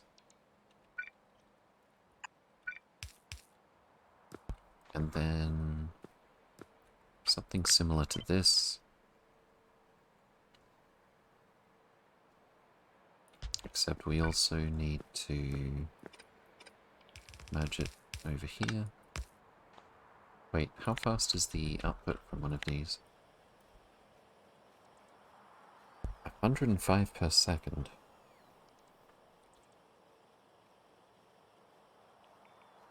That's something I actually didn't consider.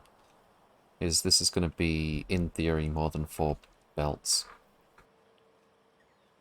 at its peak. And we set up this block earlier for... the block that we based this on is much, much, much slower. Oh well. So what can we do about it?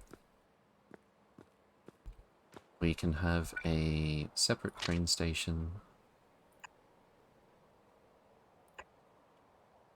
just for picking up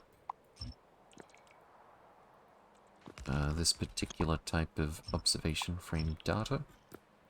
We can turn this into a regular pickup station, since we don't need those fancy circuits.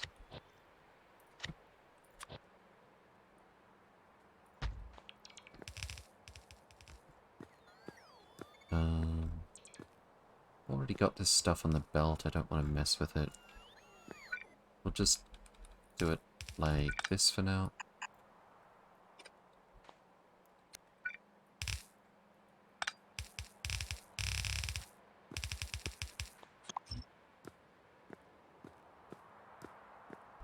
And...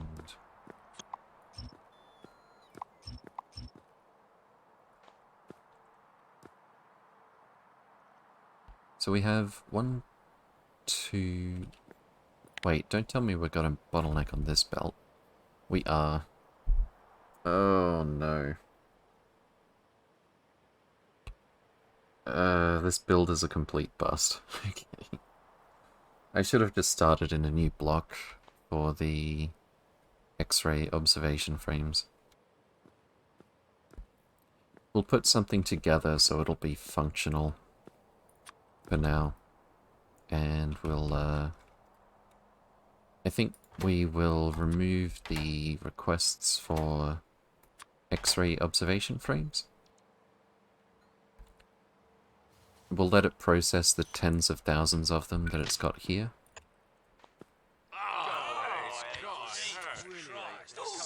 Indeed.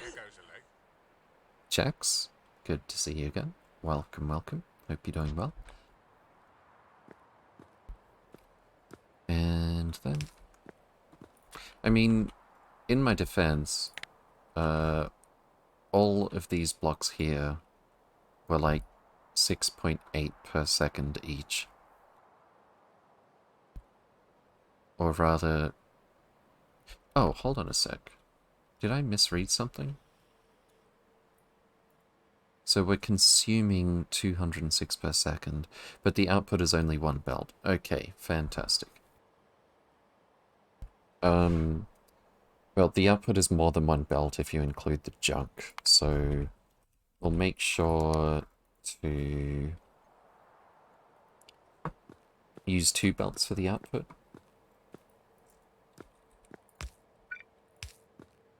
And over here...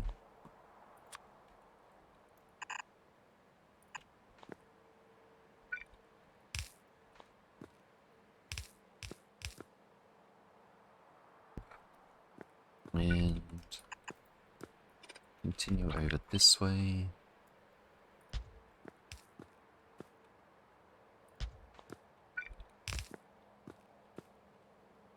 Oh, that's not gonna quite work, actually.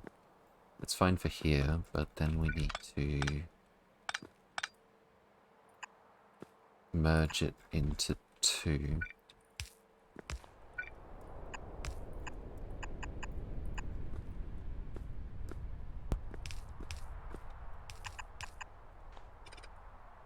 That's not gonna fit very well. Yeah, that's not too bad.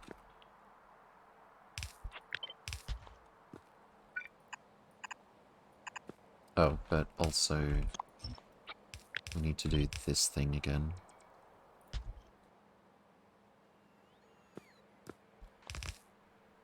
Okay, that works.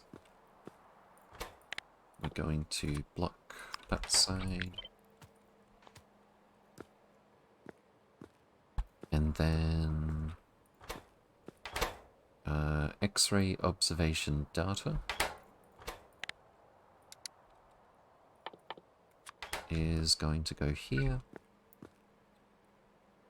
It's only one belt. Oh, that's not where that's going to line up. Let's throw down our blueprint first. Fantastic.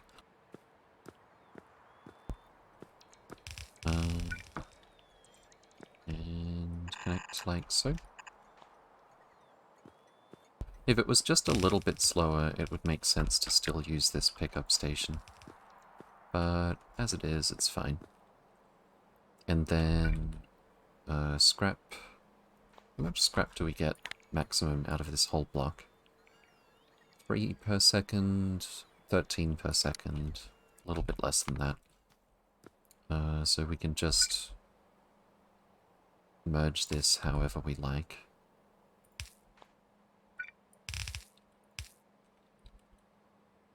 What? Uh-oh. Infrared. Microwave. Whoops. Microwave.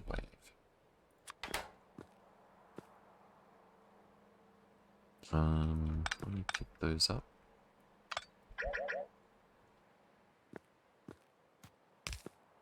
And we'll put the microwave data here.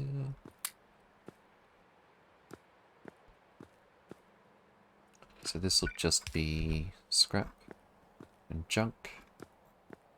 Literally.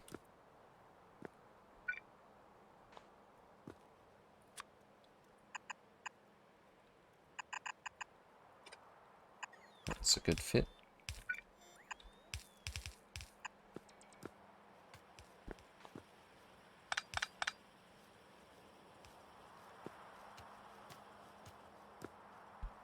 Okay. I think we've got that working again. Let's add some stacking sodas. And thank you for the follow, Onassis. Welcome, welcome. Hope you're doing well. We do still need the precise loader for that one, so I won't touch it.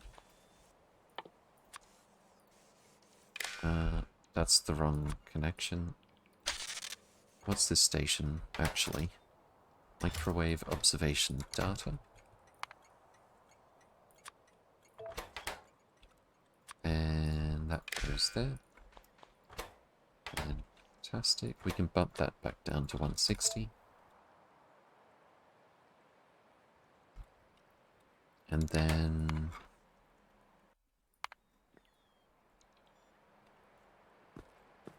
same thing with the stack conceptors here.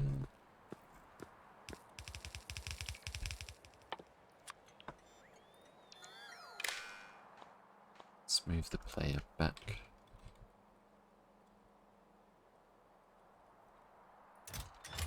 Just pick a dolly things. X-ray observation data.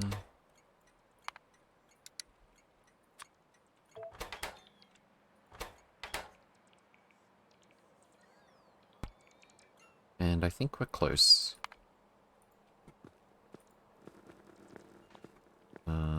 In fact, I think we probably just need to connect these outputs. Don't know why this one doesn't have any... Oh, that's right. Yeah, I forgot I got rid of the, request as well. X-ray observation frame. 64K. And 64K. Cool. I'm glad it turned out this wasn't a waste. I was actually just looking at the wrong item for throughput. So... that is a net positive rate of only 11 out of 217 for X-ray observation frames. That's not too bad. Oh, and mining productivity is up to 89% now. Looking forward to that. How much do we get out of one of these researches? Plus 10%. That is not trivial. Especially when you consider that it's at the start, the absolute start of a chain of productivity bonuses. Okay, I am going to take a short break. Be back in just a few minutes. In the meantime, beware of a short commercial which should stop it from jumping up in someone's face for half an hour. Alright, back shortly.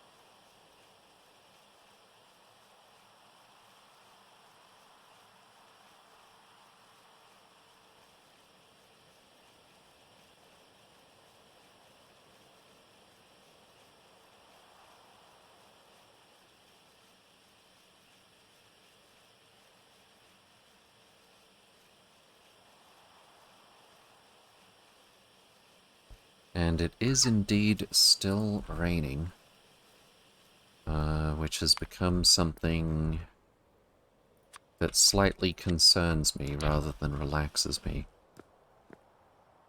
ever since the floods. Why is this drying up? Oh, is it not enough throughput? I think it would be if not for the balanced unloader circuit here.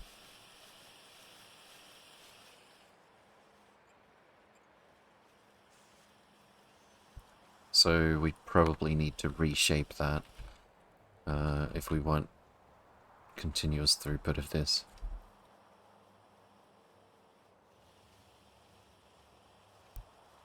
Although we're very bottlenecked. I was going to say we're very bottlenecked on multispectral mirrors for now, but that appears to be false. Oh yeah, this is fine. These chests won't unload evenly, but we're not requesting until we're down to like 100 spectral mirrors. So that won't cause any unloading issues.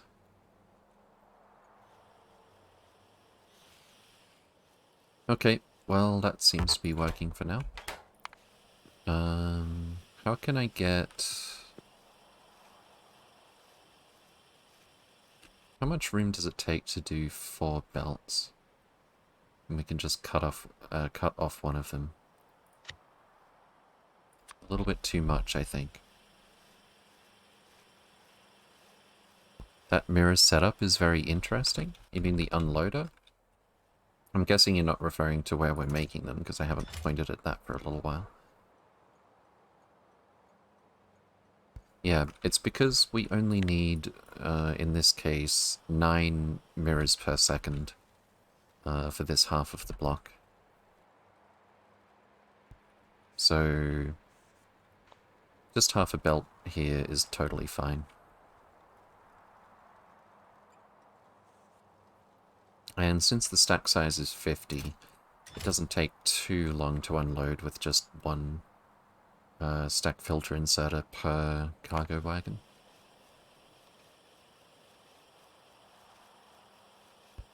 Okay, so how should I...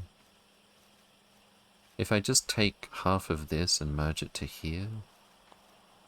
I don't think that's the problem, judging by where we've always got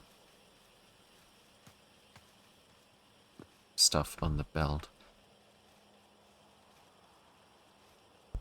If I get rid of the balanced unloader, this will go full speed, but then...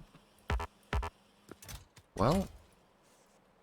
Okay, if we're only requesting 2 train loads, and this can fit 7.2 train loads, just how imbalanced can it get? Can it get bad enough that a train is blocked from unloading?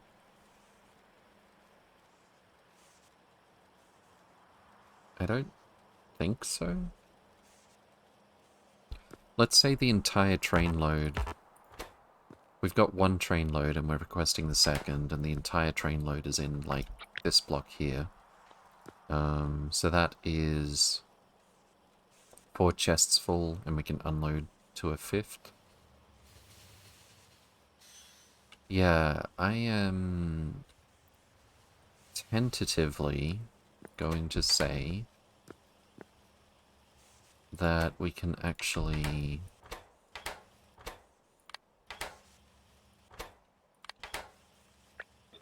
We can actually have these unload unconditionally, as long as we don't request more than like 2 train loads here.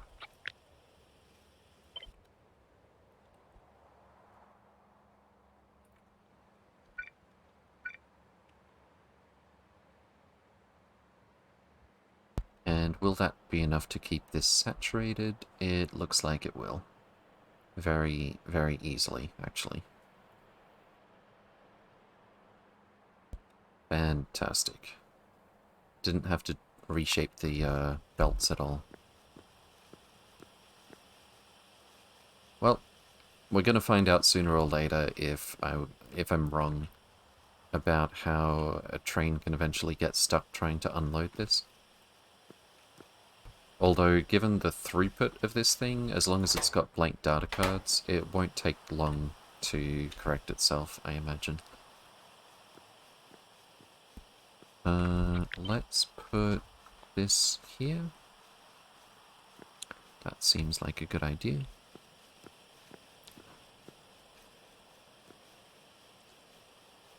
Let's taking a little while for this to catch up, although that was empty before, I think. Oh, and we also want undergrounds here.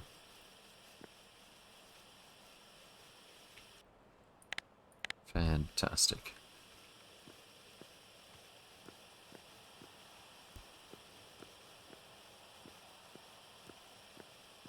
It's really taking its sweet time getting the side belt saturated. Maybe I should priority it? I mean, it'll all get saturated eventually anyway. May as well make it take less time to get to all of the machines.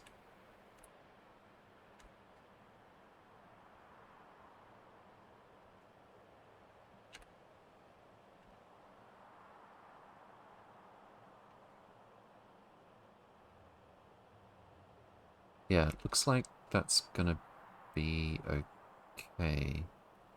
Why is the output stuck? Oh, because we only have fast inserters here. Wait, fast inserters should be fast enough for a full belt.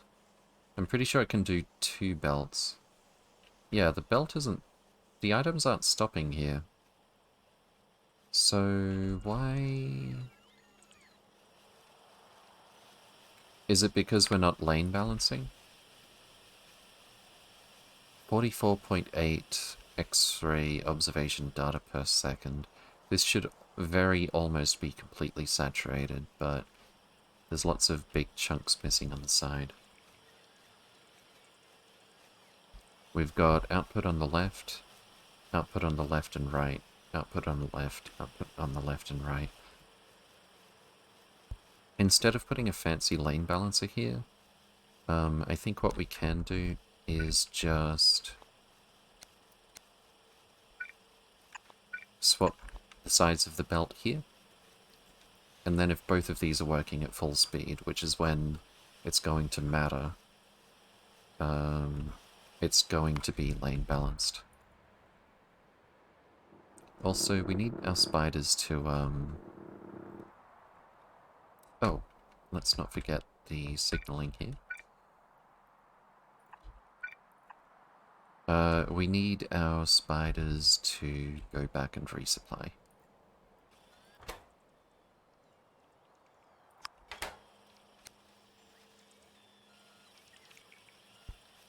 Alright, so that should sort that out. And we're seeing this part drain now. I think. Yeah, the belt is looking saturated, so I think that is it.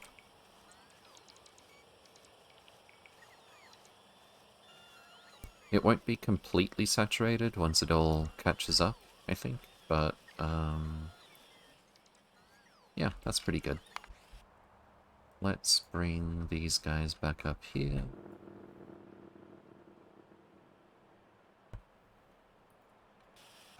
We're having a shockingly easy time making all this, well, most of this observation data. Microwave is a lot slower. We might just have to make more blocks for that. Okay, so we have visible observation data, infrared, UV, microwave, and X-ray observation data. We can now make 10 astrometric data out of 5 blank data cards and 5 of these cards, as opposed to 3 out of 3. And the amount of cold thermofluid, it's actually twice as efficient thermofluid-wise as well. So that's really good. Let's get some multispectral analysis, astrometric analysis 2 going. Actually, I kinda, sort of let me just label this. Microwave and X-ray. Microwave and X-ray. I'll just put this here.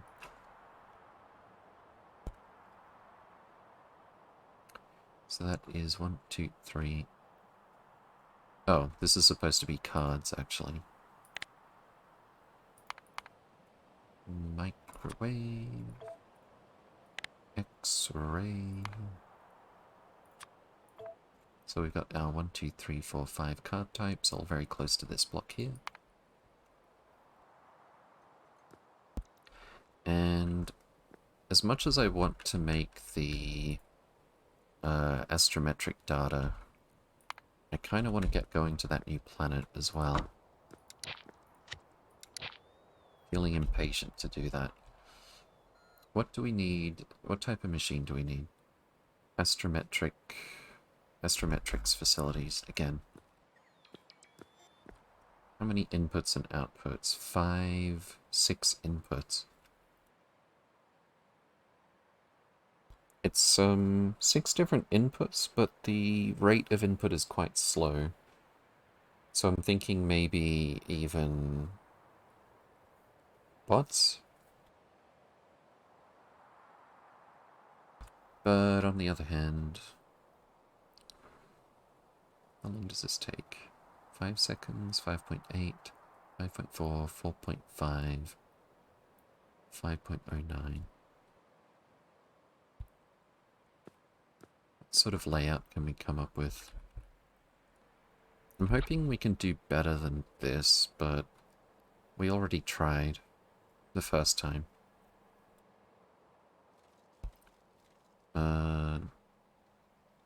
Okay, good. I'm just checking this isn't jammed on scrap. It's actually jammed on all of these types of data cards. Oh, and we can see we've got exactly 19,000 of each type. Well, very, very close to exactly. In these chests. Very nice. I'm really happy with that build. Especially with this little idea that worked first time. The sushi belt looks very... same colored for a sushi belt. Alright, let's bring our spiders back here. If they're not, they are. Struggling with inputs.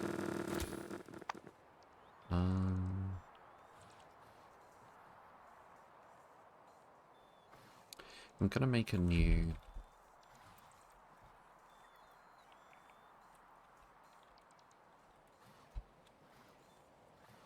thing here. And then we're going to remove everything. Oh. What? Remove everything, trash unrequested. There we go. And once that gets cleared out, we're just going to send it back to being a space constructotron. Can you maybe use a sushi belt to feed the cards as well? Definitely. It depends on the throughput if it makes sense. So in this block, for example, we wouldn't be putting infrared observation frames on the sushi belt, but the outputs for these, just under 7 per second each, sushi belt actually makes plenty of sense.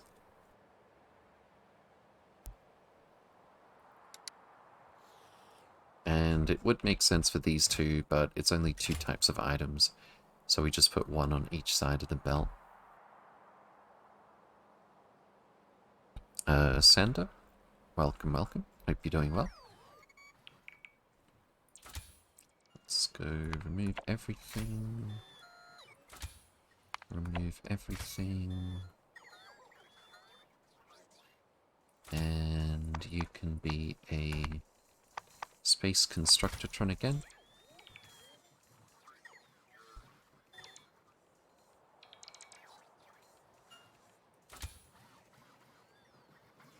And also trash unrequested items in case I missed something. In fact, let's save that again. Okay. These bots are just recharging. I don't think the inventory is maxed out on them or anything. Okay. Space Constructotron.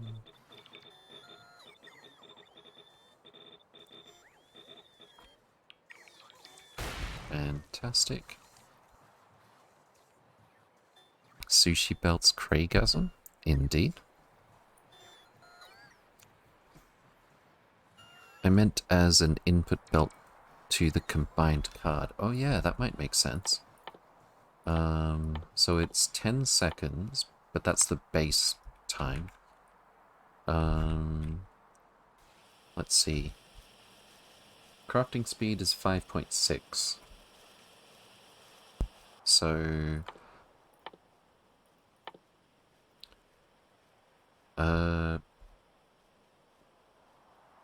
how do we do the math?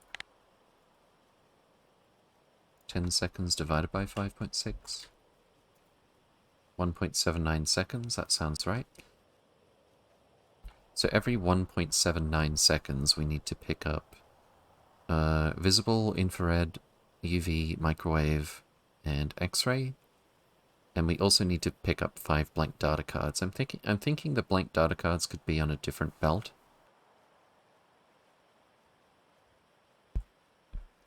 And we might be able to do a sushi belt for the rest.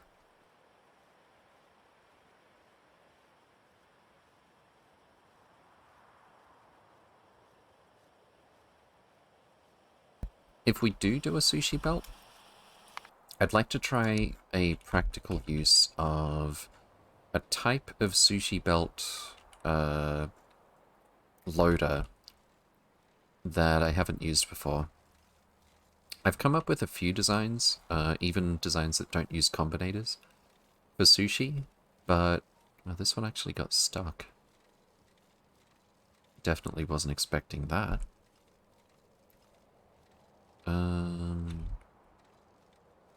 This one's looking a bit better. So you can see with red sides here, for example. Oh, we're actually using both sides of the belt. But depending on if you use one side or both, this is 5-0. This is 2-5-7-5, 3-3-6-7. Not entirely clear on what that means, but basically, depending on the layout of the splitters, it actually automatically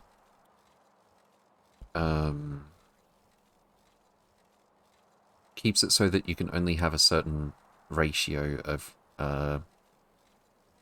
in this case, automation science packs on the belt. So this all goes through here. 50-50 goes this way. So 50% of, let's say, half a belt comes through here. The other 50% goes here and loops around again. So, oh yeah, this is 5-0, 50%. So, because we're using both sides of the belt, what you can see here is every other tile, I guess. Every other place on the belt that could have a red potion has one. So if we use only half the belt for that, we're going to use 50% of 50% of the belt, which is going to be 25% of the entire belt. Lack of power left side. Lack of power left side. Where was this? You could take inspiration from Nephrum's 100% speedrun design. It has a good sushi belt for science. I might just do that. Do I have space sushi belts? Oh, that's different. I have a save in editor extensions that has a lot of designs for combinatorless sushi as well.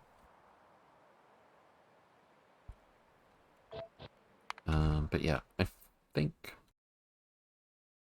I think I'll take a little break from building blocks for the moment. What I want to do right now is go and make an outpost. Especially since... Oh, let's just double check this. How many rockets do you have left? Quite a lot. We should be getting close, like very close, to clearing out Nauvis.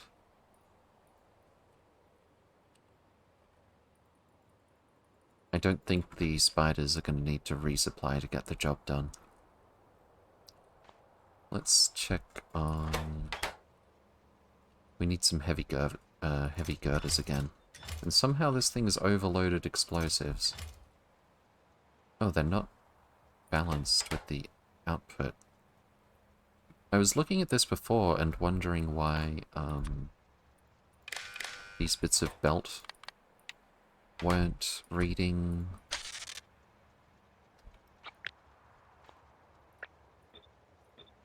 But I thought, oh, it must work. It's been working for such a long time. But apparently not.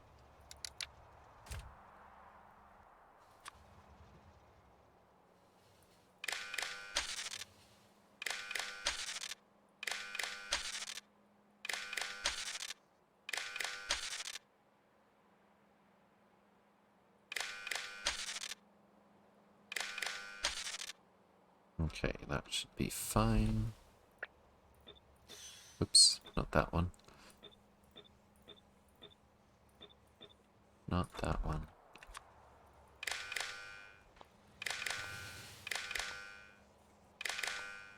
So basically, all we're doing here is reading the belt and also the hand contents.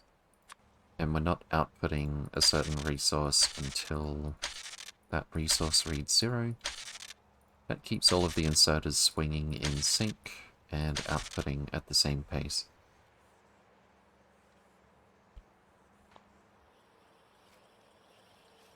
And the shelling of Nauvis continues. This one's going to go nowhere. But auto-target is now going to find something.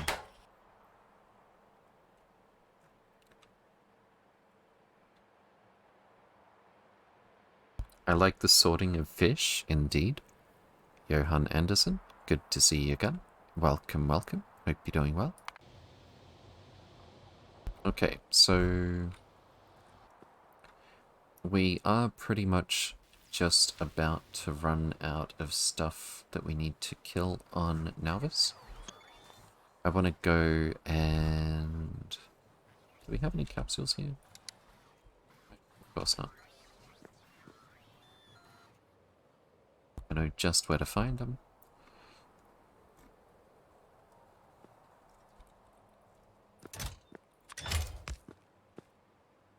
Away we go.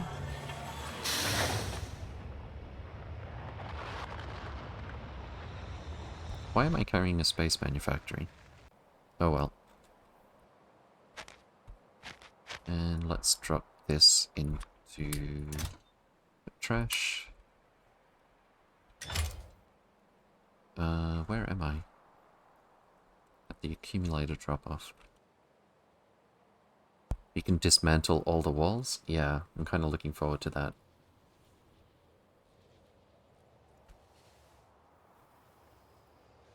Okay. We'll use our personal rocket here. We're trying to load accumulators that we don't have. Oh, I removed that request, actually. We actually do have 5,000, not almost 6,000 accumulators. And I keep forgetting to make a note of what the ratio is here, but it's actually pretty close to 1-to-1. So let's start with that.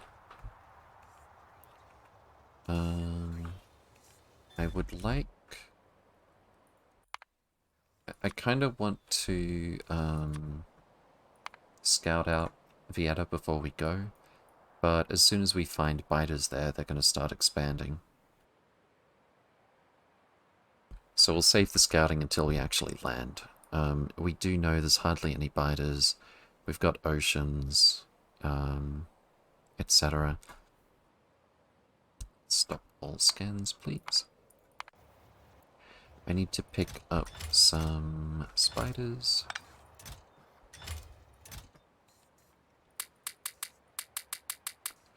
And make some construction spiders. Actually, I'll copy the deconstruction spiders so that they don't have...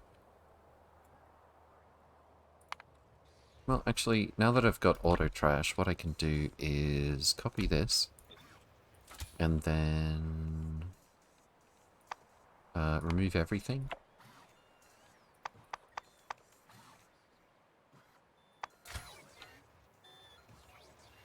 It actually said I was missing something. Portable RTG. I want to give them the more modern portable RTGs anyway, but it won't put everything else in until I have absolutely everything. So we'll start with that.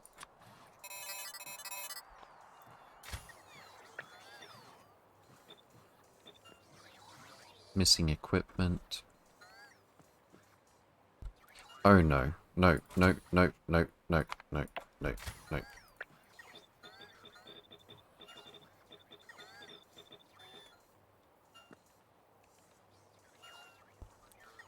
Yeah, copied the settings with all of the logistic requests.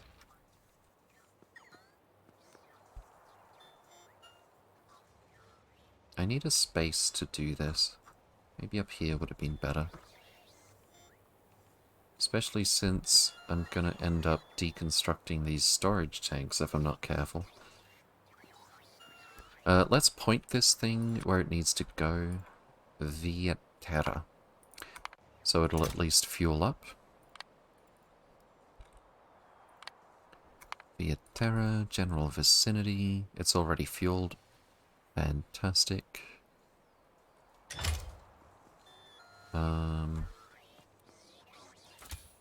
Okay, so you've got nothing in the grid.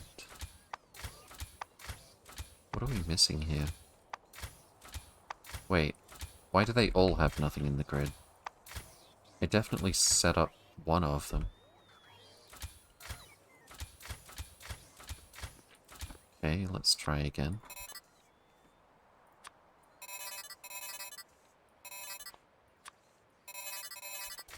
Okay, shift right click, shift left click. Looking good. We're not getting an avalanche of bots.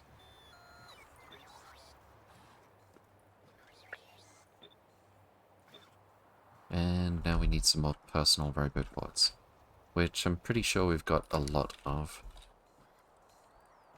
Yep. No kill like overkill. But I need to request... Oh, they're already here.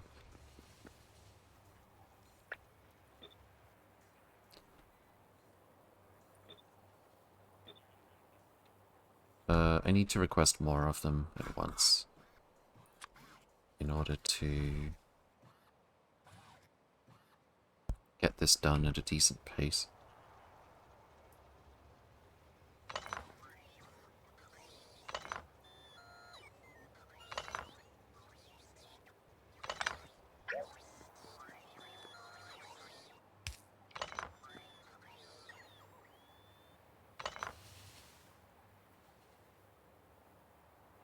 Let me copy this one. There we go.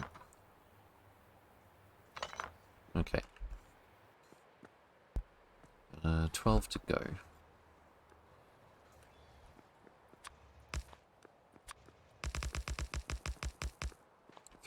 fantastic.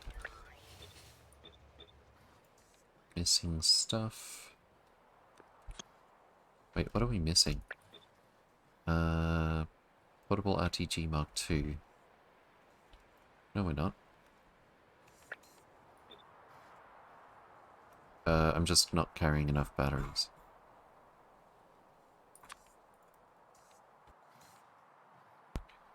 It's literally just Roboport's batteries and RTGs. Oh, that's right. I wanted to make like 10 of these. 1, 2, 3.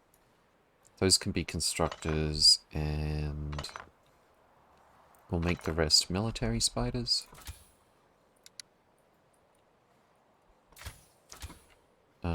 So I still haven't gone to the trouble of making energy shields, which are a lot more powerful and only slightly less energy efficient than the adaptive armor. But I need to bring electromagnetic field data down here. And force field data. I think they'll probably be fine with adaptive armor. So we're going to do one laser just in case. A bunch of shields. And I think we'll give them some exoskeleton legs. That's 400 kilowatts. That leaves 100 kilowatts spare when they're moving. And max consumption on the laser is 240. 200 megajoules of energy storage here. Energy per hit point is 20 kilojoules. Also, this would use 1,000 if it's all recharging at the same time. I don't know, is that a little bit too greedy, energy-wise? Hard to say. We'll set the logistics to just rockets.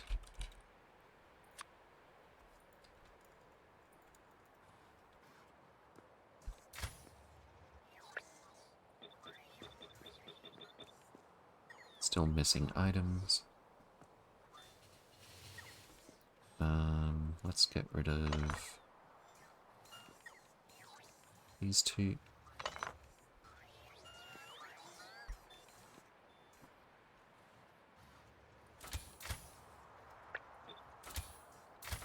What am I missing here? Adaptive armor. How many am I making? Uh-oh. Are we making them up here? Yes. But for some reason we've only got 4 at the moment. Okay. Why don't we add some requests for that? One of these. One of these. One of these. And one of these. I don't think we can make Mark 5. And let's say 200. Oh, and we need to switch this on as well. So once that ticks over...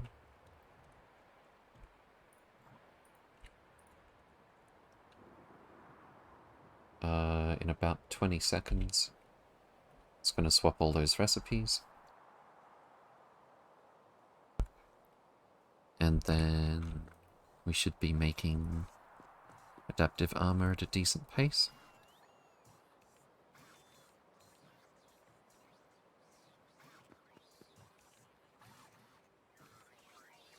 Three, 2, 1, go. Fantastic. So we've actually got the request to just be one of each of the prerequisites, but because of the way it only swaps the recipe every 30 seconds, we're going to build up a little bit of a stockpile. More to the point, we are making Adaptive Armor Mark IV pretty quickly. In fact, almost one per second. So about every 10 seconds we can make another fully equipped spider.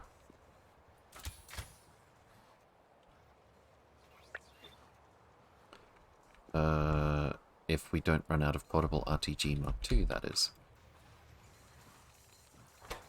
Do we have what we need to make those here? I know we're making them in space. We need radiation data and atomic data. That I don't think we have here. Nope, no data. Okay, well, we've got 4. I don't think we need this many construction spiders, to be honest. We'll swap out some of them.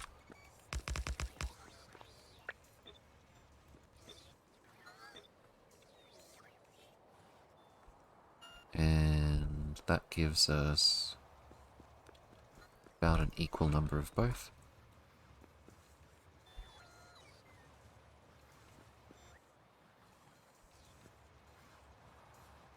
Whoops.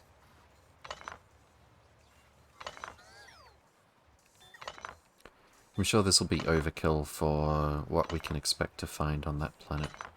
That guy did not have combat stuff. Missing 4 adaptive armor. Weren't we just churning them out really fast? You're kidding me. This thing lined itself up to not be making any adaptive armor Mark III. Wait, we've got adaptive armor Mark III right here, but it's not... Okay, I haven't seen this happen before. One of the inserters is stuck.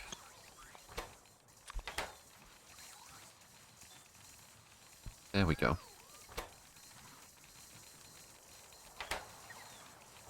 Okay, cool.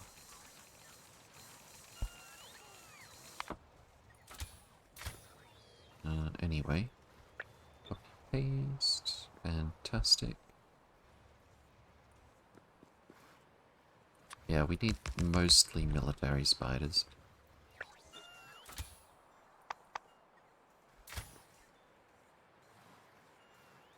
Let's say 5 construction spiders. What are we missing here? Adaptive armor.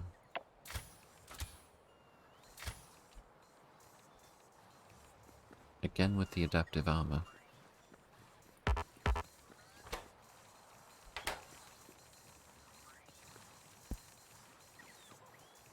Maybe I should have set this to only swap recipes like once per minute.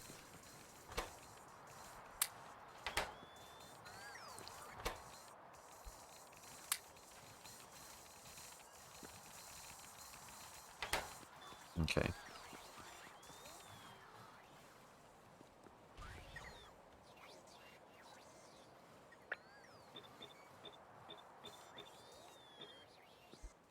Oh. Let's see what we've got.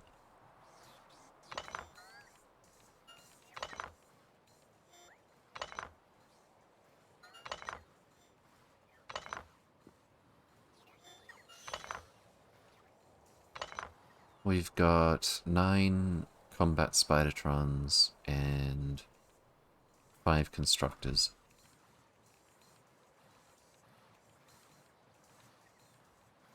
That should be sufficient. Okay, I'm gonna keep those in my inventory. We're going to need this stuff, absolutely. Rockets, yes. Nuclear power, yes please. Chests, inserters, and belts. Ore mining. Umbrella. Cargo landing pad. All of the central stuff. There's no use taking gun turrets if we don't take... let's bump this up a bit. If we don't take uranium ammo.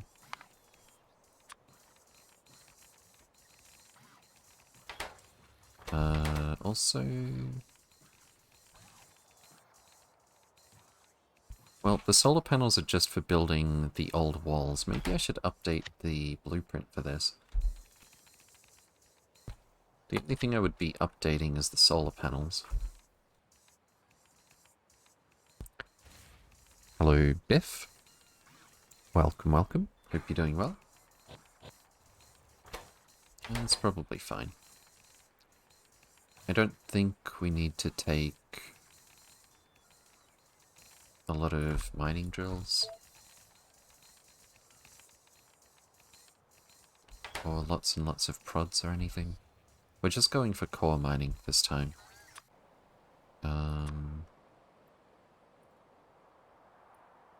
There's nothing particularly exciting to mine anyway. So I think we'll leave that one switched off. And we'll definitely need way more pipes, please.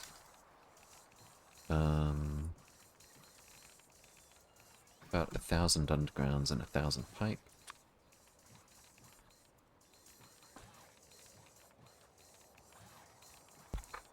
Maybe some more... I don't think we'll need that many fuel refineries this time, because we're not fueling up for interstellar trips.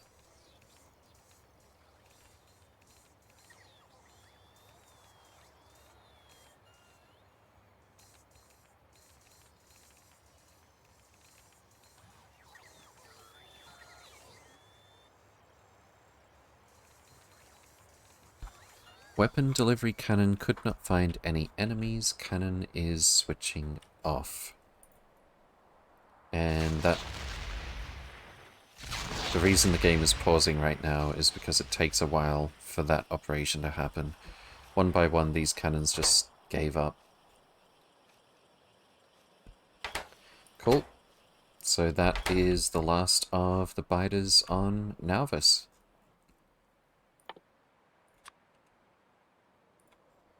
Fan-tastic.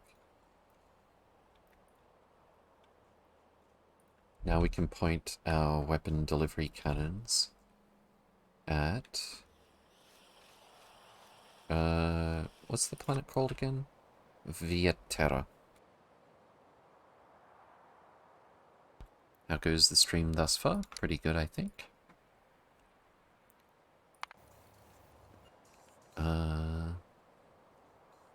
Okay.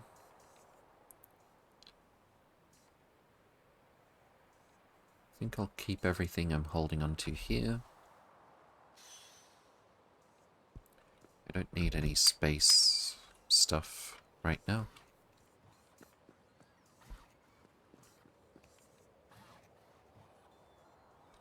How much does this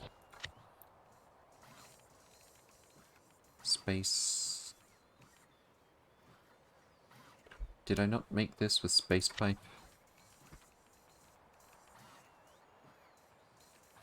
Oh, I must have updated it. Okay then. That is one thing to consider. If you have exactly what you need with the space pipes, they can stack better. Although it's a 3B stacks to 50 as opposed to 100. That's not actually saving that much. Okay. We've still got a lot to load here. I think we should load more meteor defense ammo. Also... Oh, I was going to say I also shouldn't be still requesting 200 of personal roboports and batteries, but Auto Trash actually kind of invasively set it back already for me. So I guess that's fine. All of these switched on except for that one. Oh, and this one.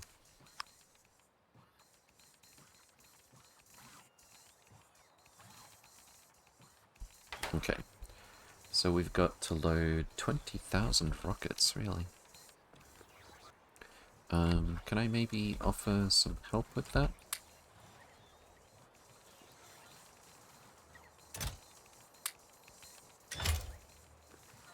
Since with one click I can do many thousands.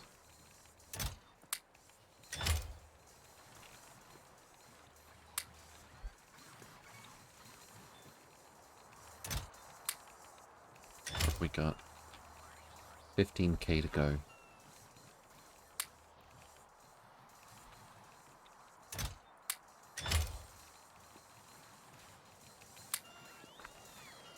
And one more.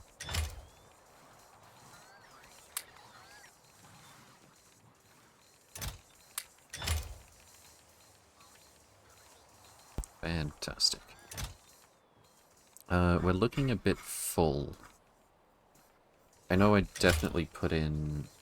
Oh, wow, I actually put 10,000 more rockets in than I meant to. Let's help with that, shall we?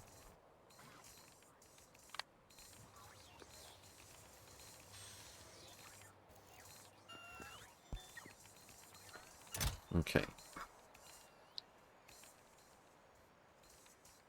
I think we are going to run out of space, though. With all of this stuff we're asking for.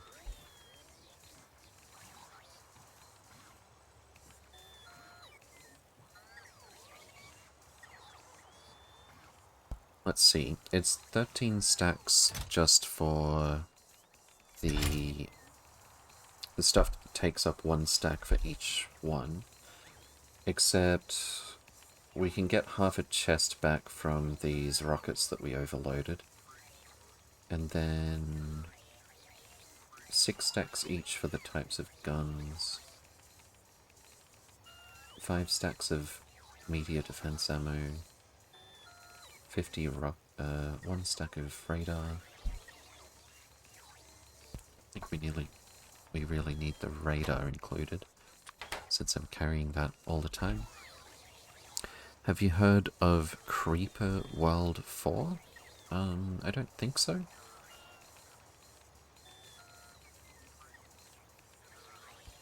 Yeah, we're full at the moment, that's the problem. How much? We're still overloaded by 3,000.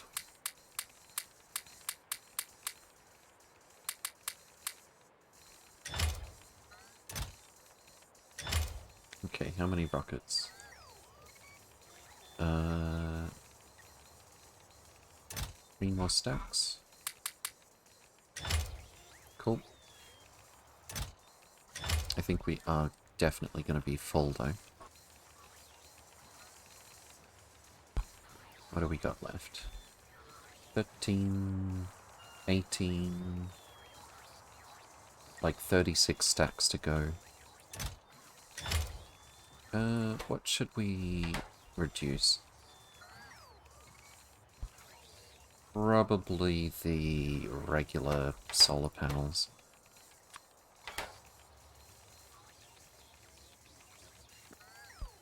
Since those are just there for a convenience to be part of the old wall.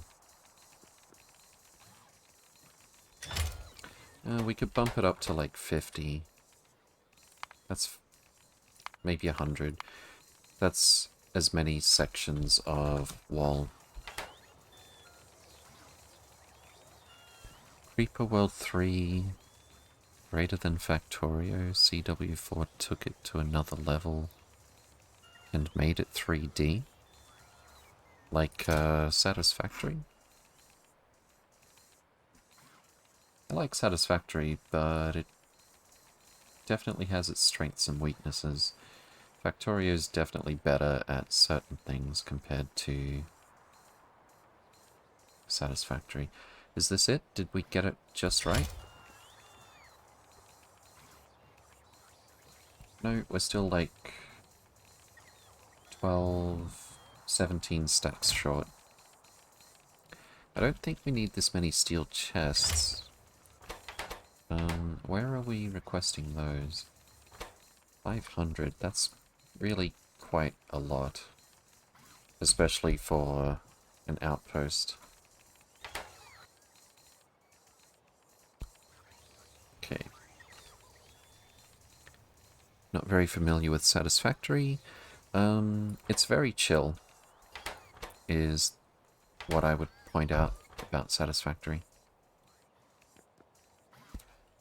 We could probably take more nuclear reactors. Probably don't need this many repair packs.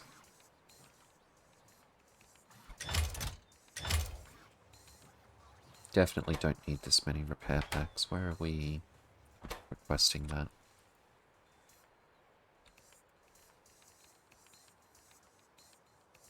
Also, I think we doubled up on bots. Yeah. Let's maybe remove this. And CW have to hold back the creeper. Like in Minecraft?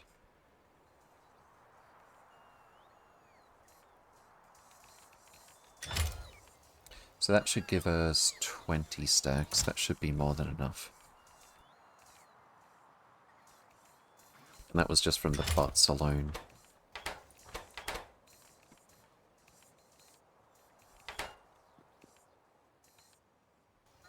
Okay. Mining productivity 7 is at 89%. Fantastic. Also, after clearing out the biters, our UPS just peaked all the way back up to 42 point something. I think that's the highest it's been in a while.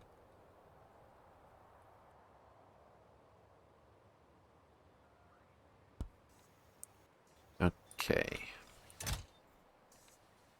We're still unloading. We're just getting rid of repair packs at this point. We've got 20 stacks. I kind of overdid. Let's get some more solar panels, actually.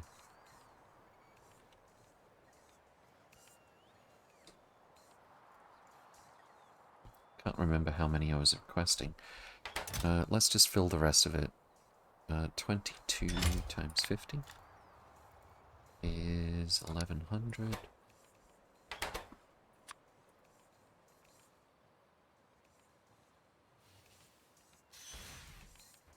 Should be more than enough.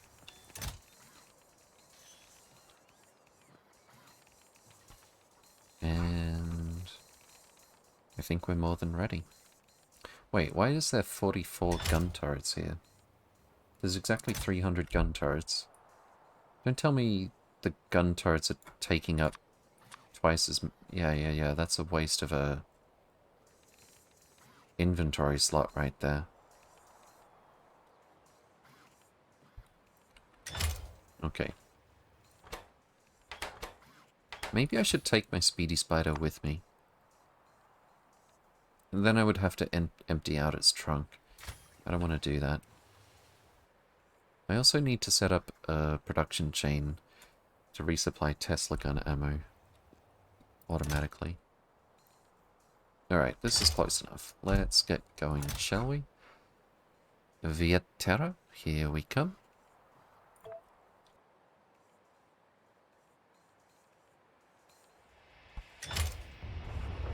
Fantastic. And I think as soon as we land...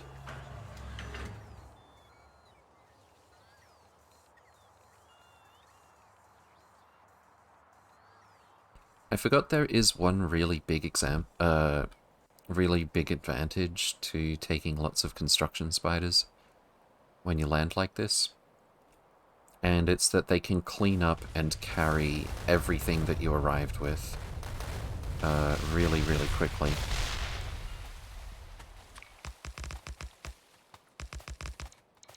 Okay. Let's... How many robots did I bring? Probably not enough now. Oh well. Let's give you 50, 50, 50, 46, and 50. And they're still charging their roboports, so they're not going to get started just yet. Pick up the crashed ship as well. If we get a roboport, a couple of flat solar panels, and an accumulator.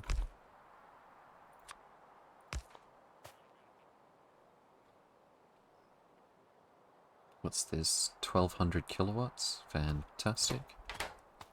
And then we'll put some construction bots in this robot network. We also need to give it a few storage chests.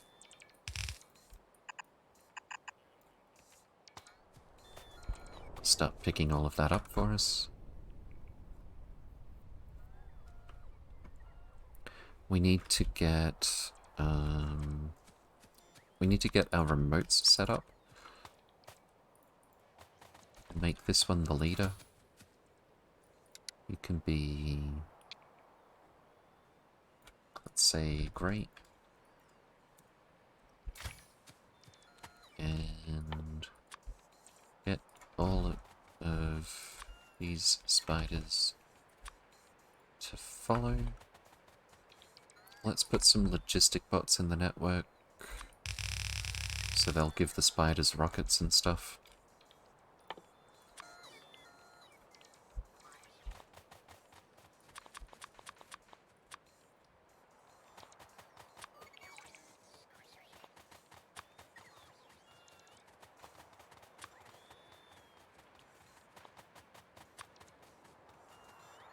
Fantastic.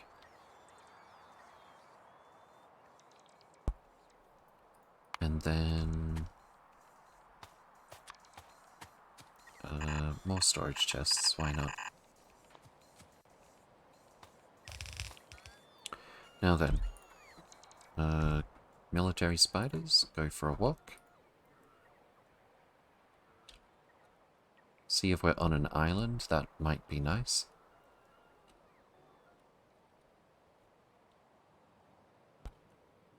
Oh, they're nice and fast. Definitely appreciating that. I just hope I wasn't too greedy with the energy.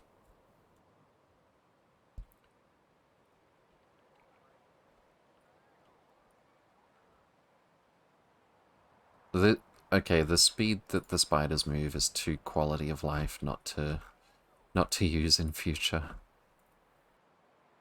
Especially for military spiders. Doesn't look like we're on a very small island. I could be using the nav set to explore like this, I suppose. But I want to clear out biters as soon as I find them.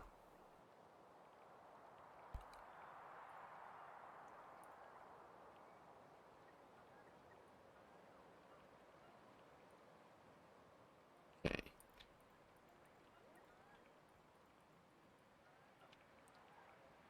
Let's get you to trace this path.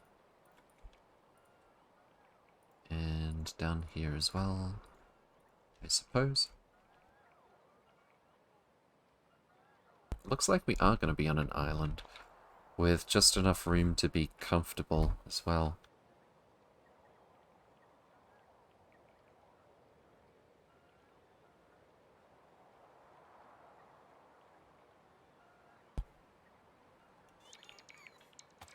Okay. My inventory is looking a bit full right now. I'll stand closer to the storage chests so the bots can clear it out more quickly.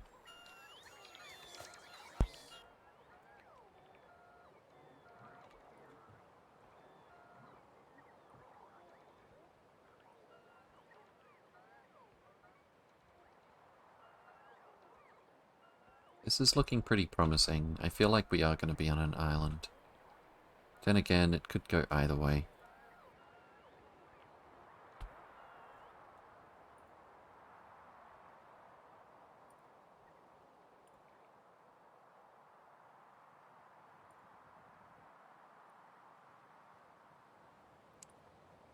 Okay, that's pretty islandy.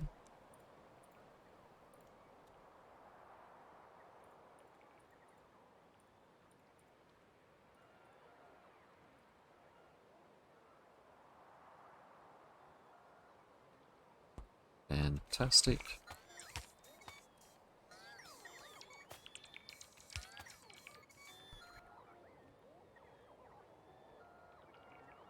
Oh, we got all the way up to 43 UPS now.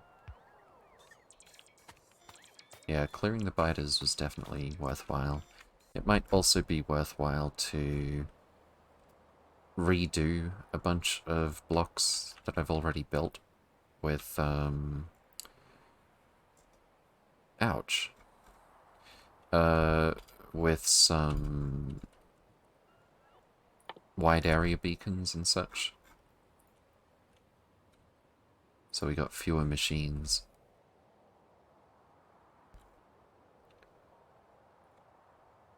Replace all of these old belt-based omni-smelters with the... What is going on here? What? Request stack threshold.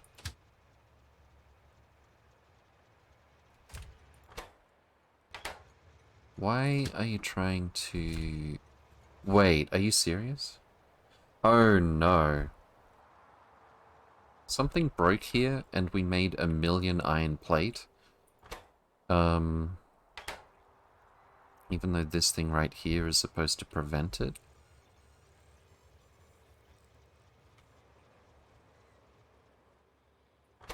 Okay, I set a timer here so we only update what we're smelting once every... I think it was 3 minutes. But we were supposed to stop when we have 128,000 iron plate. Somehow we've got 1,000,000. And the reason this train has come here, even though I didn't set a provide threshold, is because I actually set the provide threshold default to literally 1,000,000. So apparently that wasn't high enough. Let's set it to 1,000,000,000, and things like this will probably not happen again. Just send it back to the depot, it'll sort itself out. We've probably got the same issue here. Yes. On the plus side, for some reason we have 1,000,000 iron plate in each of these blocks. On the minus side... Okay, I was gonna say we probably only stopped because we ran out of storage space. That doesn't appear to be the case. Even though we have no copper? What? Do we have copper here? Yeah, we've got copper here. Okay, something went wrong. The short trains are also trying to pick stuff up at what should just be a drop-off. 2 to the power of 31 minus 1 or bust, indeed. I would really like to look at these circuits right now and figure out what happened, but...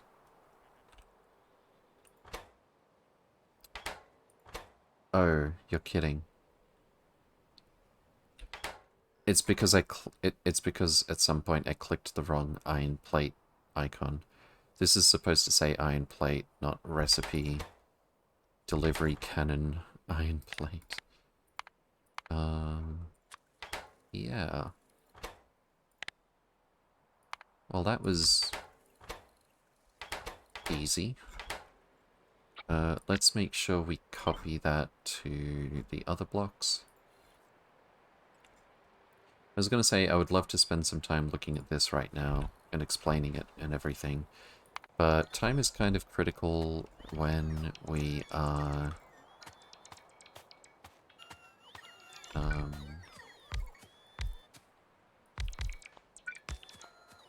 when we're trying to sort out the planet that we just landed on that has biters. As intimidating as all of that circuitry looked, most of it was just decider combinators that say things like, if we have no iron ore, don't try to do the iron plate recipe. If we have no iron ore, don't try to do the iron plate with vulcanite block recipe.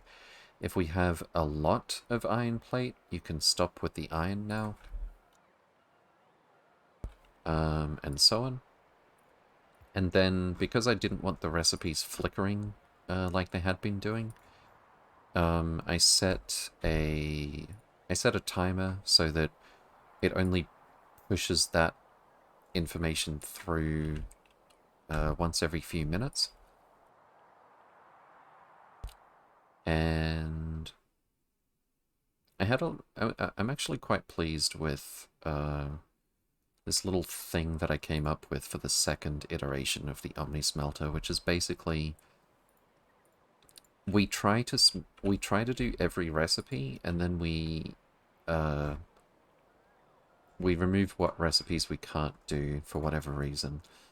So you start with a constant combinator that has every recipe on it, feed it into a memory cell that says everything equal to 1 for the condition to pass everything through. And then for its initial state, it's going to pass through those signals from the constant combinator. This is not looking any... Okay, I keep going back and forth on whether this is an island. It's looking a bit more continenty. Let's actually use the navsat now.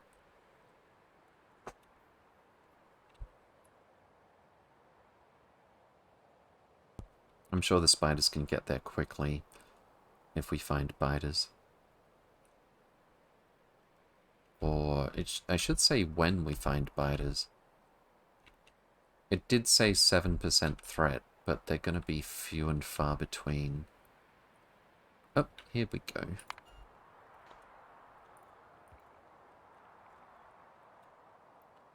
But I'm looking forward to hopefully finding out we're on a landmass with no enemies able to get here. It's looking less and less likely now. Okay, so let's get our pile drivers. What's the planet called again? What is the planet called? I thought we'd be close enough to the center to see the icon on the map that gives us the name. Via Terra.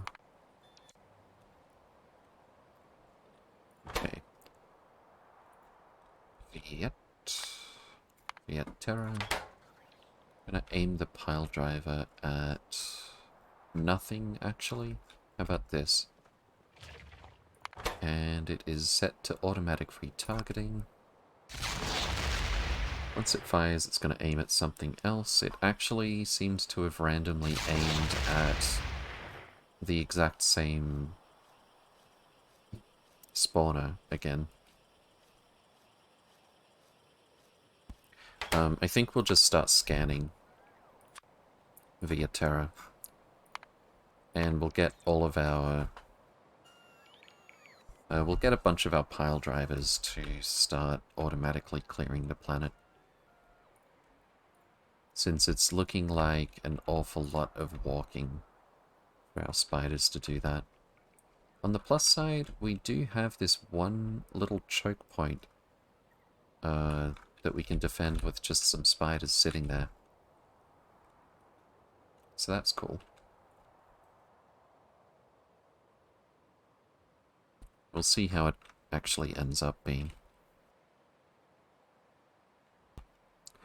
Let's set up our local construction spiders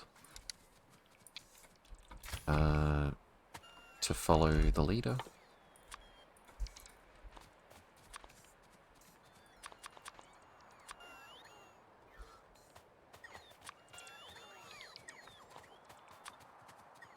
And there we go. Fantastic. I think we've got enough storage here, but why not?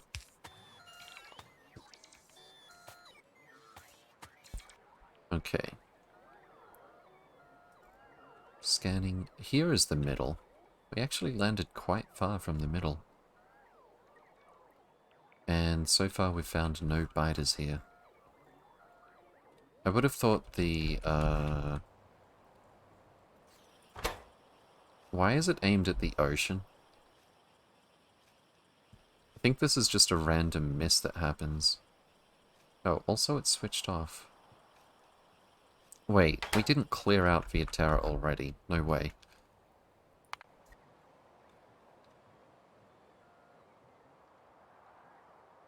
The pile drivers do miss sometimes. Quite dramatically. But I can only guess that's why it was pointed at the ocean.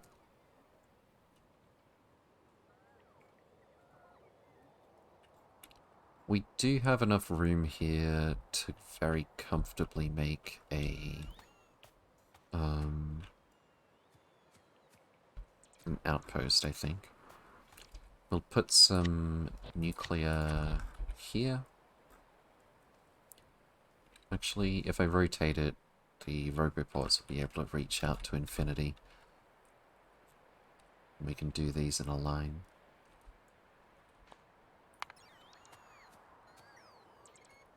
Do I want to reinvent the wheel? Probably not. We are in the same solar system, so we can use delivery cannons. If we look at, I think, Fornax, Taser, not Taser, Fornax.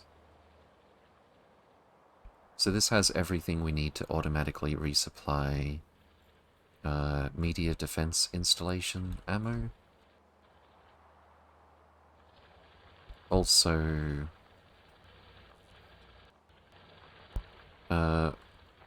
everything we need to make delivery cannon capsules.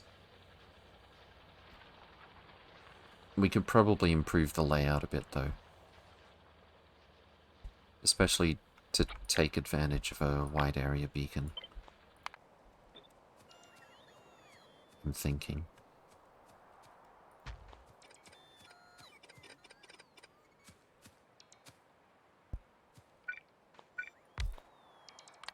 Let's set you to default.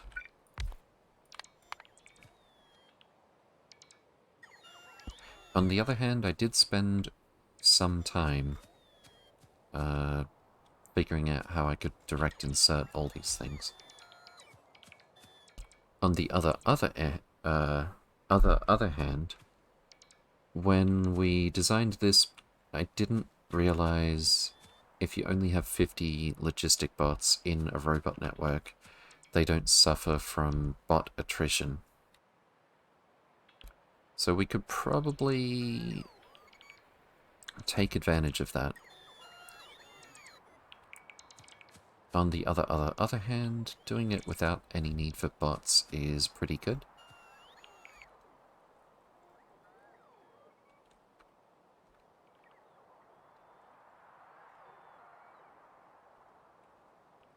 Does the file driver have to have seen... It switched off. Weapons delivery cannon couldn't find any enemies. That's on Nauvis. Okay. But this one also switched off. Or did I just not... No, you have to switch this on for it to fire, it's automatic retargeting that may or may not be left on after it fires. Good grief, my bots are taking a while to recharge. Could probably help with that. Actually, I don't have any more portable RTGs.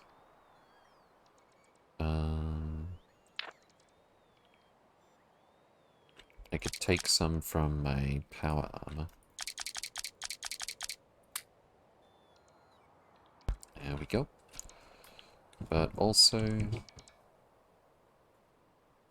pick those up.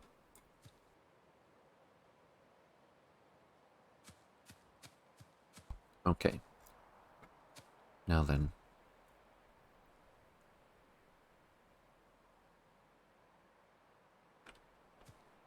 If we use inserters, if we use direct inserting, I don't think it gets much better than this.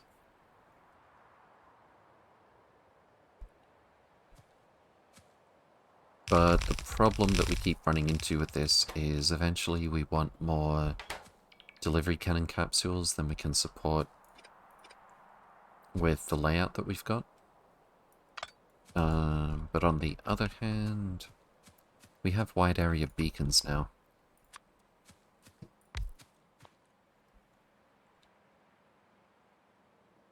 Let's drop a recycling facility.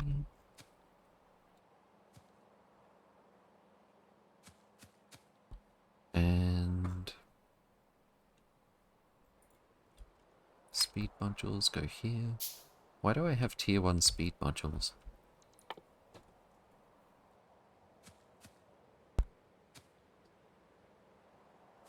It's very, very windy at the moment. I don't know if you can hear any of that. Surface scan progress. It's gonna take a while. Let's start from the center and go north.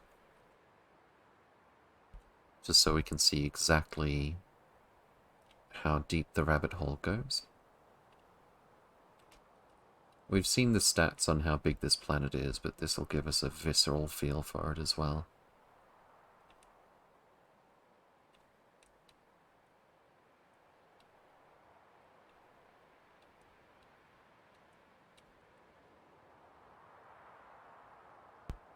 And I don't want to miss if there's any biters here.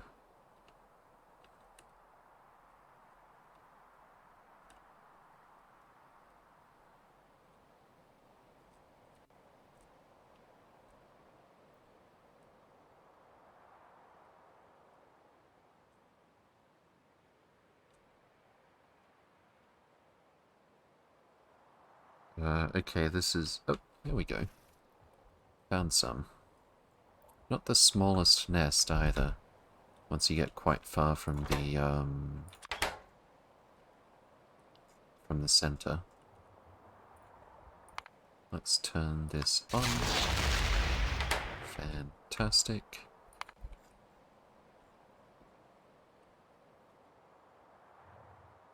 That was more effective than I thought it would be. So it looks like, I'm thinking you have to have revealed an area before the pile drivers can attack it. We'll leave them to it for now. And I'll get a second one activated also.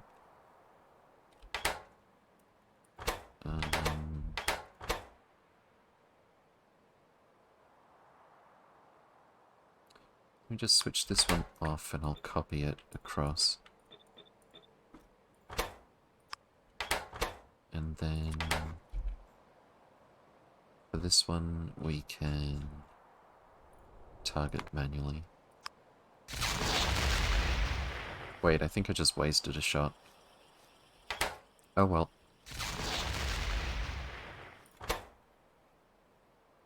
Nice.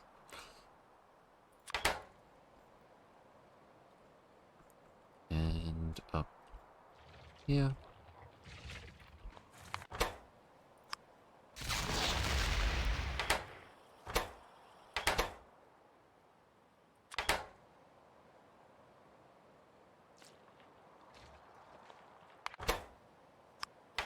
Okay. That'll probably be enough. They might stop firing if they find no more targets. Before we reveal the rest of the map. We'll see. Actually, that kind of coincides with I want to keep going north here.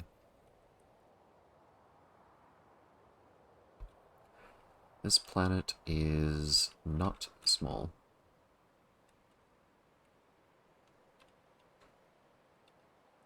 This is going to give us a lot of Holmanite. Like, really, a lot.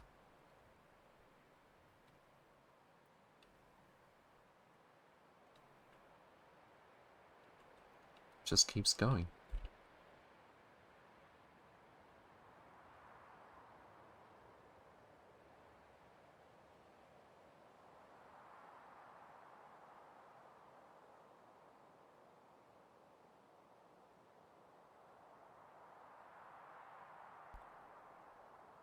I feel like gravity should be hurting me on this planet. Oh, there we go. There's the top. Oh, wow, that is... We're not going to be able to fit the entire thing on the screen zooming out. We can barely see from the center to the top. Okay, good to know. Now then, how fast... I think we need to power this before we can find out exactly how fast this would make delivery cannon capsules. We can probably get rid of the old power poles.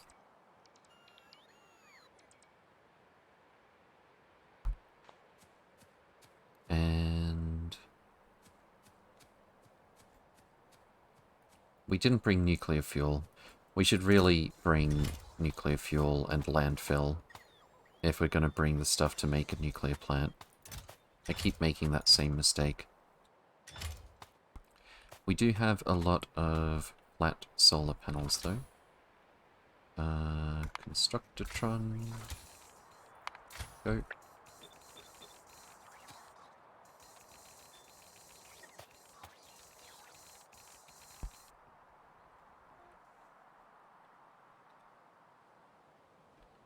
And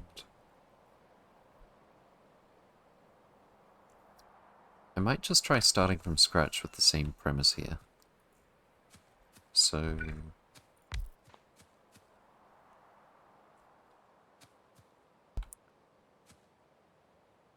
we want to make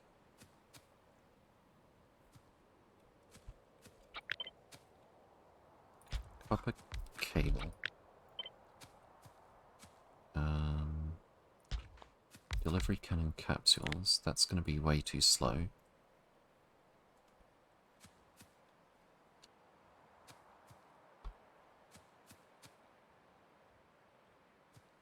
Keep this on both sides. Probably won't have speed modules in here.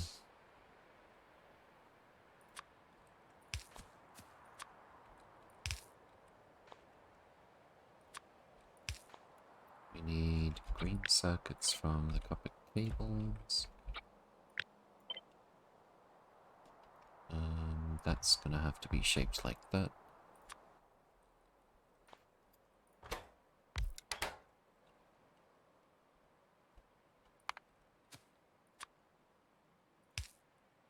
It'll probably be a pretty similar layout, but if we start from scratch, we're more likely to be able to find some room for improvement somewhere. This needs to point directly at the media defense installation ammo, I think. So that would go there.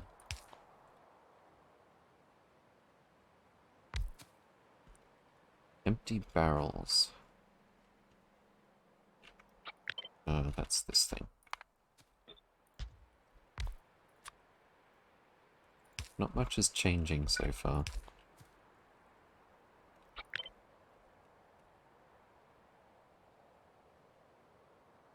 That can be anywhere as long as it points at this from this.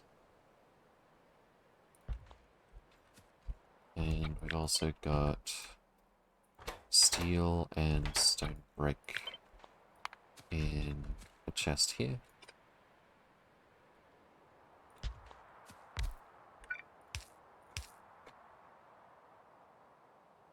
And the recycler's gonna put steel directly in that chest.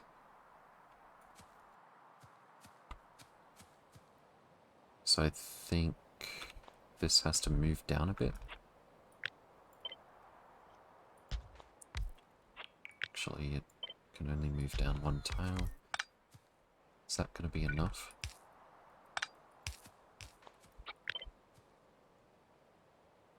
Nope. It might be a problem if we want to direct insert this.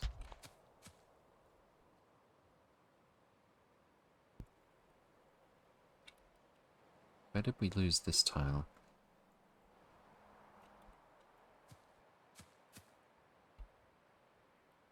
Oh, I see.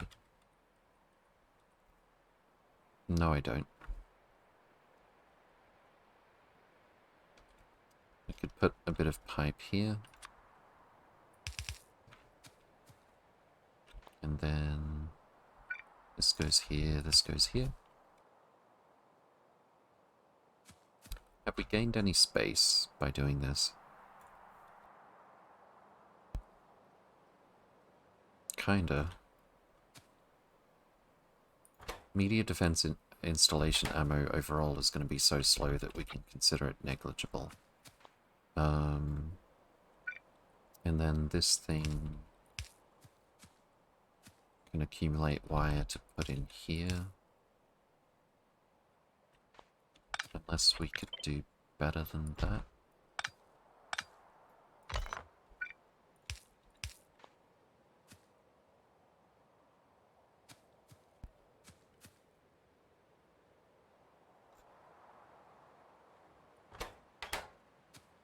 Especially with how much coal mining we're going to get from here, we need to be able to support lots of delivery cannon capsules.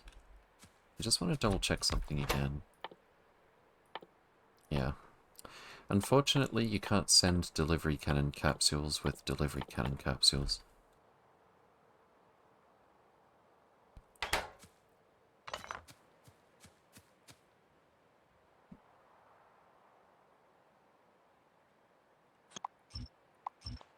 If we move this down a bit, that can just direct insert. If this goes here, back, direct insert.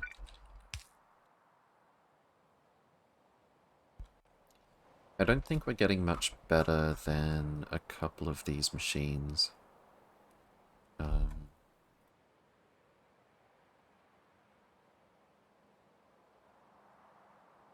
In fact, technically we've got more of them here, that one's probably unnecessary.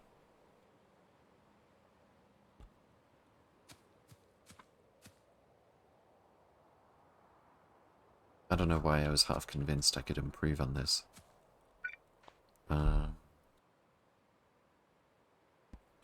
Could also maybe put a bit of everything into the logistic network.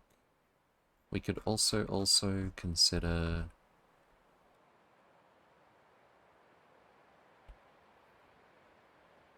really taking advantage of bots.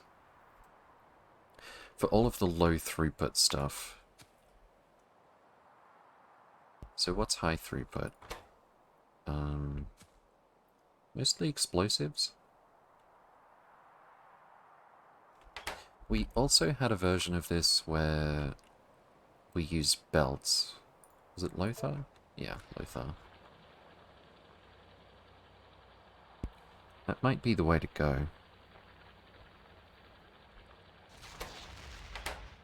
We seem to be missing copper here.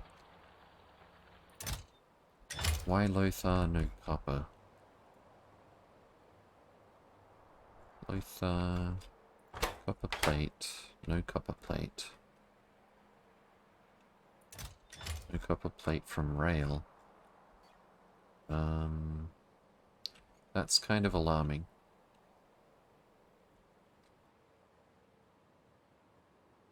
I've got 27k here. No copper ore whatsoever. Oh, we did just smelt some copper. Less than 3 minutes ago. But in general, copper's not looking so good. Oh, wow. I think as soon as we get this planet sorted out, we're going to go for that, did we find... yeah. A copper ore core fragment planet. It's got a lot of biters on it, though, and it is interstellar, so we can't use the, pile drivers.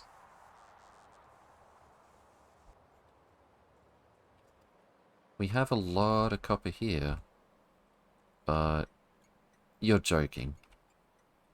Those are ghosts. Okay, let's get that build finished.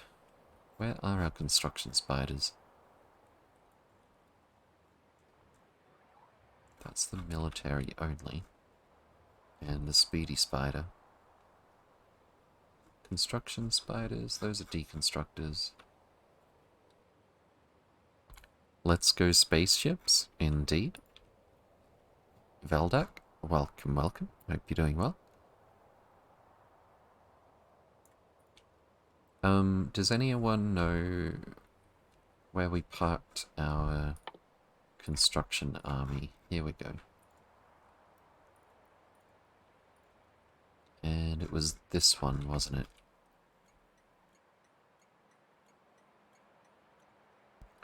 Well, that's a little embarrassing. That'll be, let's see. Unpowered beacon. Power switch is switched off, I think. Yep. Once this is fully charged again, it'll switch on.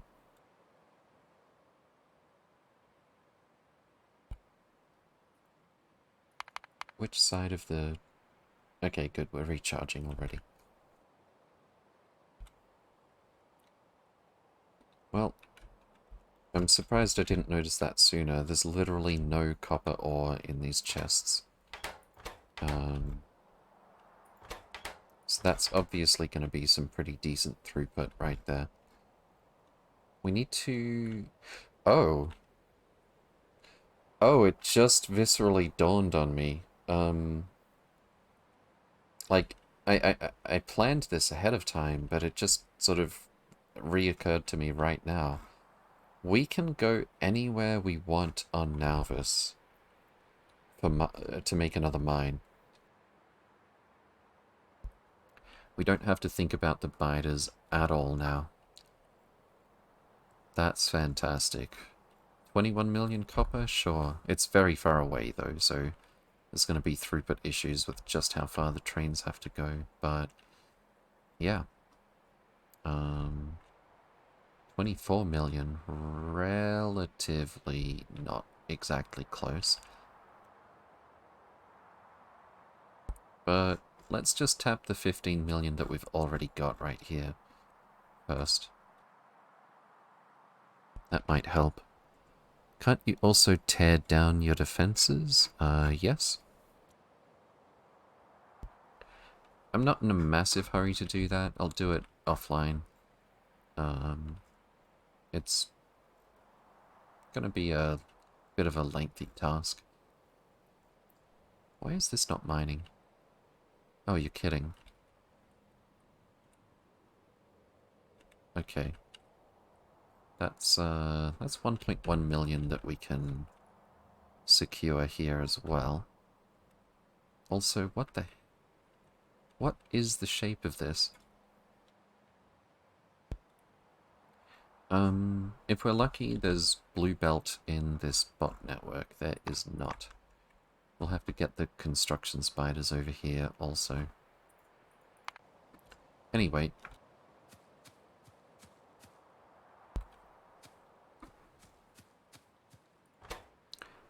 So it's really just explosives, right? How fast do we need copper cable? 3.25 per second. Times 2, maybe? Hold on, what? Oh, that's without the beacon. 6.5 per second is 5 machines, but it's only 2.5 copper plate. So I think we should use belts there.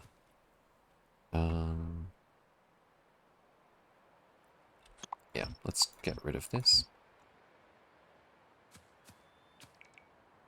I think the rest is okay to stay how it is. I was going to have a set filters blacklist to take a little bit of everything and put it in the logistic network. But there's going to be more than 5 types of items here, so that's not going to work.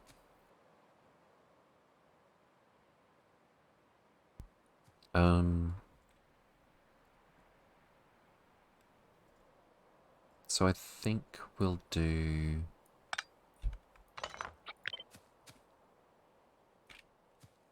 We've got plenty of room. But I want to try and come up with a template that's going to be our new default, basically.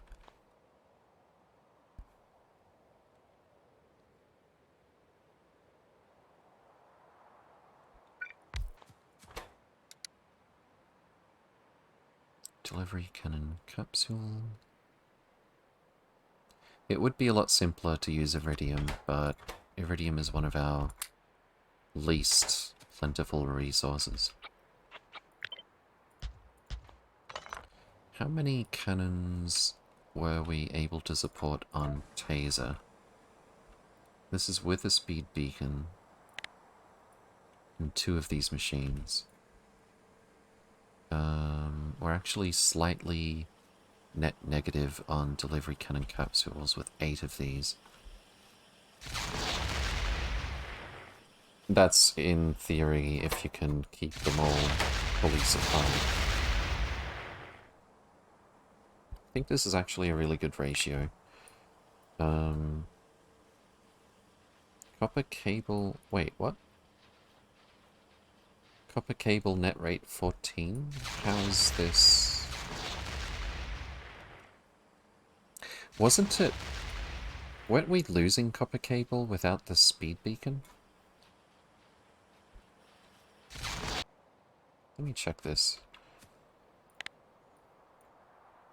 Yeah. This is negative 5.18 copper cable per second. 1 of these and 2 of these. But if we look at Taser, the exact same ratio, but with a wide area beacon,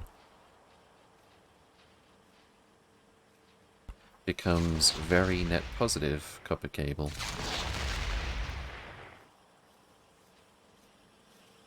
Cool.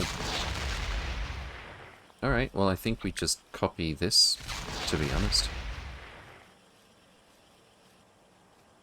Except...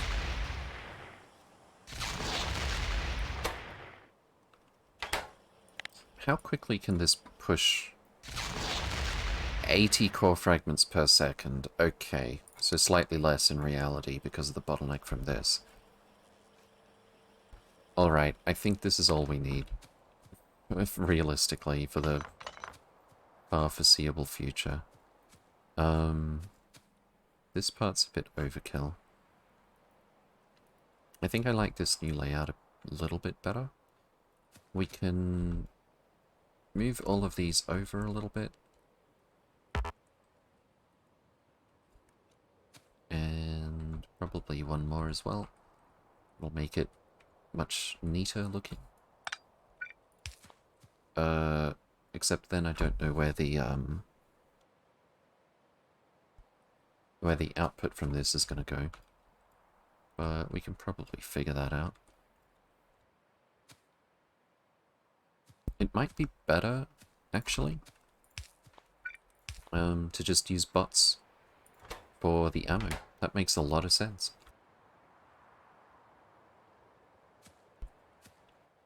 So let's do that. Put it here, I think it's a little bit cleaner looking. And we also need nothing, actually, in terms of circuit wire there.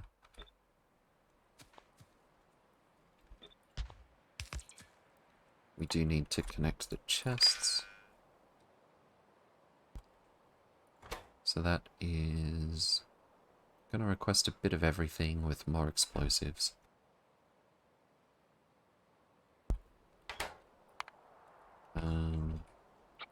This is just connected to the green wire.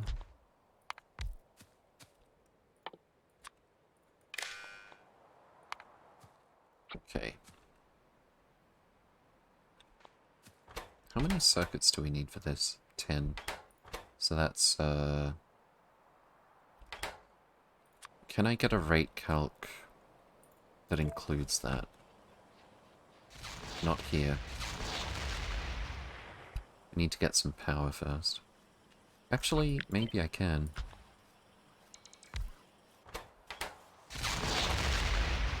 Set that to green circuit. And set this one to ammo. Okay.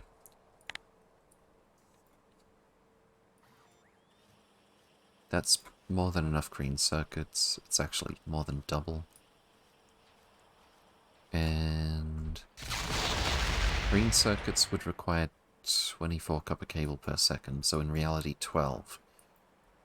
This by itself is net positive 7, and realistically this thing is not going to be active most of the time. So I think we can actually cover everything with just one copper cable machine. Except if we're doing this direct insertion thing, I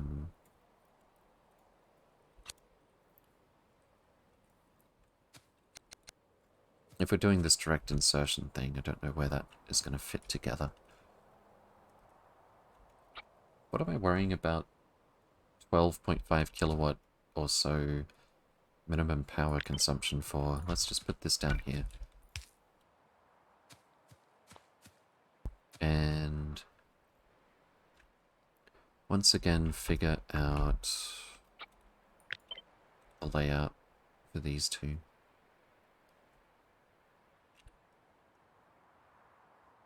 Didn't I have it before? Actually, if that goes somewhere like here, and that goes here, that goes here.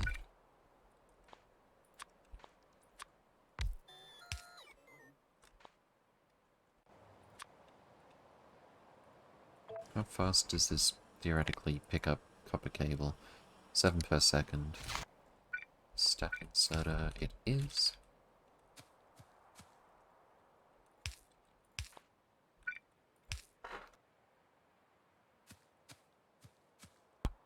Although with this, these two are separate from each other.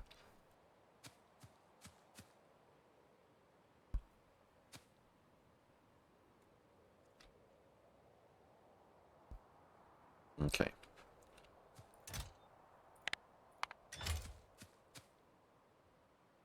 I think that's the way to go, though. We'll put some belt over here. Can we do better?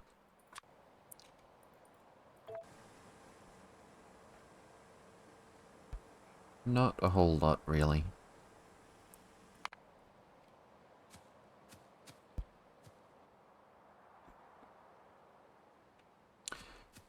we should also... Oh, that's right.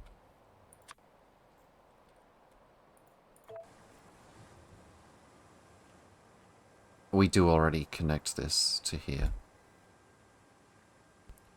For the nuclear stuff. Yeah, I think I want to build a... Well, we would have to build it close to water. We're already close to water. But I think I want to build a blueprint for this, which is... Again, like we have on Taser, includes the nuclear power plant. It's a small plant, though. Maybe we could do a big one. Except, if we do a big one... Oh, that is... bigger than I realized. Like a lot bigger.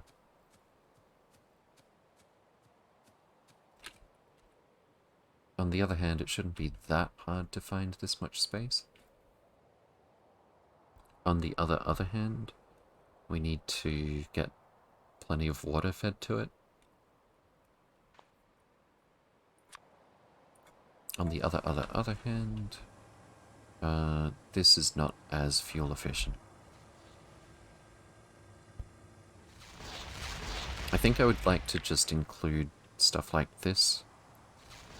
And then have the offshore plant not too far away. So to that end,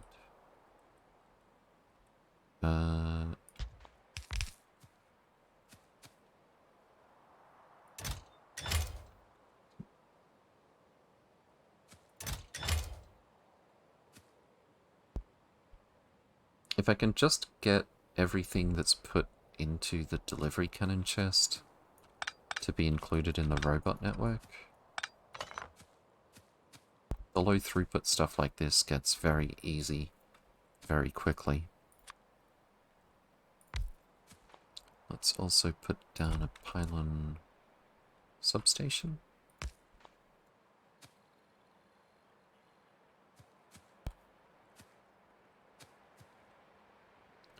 And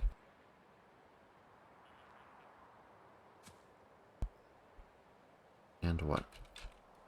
I forgot what we were using the satellite dish for. Oh, that's right, that's for the cannons.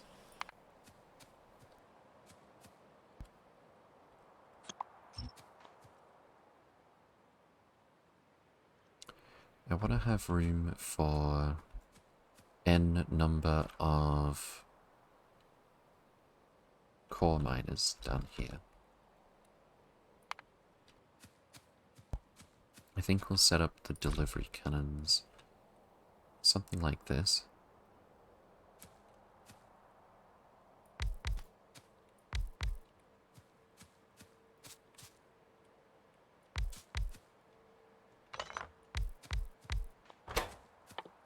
And well, I'm not going to set anything for them for the blueprint.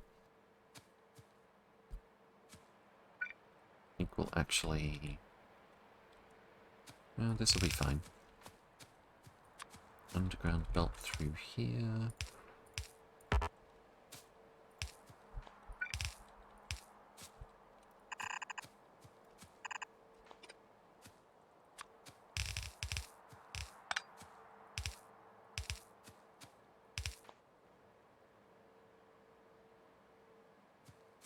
Okay, so those are all going to be connected. Can't reach across there.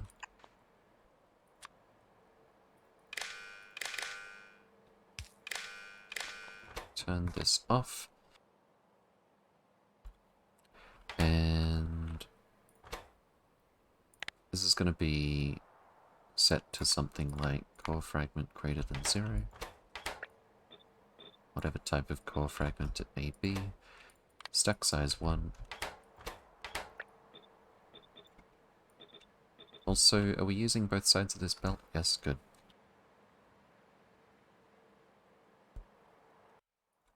And our core mining setup is going to be down here.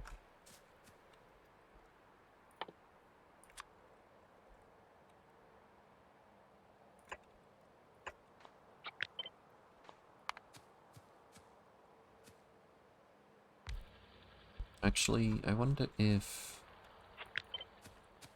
we could put it somewhere like here instead. For a start location.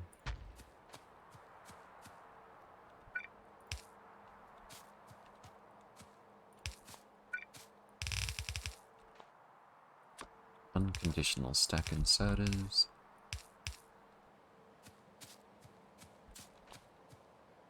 And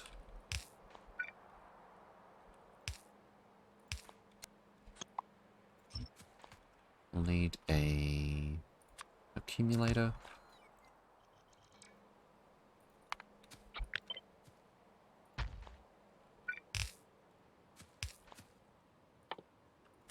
And this pattern is going to repeat for as many core miners as we have, in whatever direction.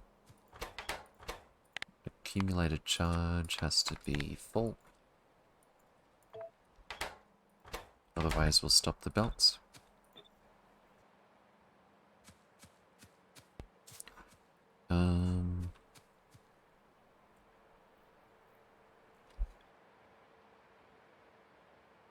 I'd kind of like to use up this empty space here.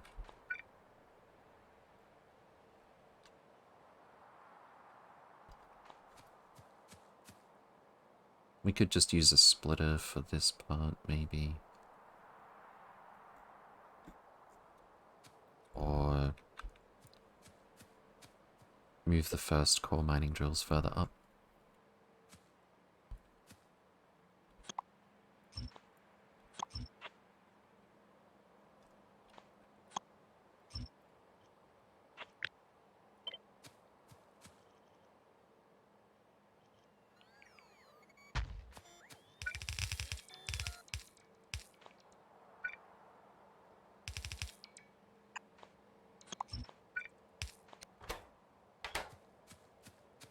Okay.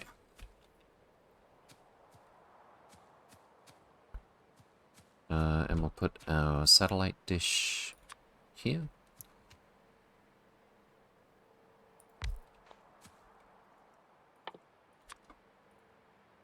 It's going to connect like so.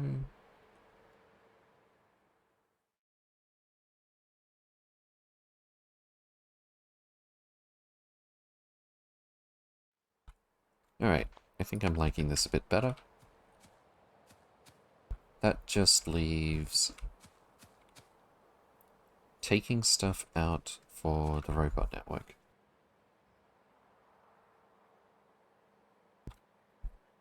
I'm thinking I could set up a system of things that I'm requesting for the robot network. And we set whitelist for a filter inserter. So that we can have one inserter to take all of those things out.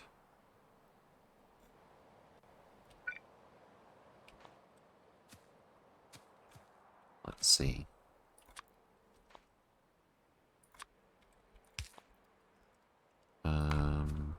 So we read the logistic network contents.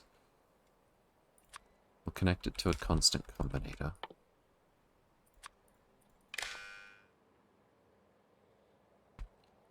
We'll have a negative number for things we want to put into the logistic network. And then I think we need to multiply by -1.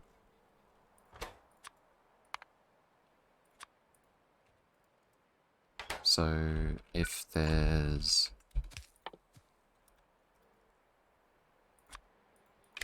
17 iron in the logistic network, minus 100, we've got a negative number. Multiply that by -1.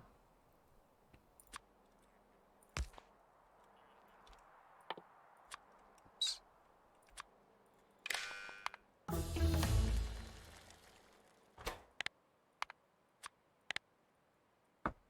we might need to add a each greater than 0 somewhere. But I don't think it's going to be a problem. Occasionally certain items will flicker to positive, but if they're not in this chest, it's not going to make a difference. So connect that to our filter inserter here. Set filters, whitelist, and we'll probably benefit sometimes from using a regular filter inserter because it's got 5 filters. If there's a single resource missing and it's trying to pick up that resource specifically, it's going to be a problem. So we'll go iron, copper. Oh, we finished our research. Fantastic. So we've now got more mining productivity, which means we're going to get more out of core fragments. We're going to get more core fragments to begin with. Which means our minimum throughput of all resources just jumped up. Also, we're going to get more out of the copper mine that we recently activated. Why don't we fix it as well?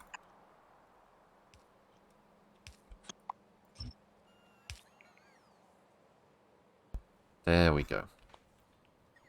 Throughput is 611 per second. Assuming we have the belts for that. 2468. We have the belts for 360.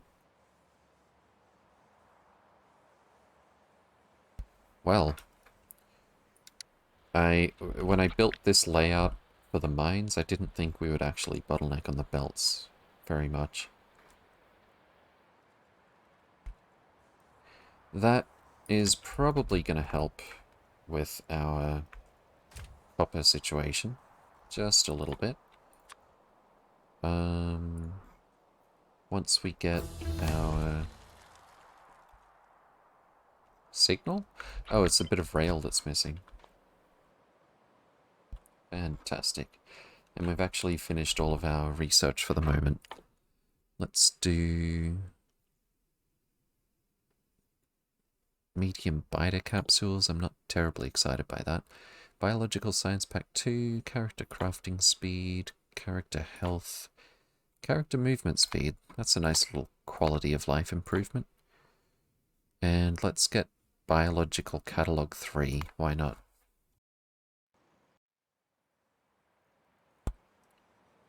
Okay, so we've got our signals here. All good. Once the spiders get down to where they're going, this train should be in motion again.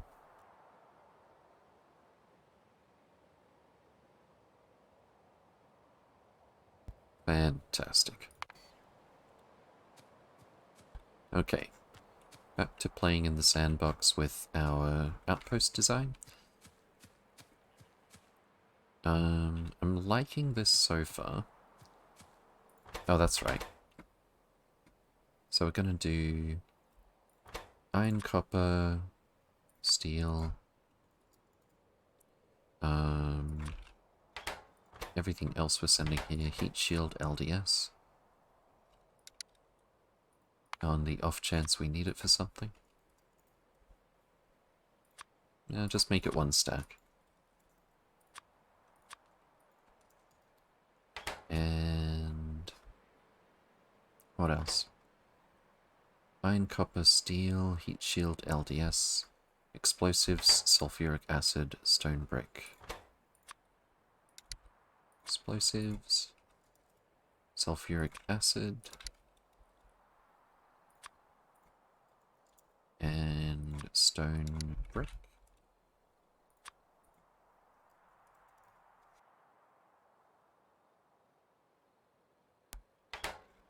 And we're also going to add uranium. We can't directly send uranium fuel cells, but we can send 238 and 235 by cannon, which is what we're doing back on Taser.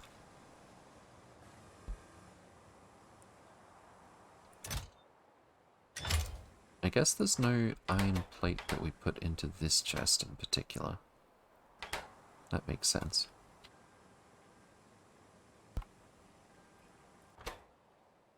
All the more reason to use just a regular filter inserter for this thing we're building.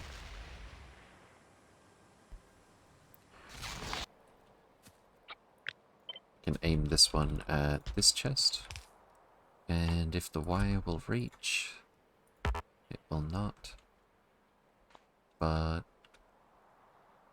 we can always just have it piggyback off of an inserter and remove the conditions on this one. Also, if we really need to, we can just put a constant combinator next to each of these with a big negative number to remove whichever filters. Okay.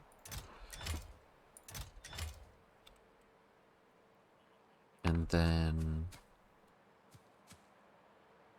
And then...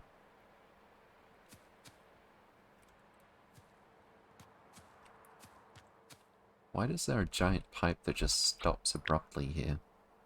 Looks weird. I think all that's left is to add the media defense installations. Yeah, I think that's actually it.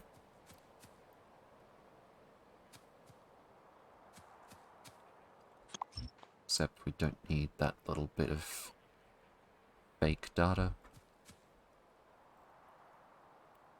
Well, the thing is, we can put the media defense installations wherever we like now, and they're very, very easy to place with requester chests.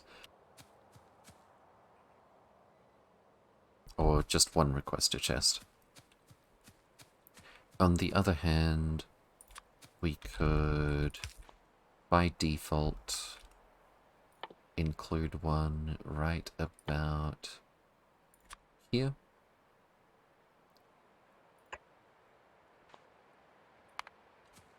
Seems like a sensible place for it. And then we can go in whichever direction we like to add some more of these.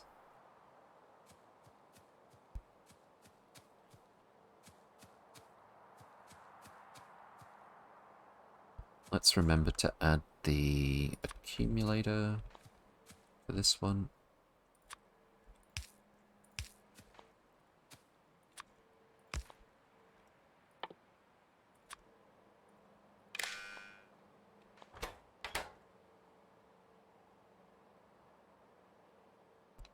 And then everything is actually under this pylon substation. Although I think we could probably place it a bit more in the middle. Maybe?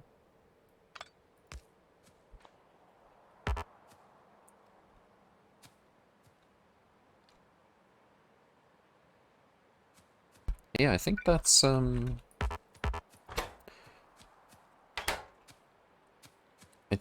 build. Pretty happy with that one.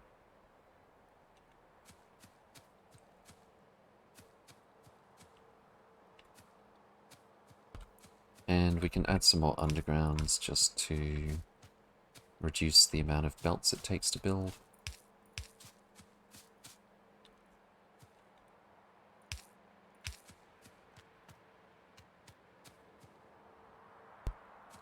That one just feels a bit too much.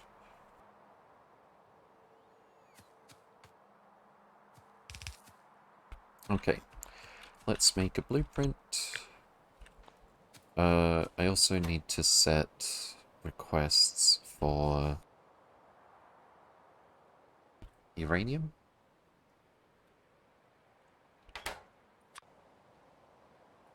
I'll probably copy this constant combinator right here, except it's got coal. I'm pretty sure it's just uranium that we need to add to this. Also, where did I even get this? Where does it include iron plate? Which planet are we sending iron plate to where we're also...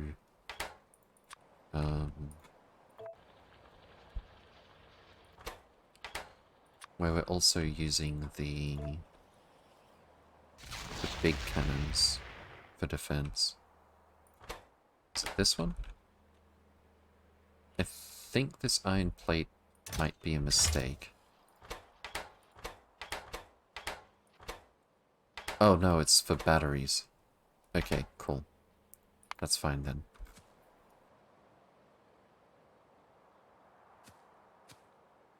Okay. In that case, I would also like to set up...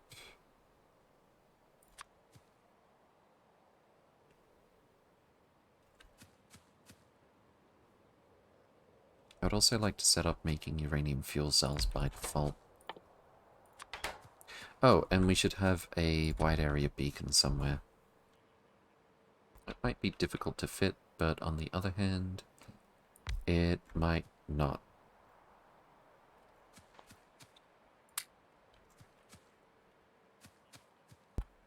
Cool.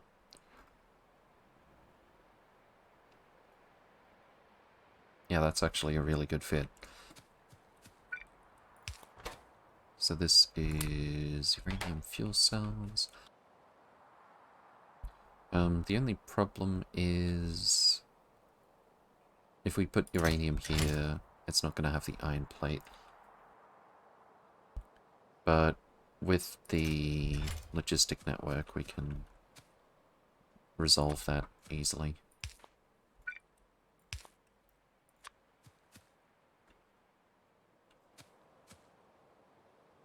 Could maybe even put this here.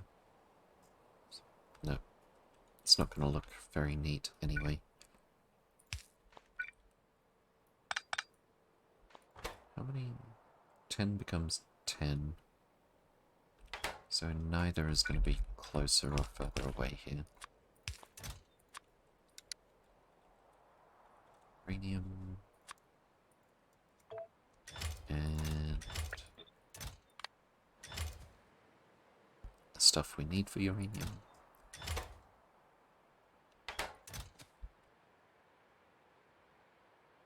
Let's bump up the requests a little bit.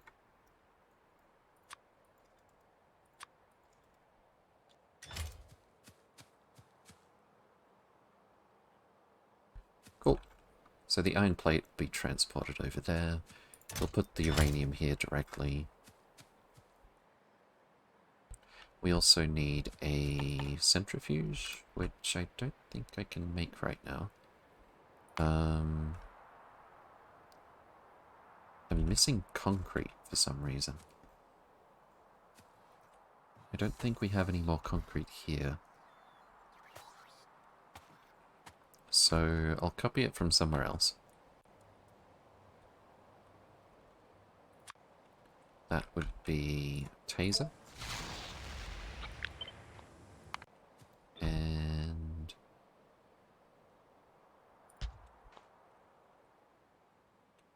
that's gonna be...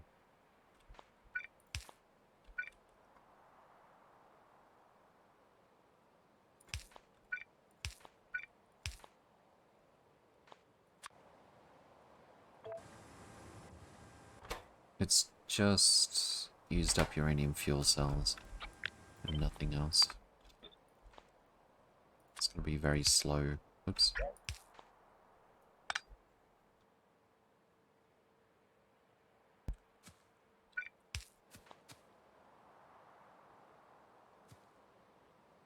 Okay. So we can always remove some of these optional extras, but I'd rather have them as part of the blueprint. Default. We'll set this to vanilla core fragments just as a example. And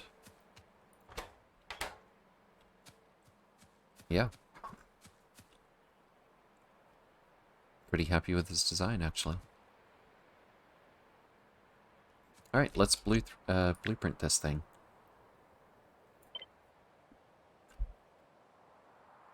I feel like I should also include an autocrafter, but we can just leave room here and throw one down from our blueprint library. Where is it?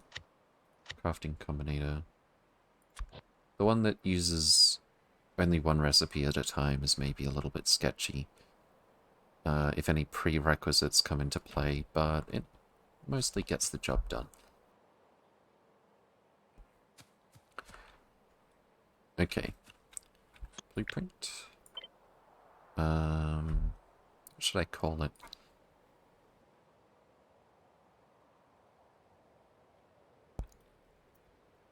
Standard outpost.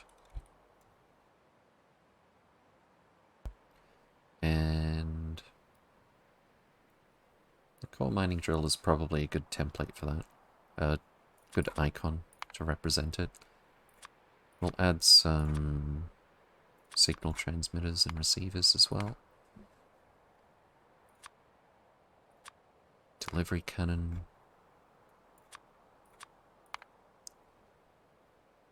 And transmitter and receiver. Cool. I think that's it. Standard planetary outpost. Importing, exporting by cannon. Runs off nuclear.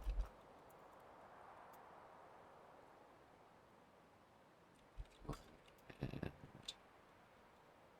uses. What are the media here we go. Media defense installations.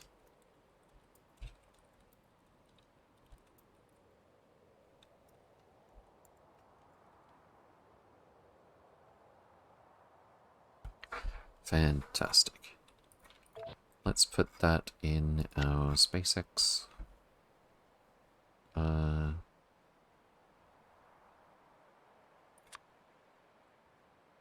Blueprint book. And I think it's going to have to wait till the next stream to really get this thing going. Oh, we've got a bunch of biters. Are the cannons firing?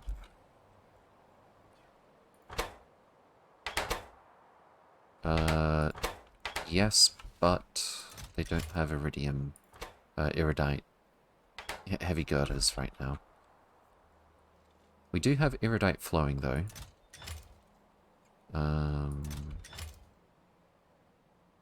Currently the girders have stopped because we don't have as much iridite. And it's flowing to the opposite side. How much have we got of each? 8.9k versus only 2k. So it's going to be a little while before it makes more girders. Maybe I should just let the girders pile up. Because we need them, like, all the time anyway. Girders are sort of a higher priority right now because of the military issue.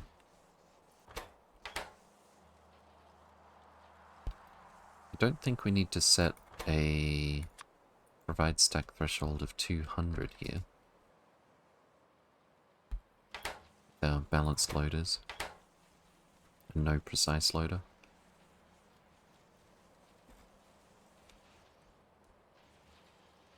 Okay. Alright, I guess it's time to find a stream to raid for today. Let's see who's playing Factorio.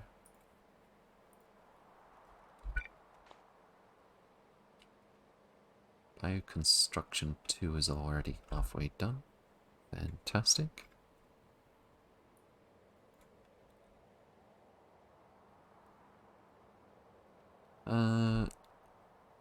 Let's find out what a death maze is.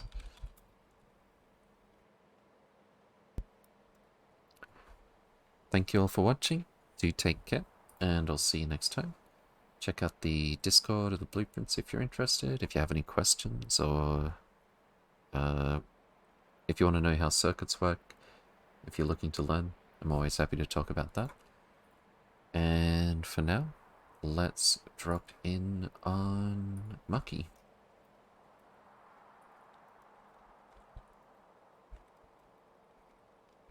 Take care, guys.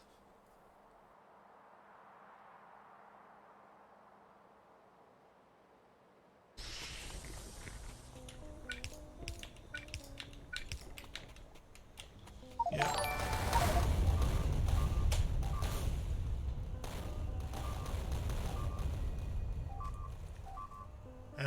Thank you for the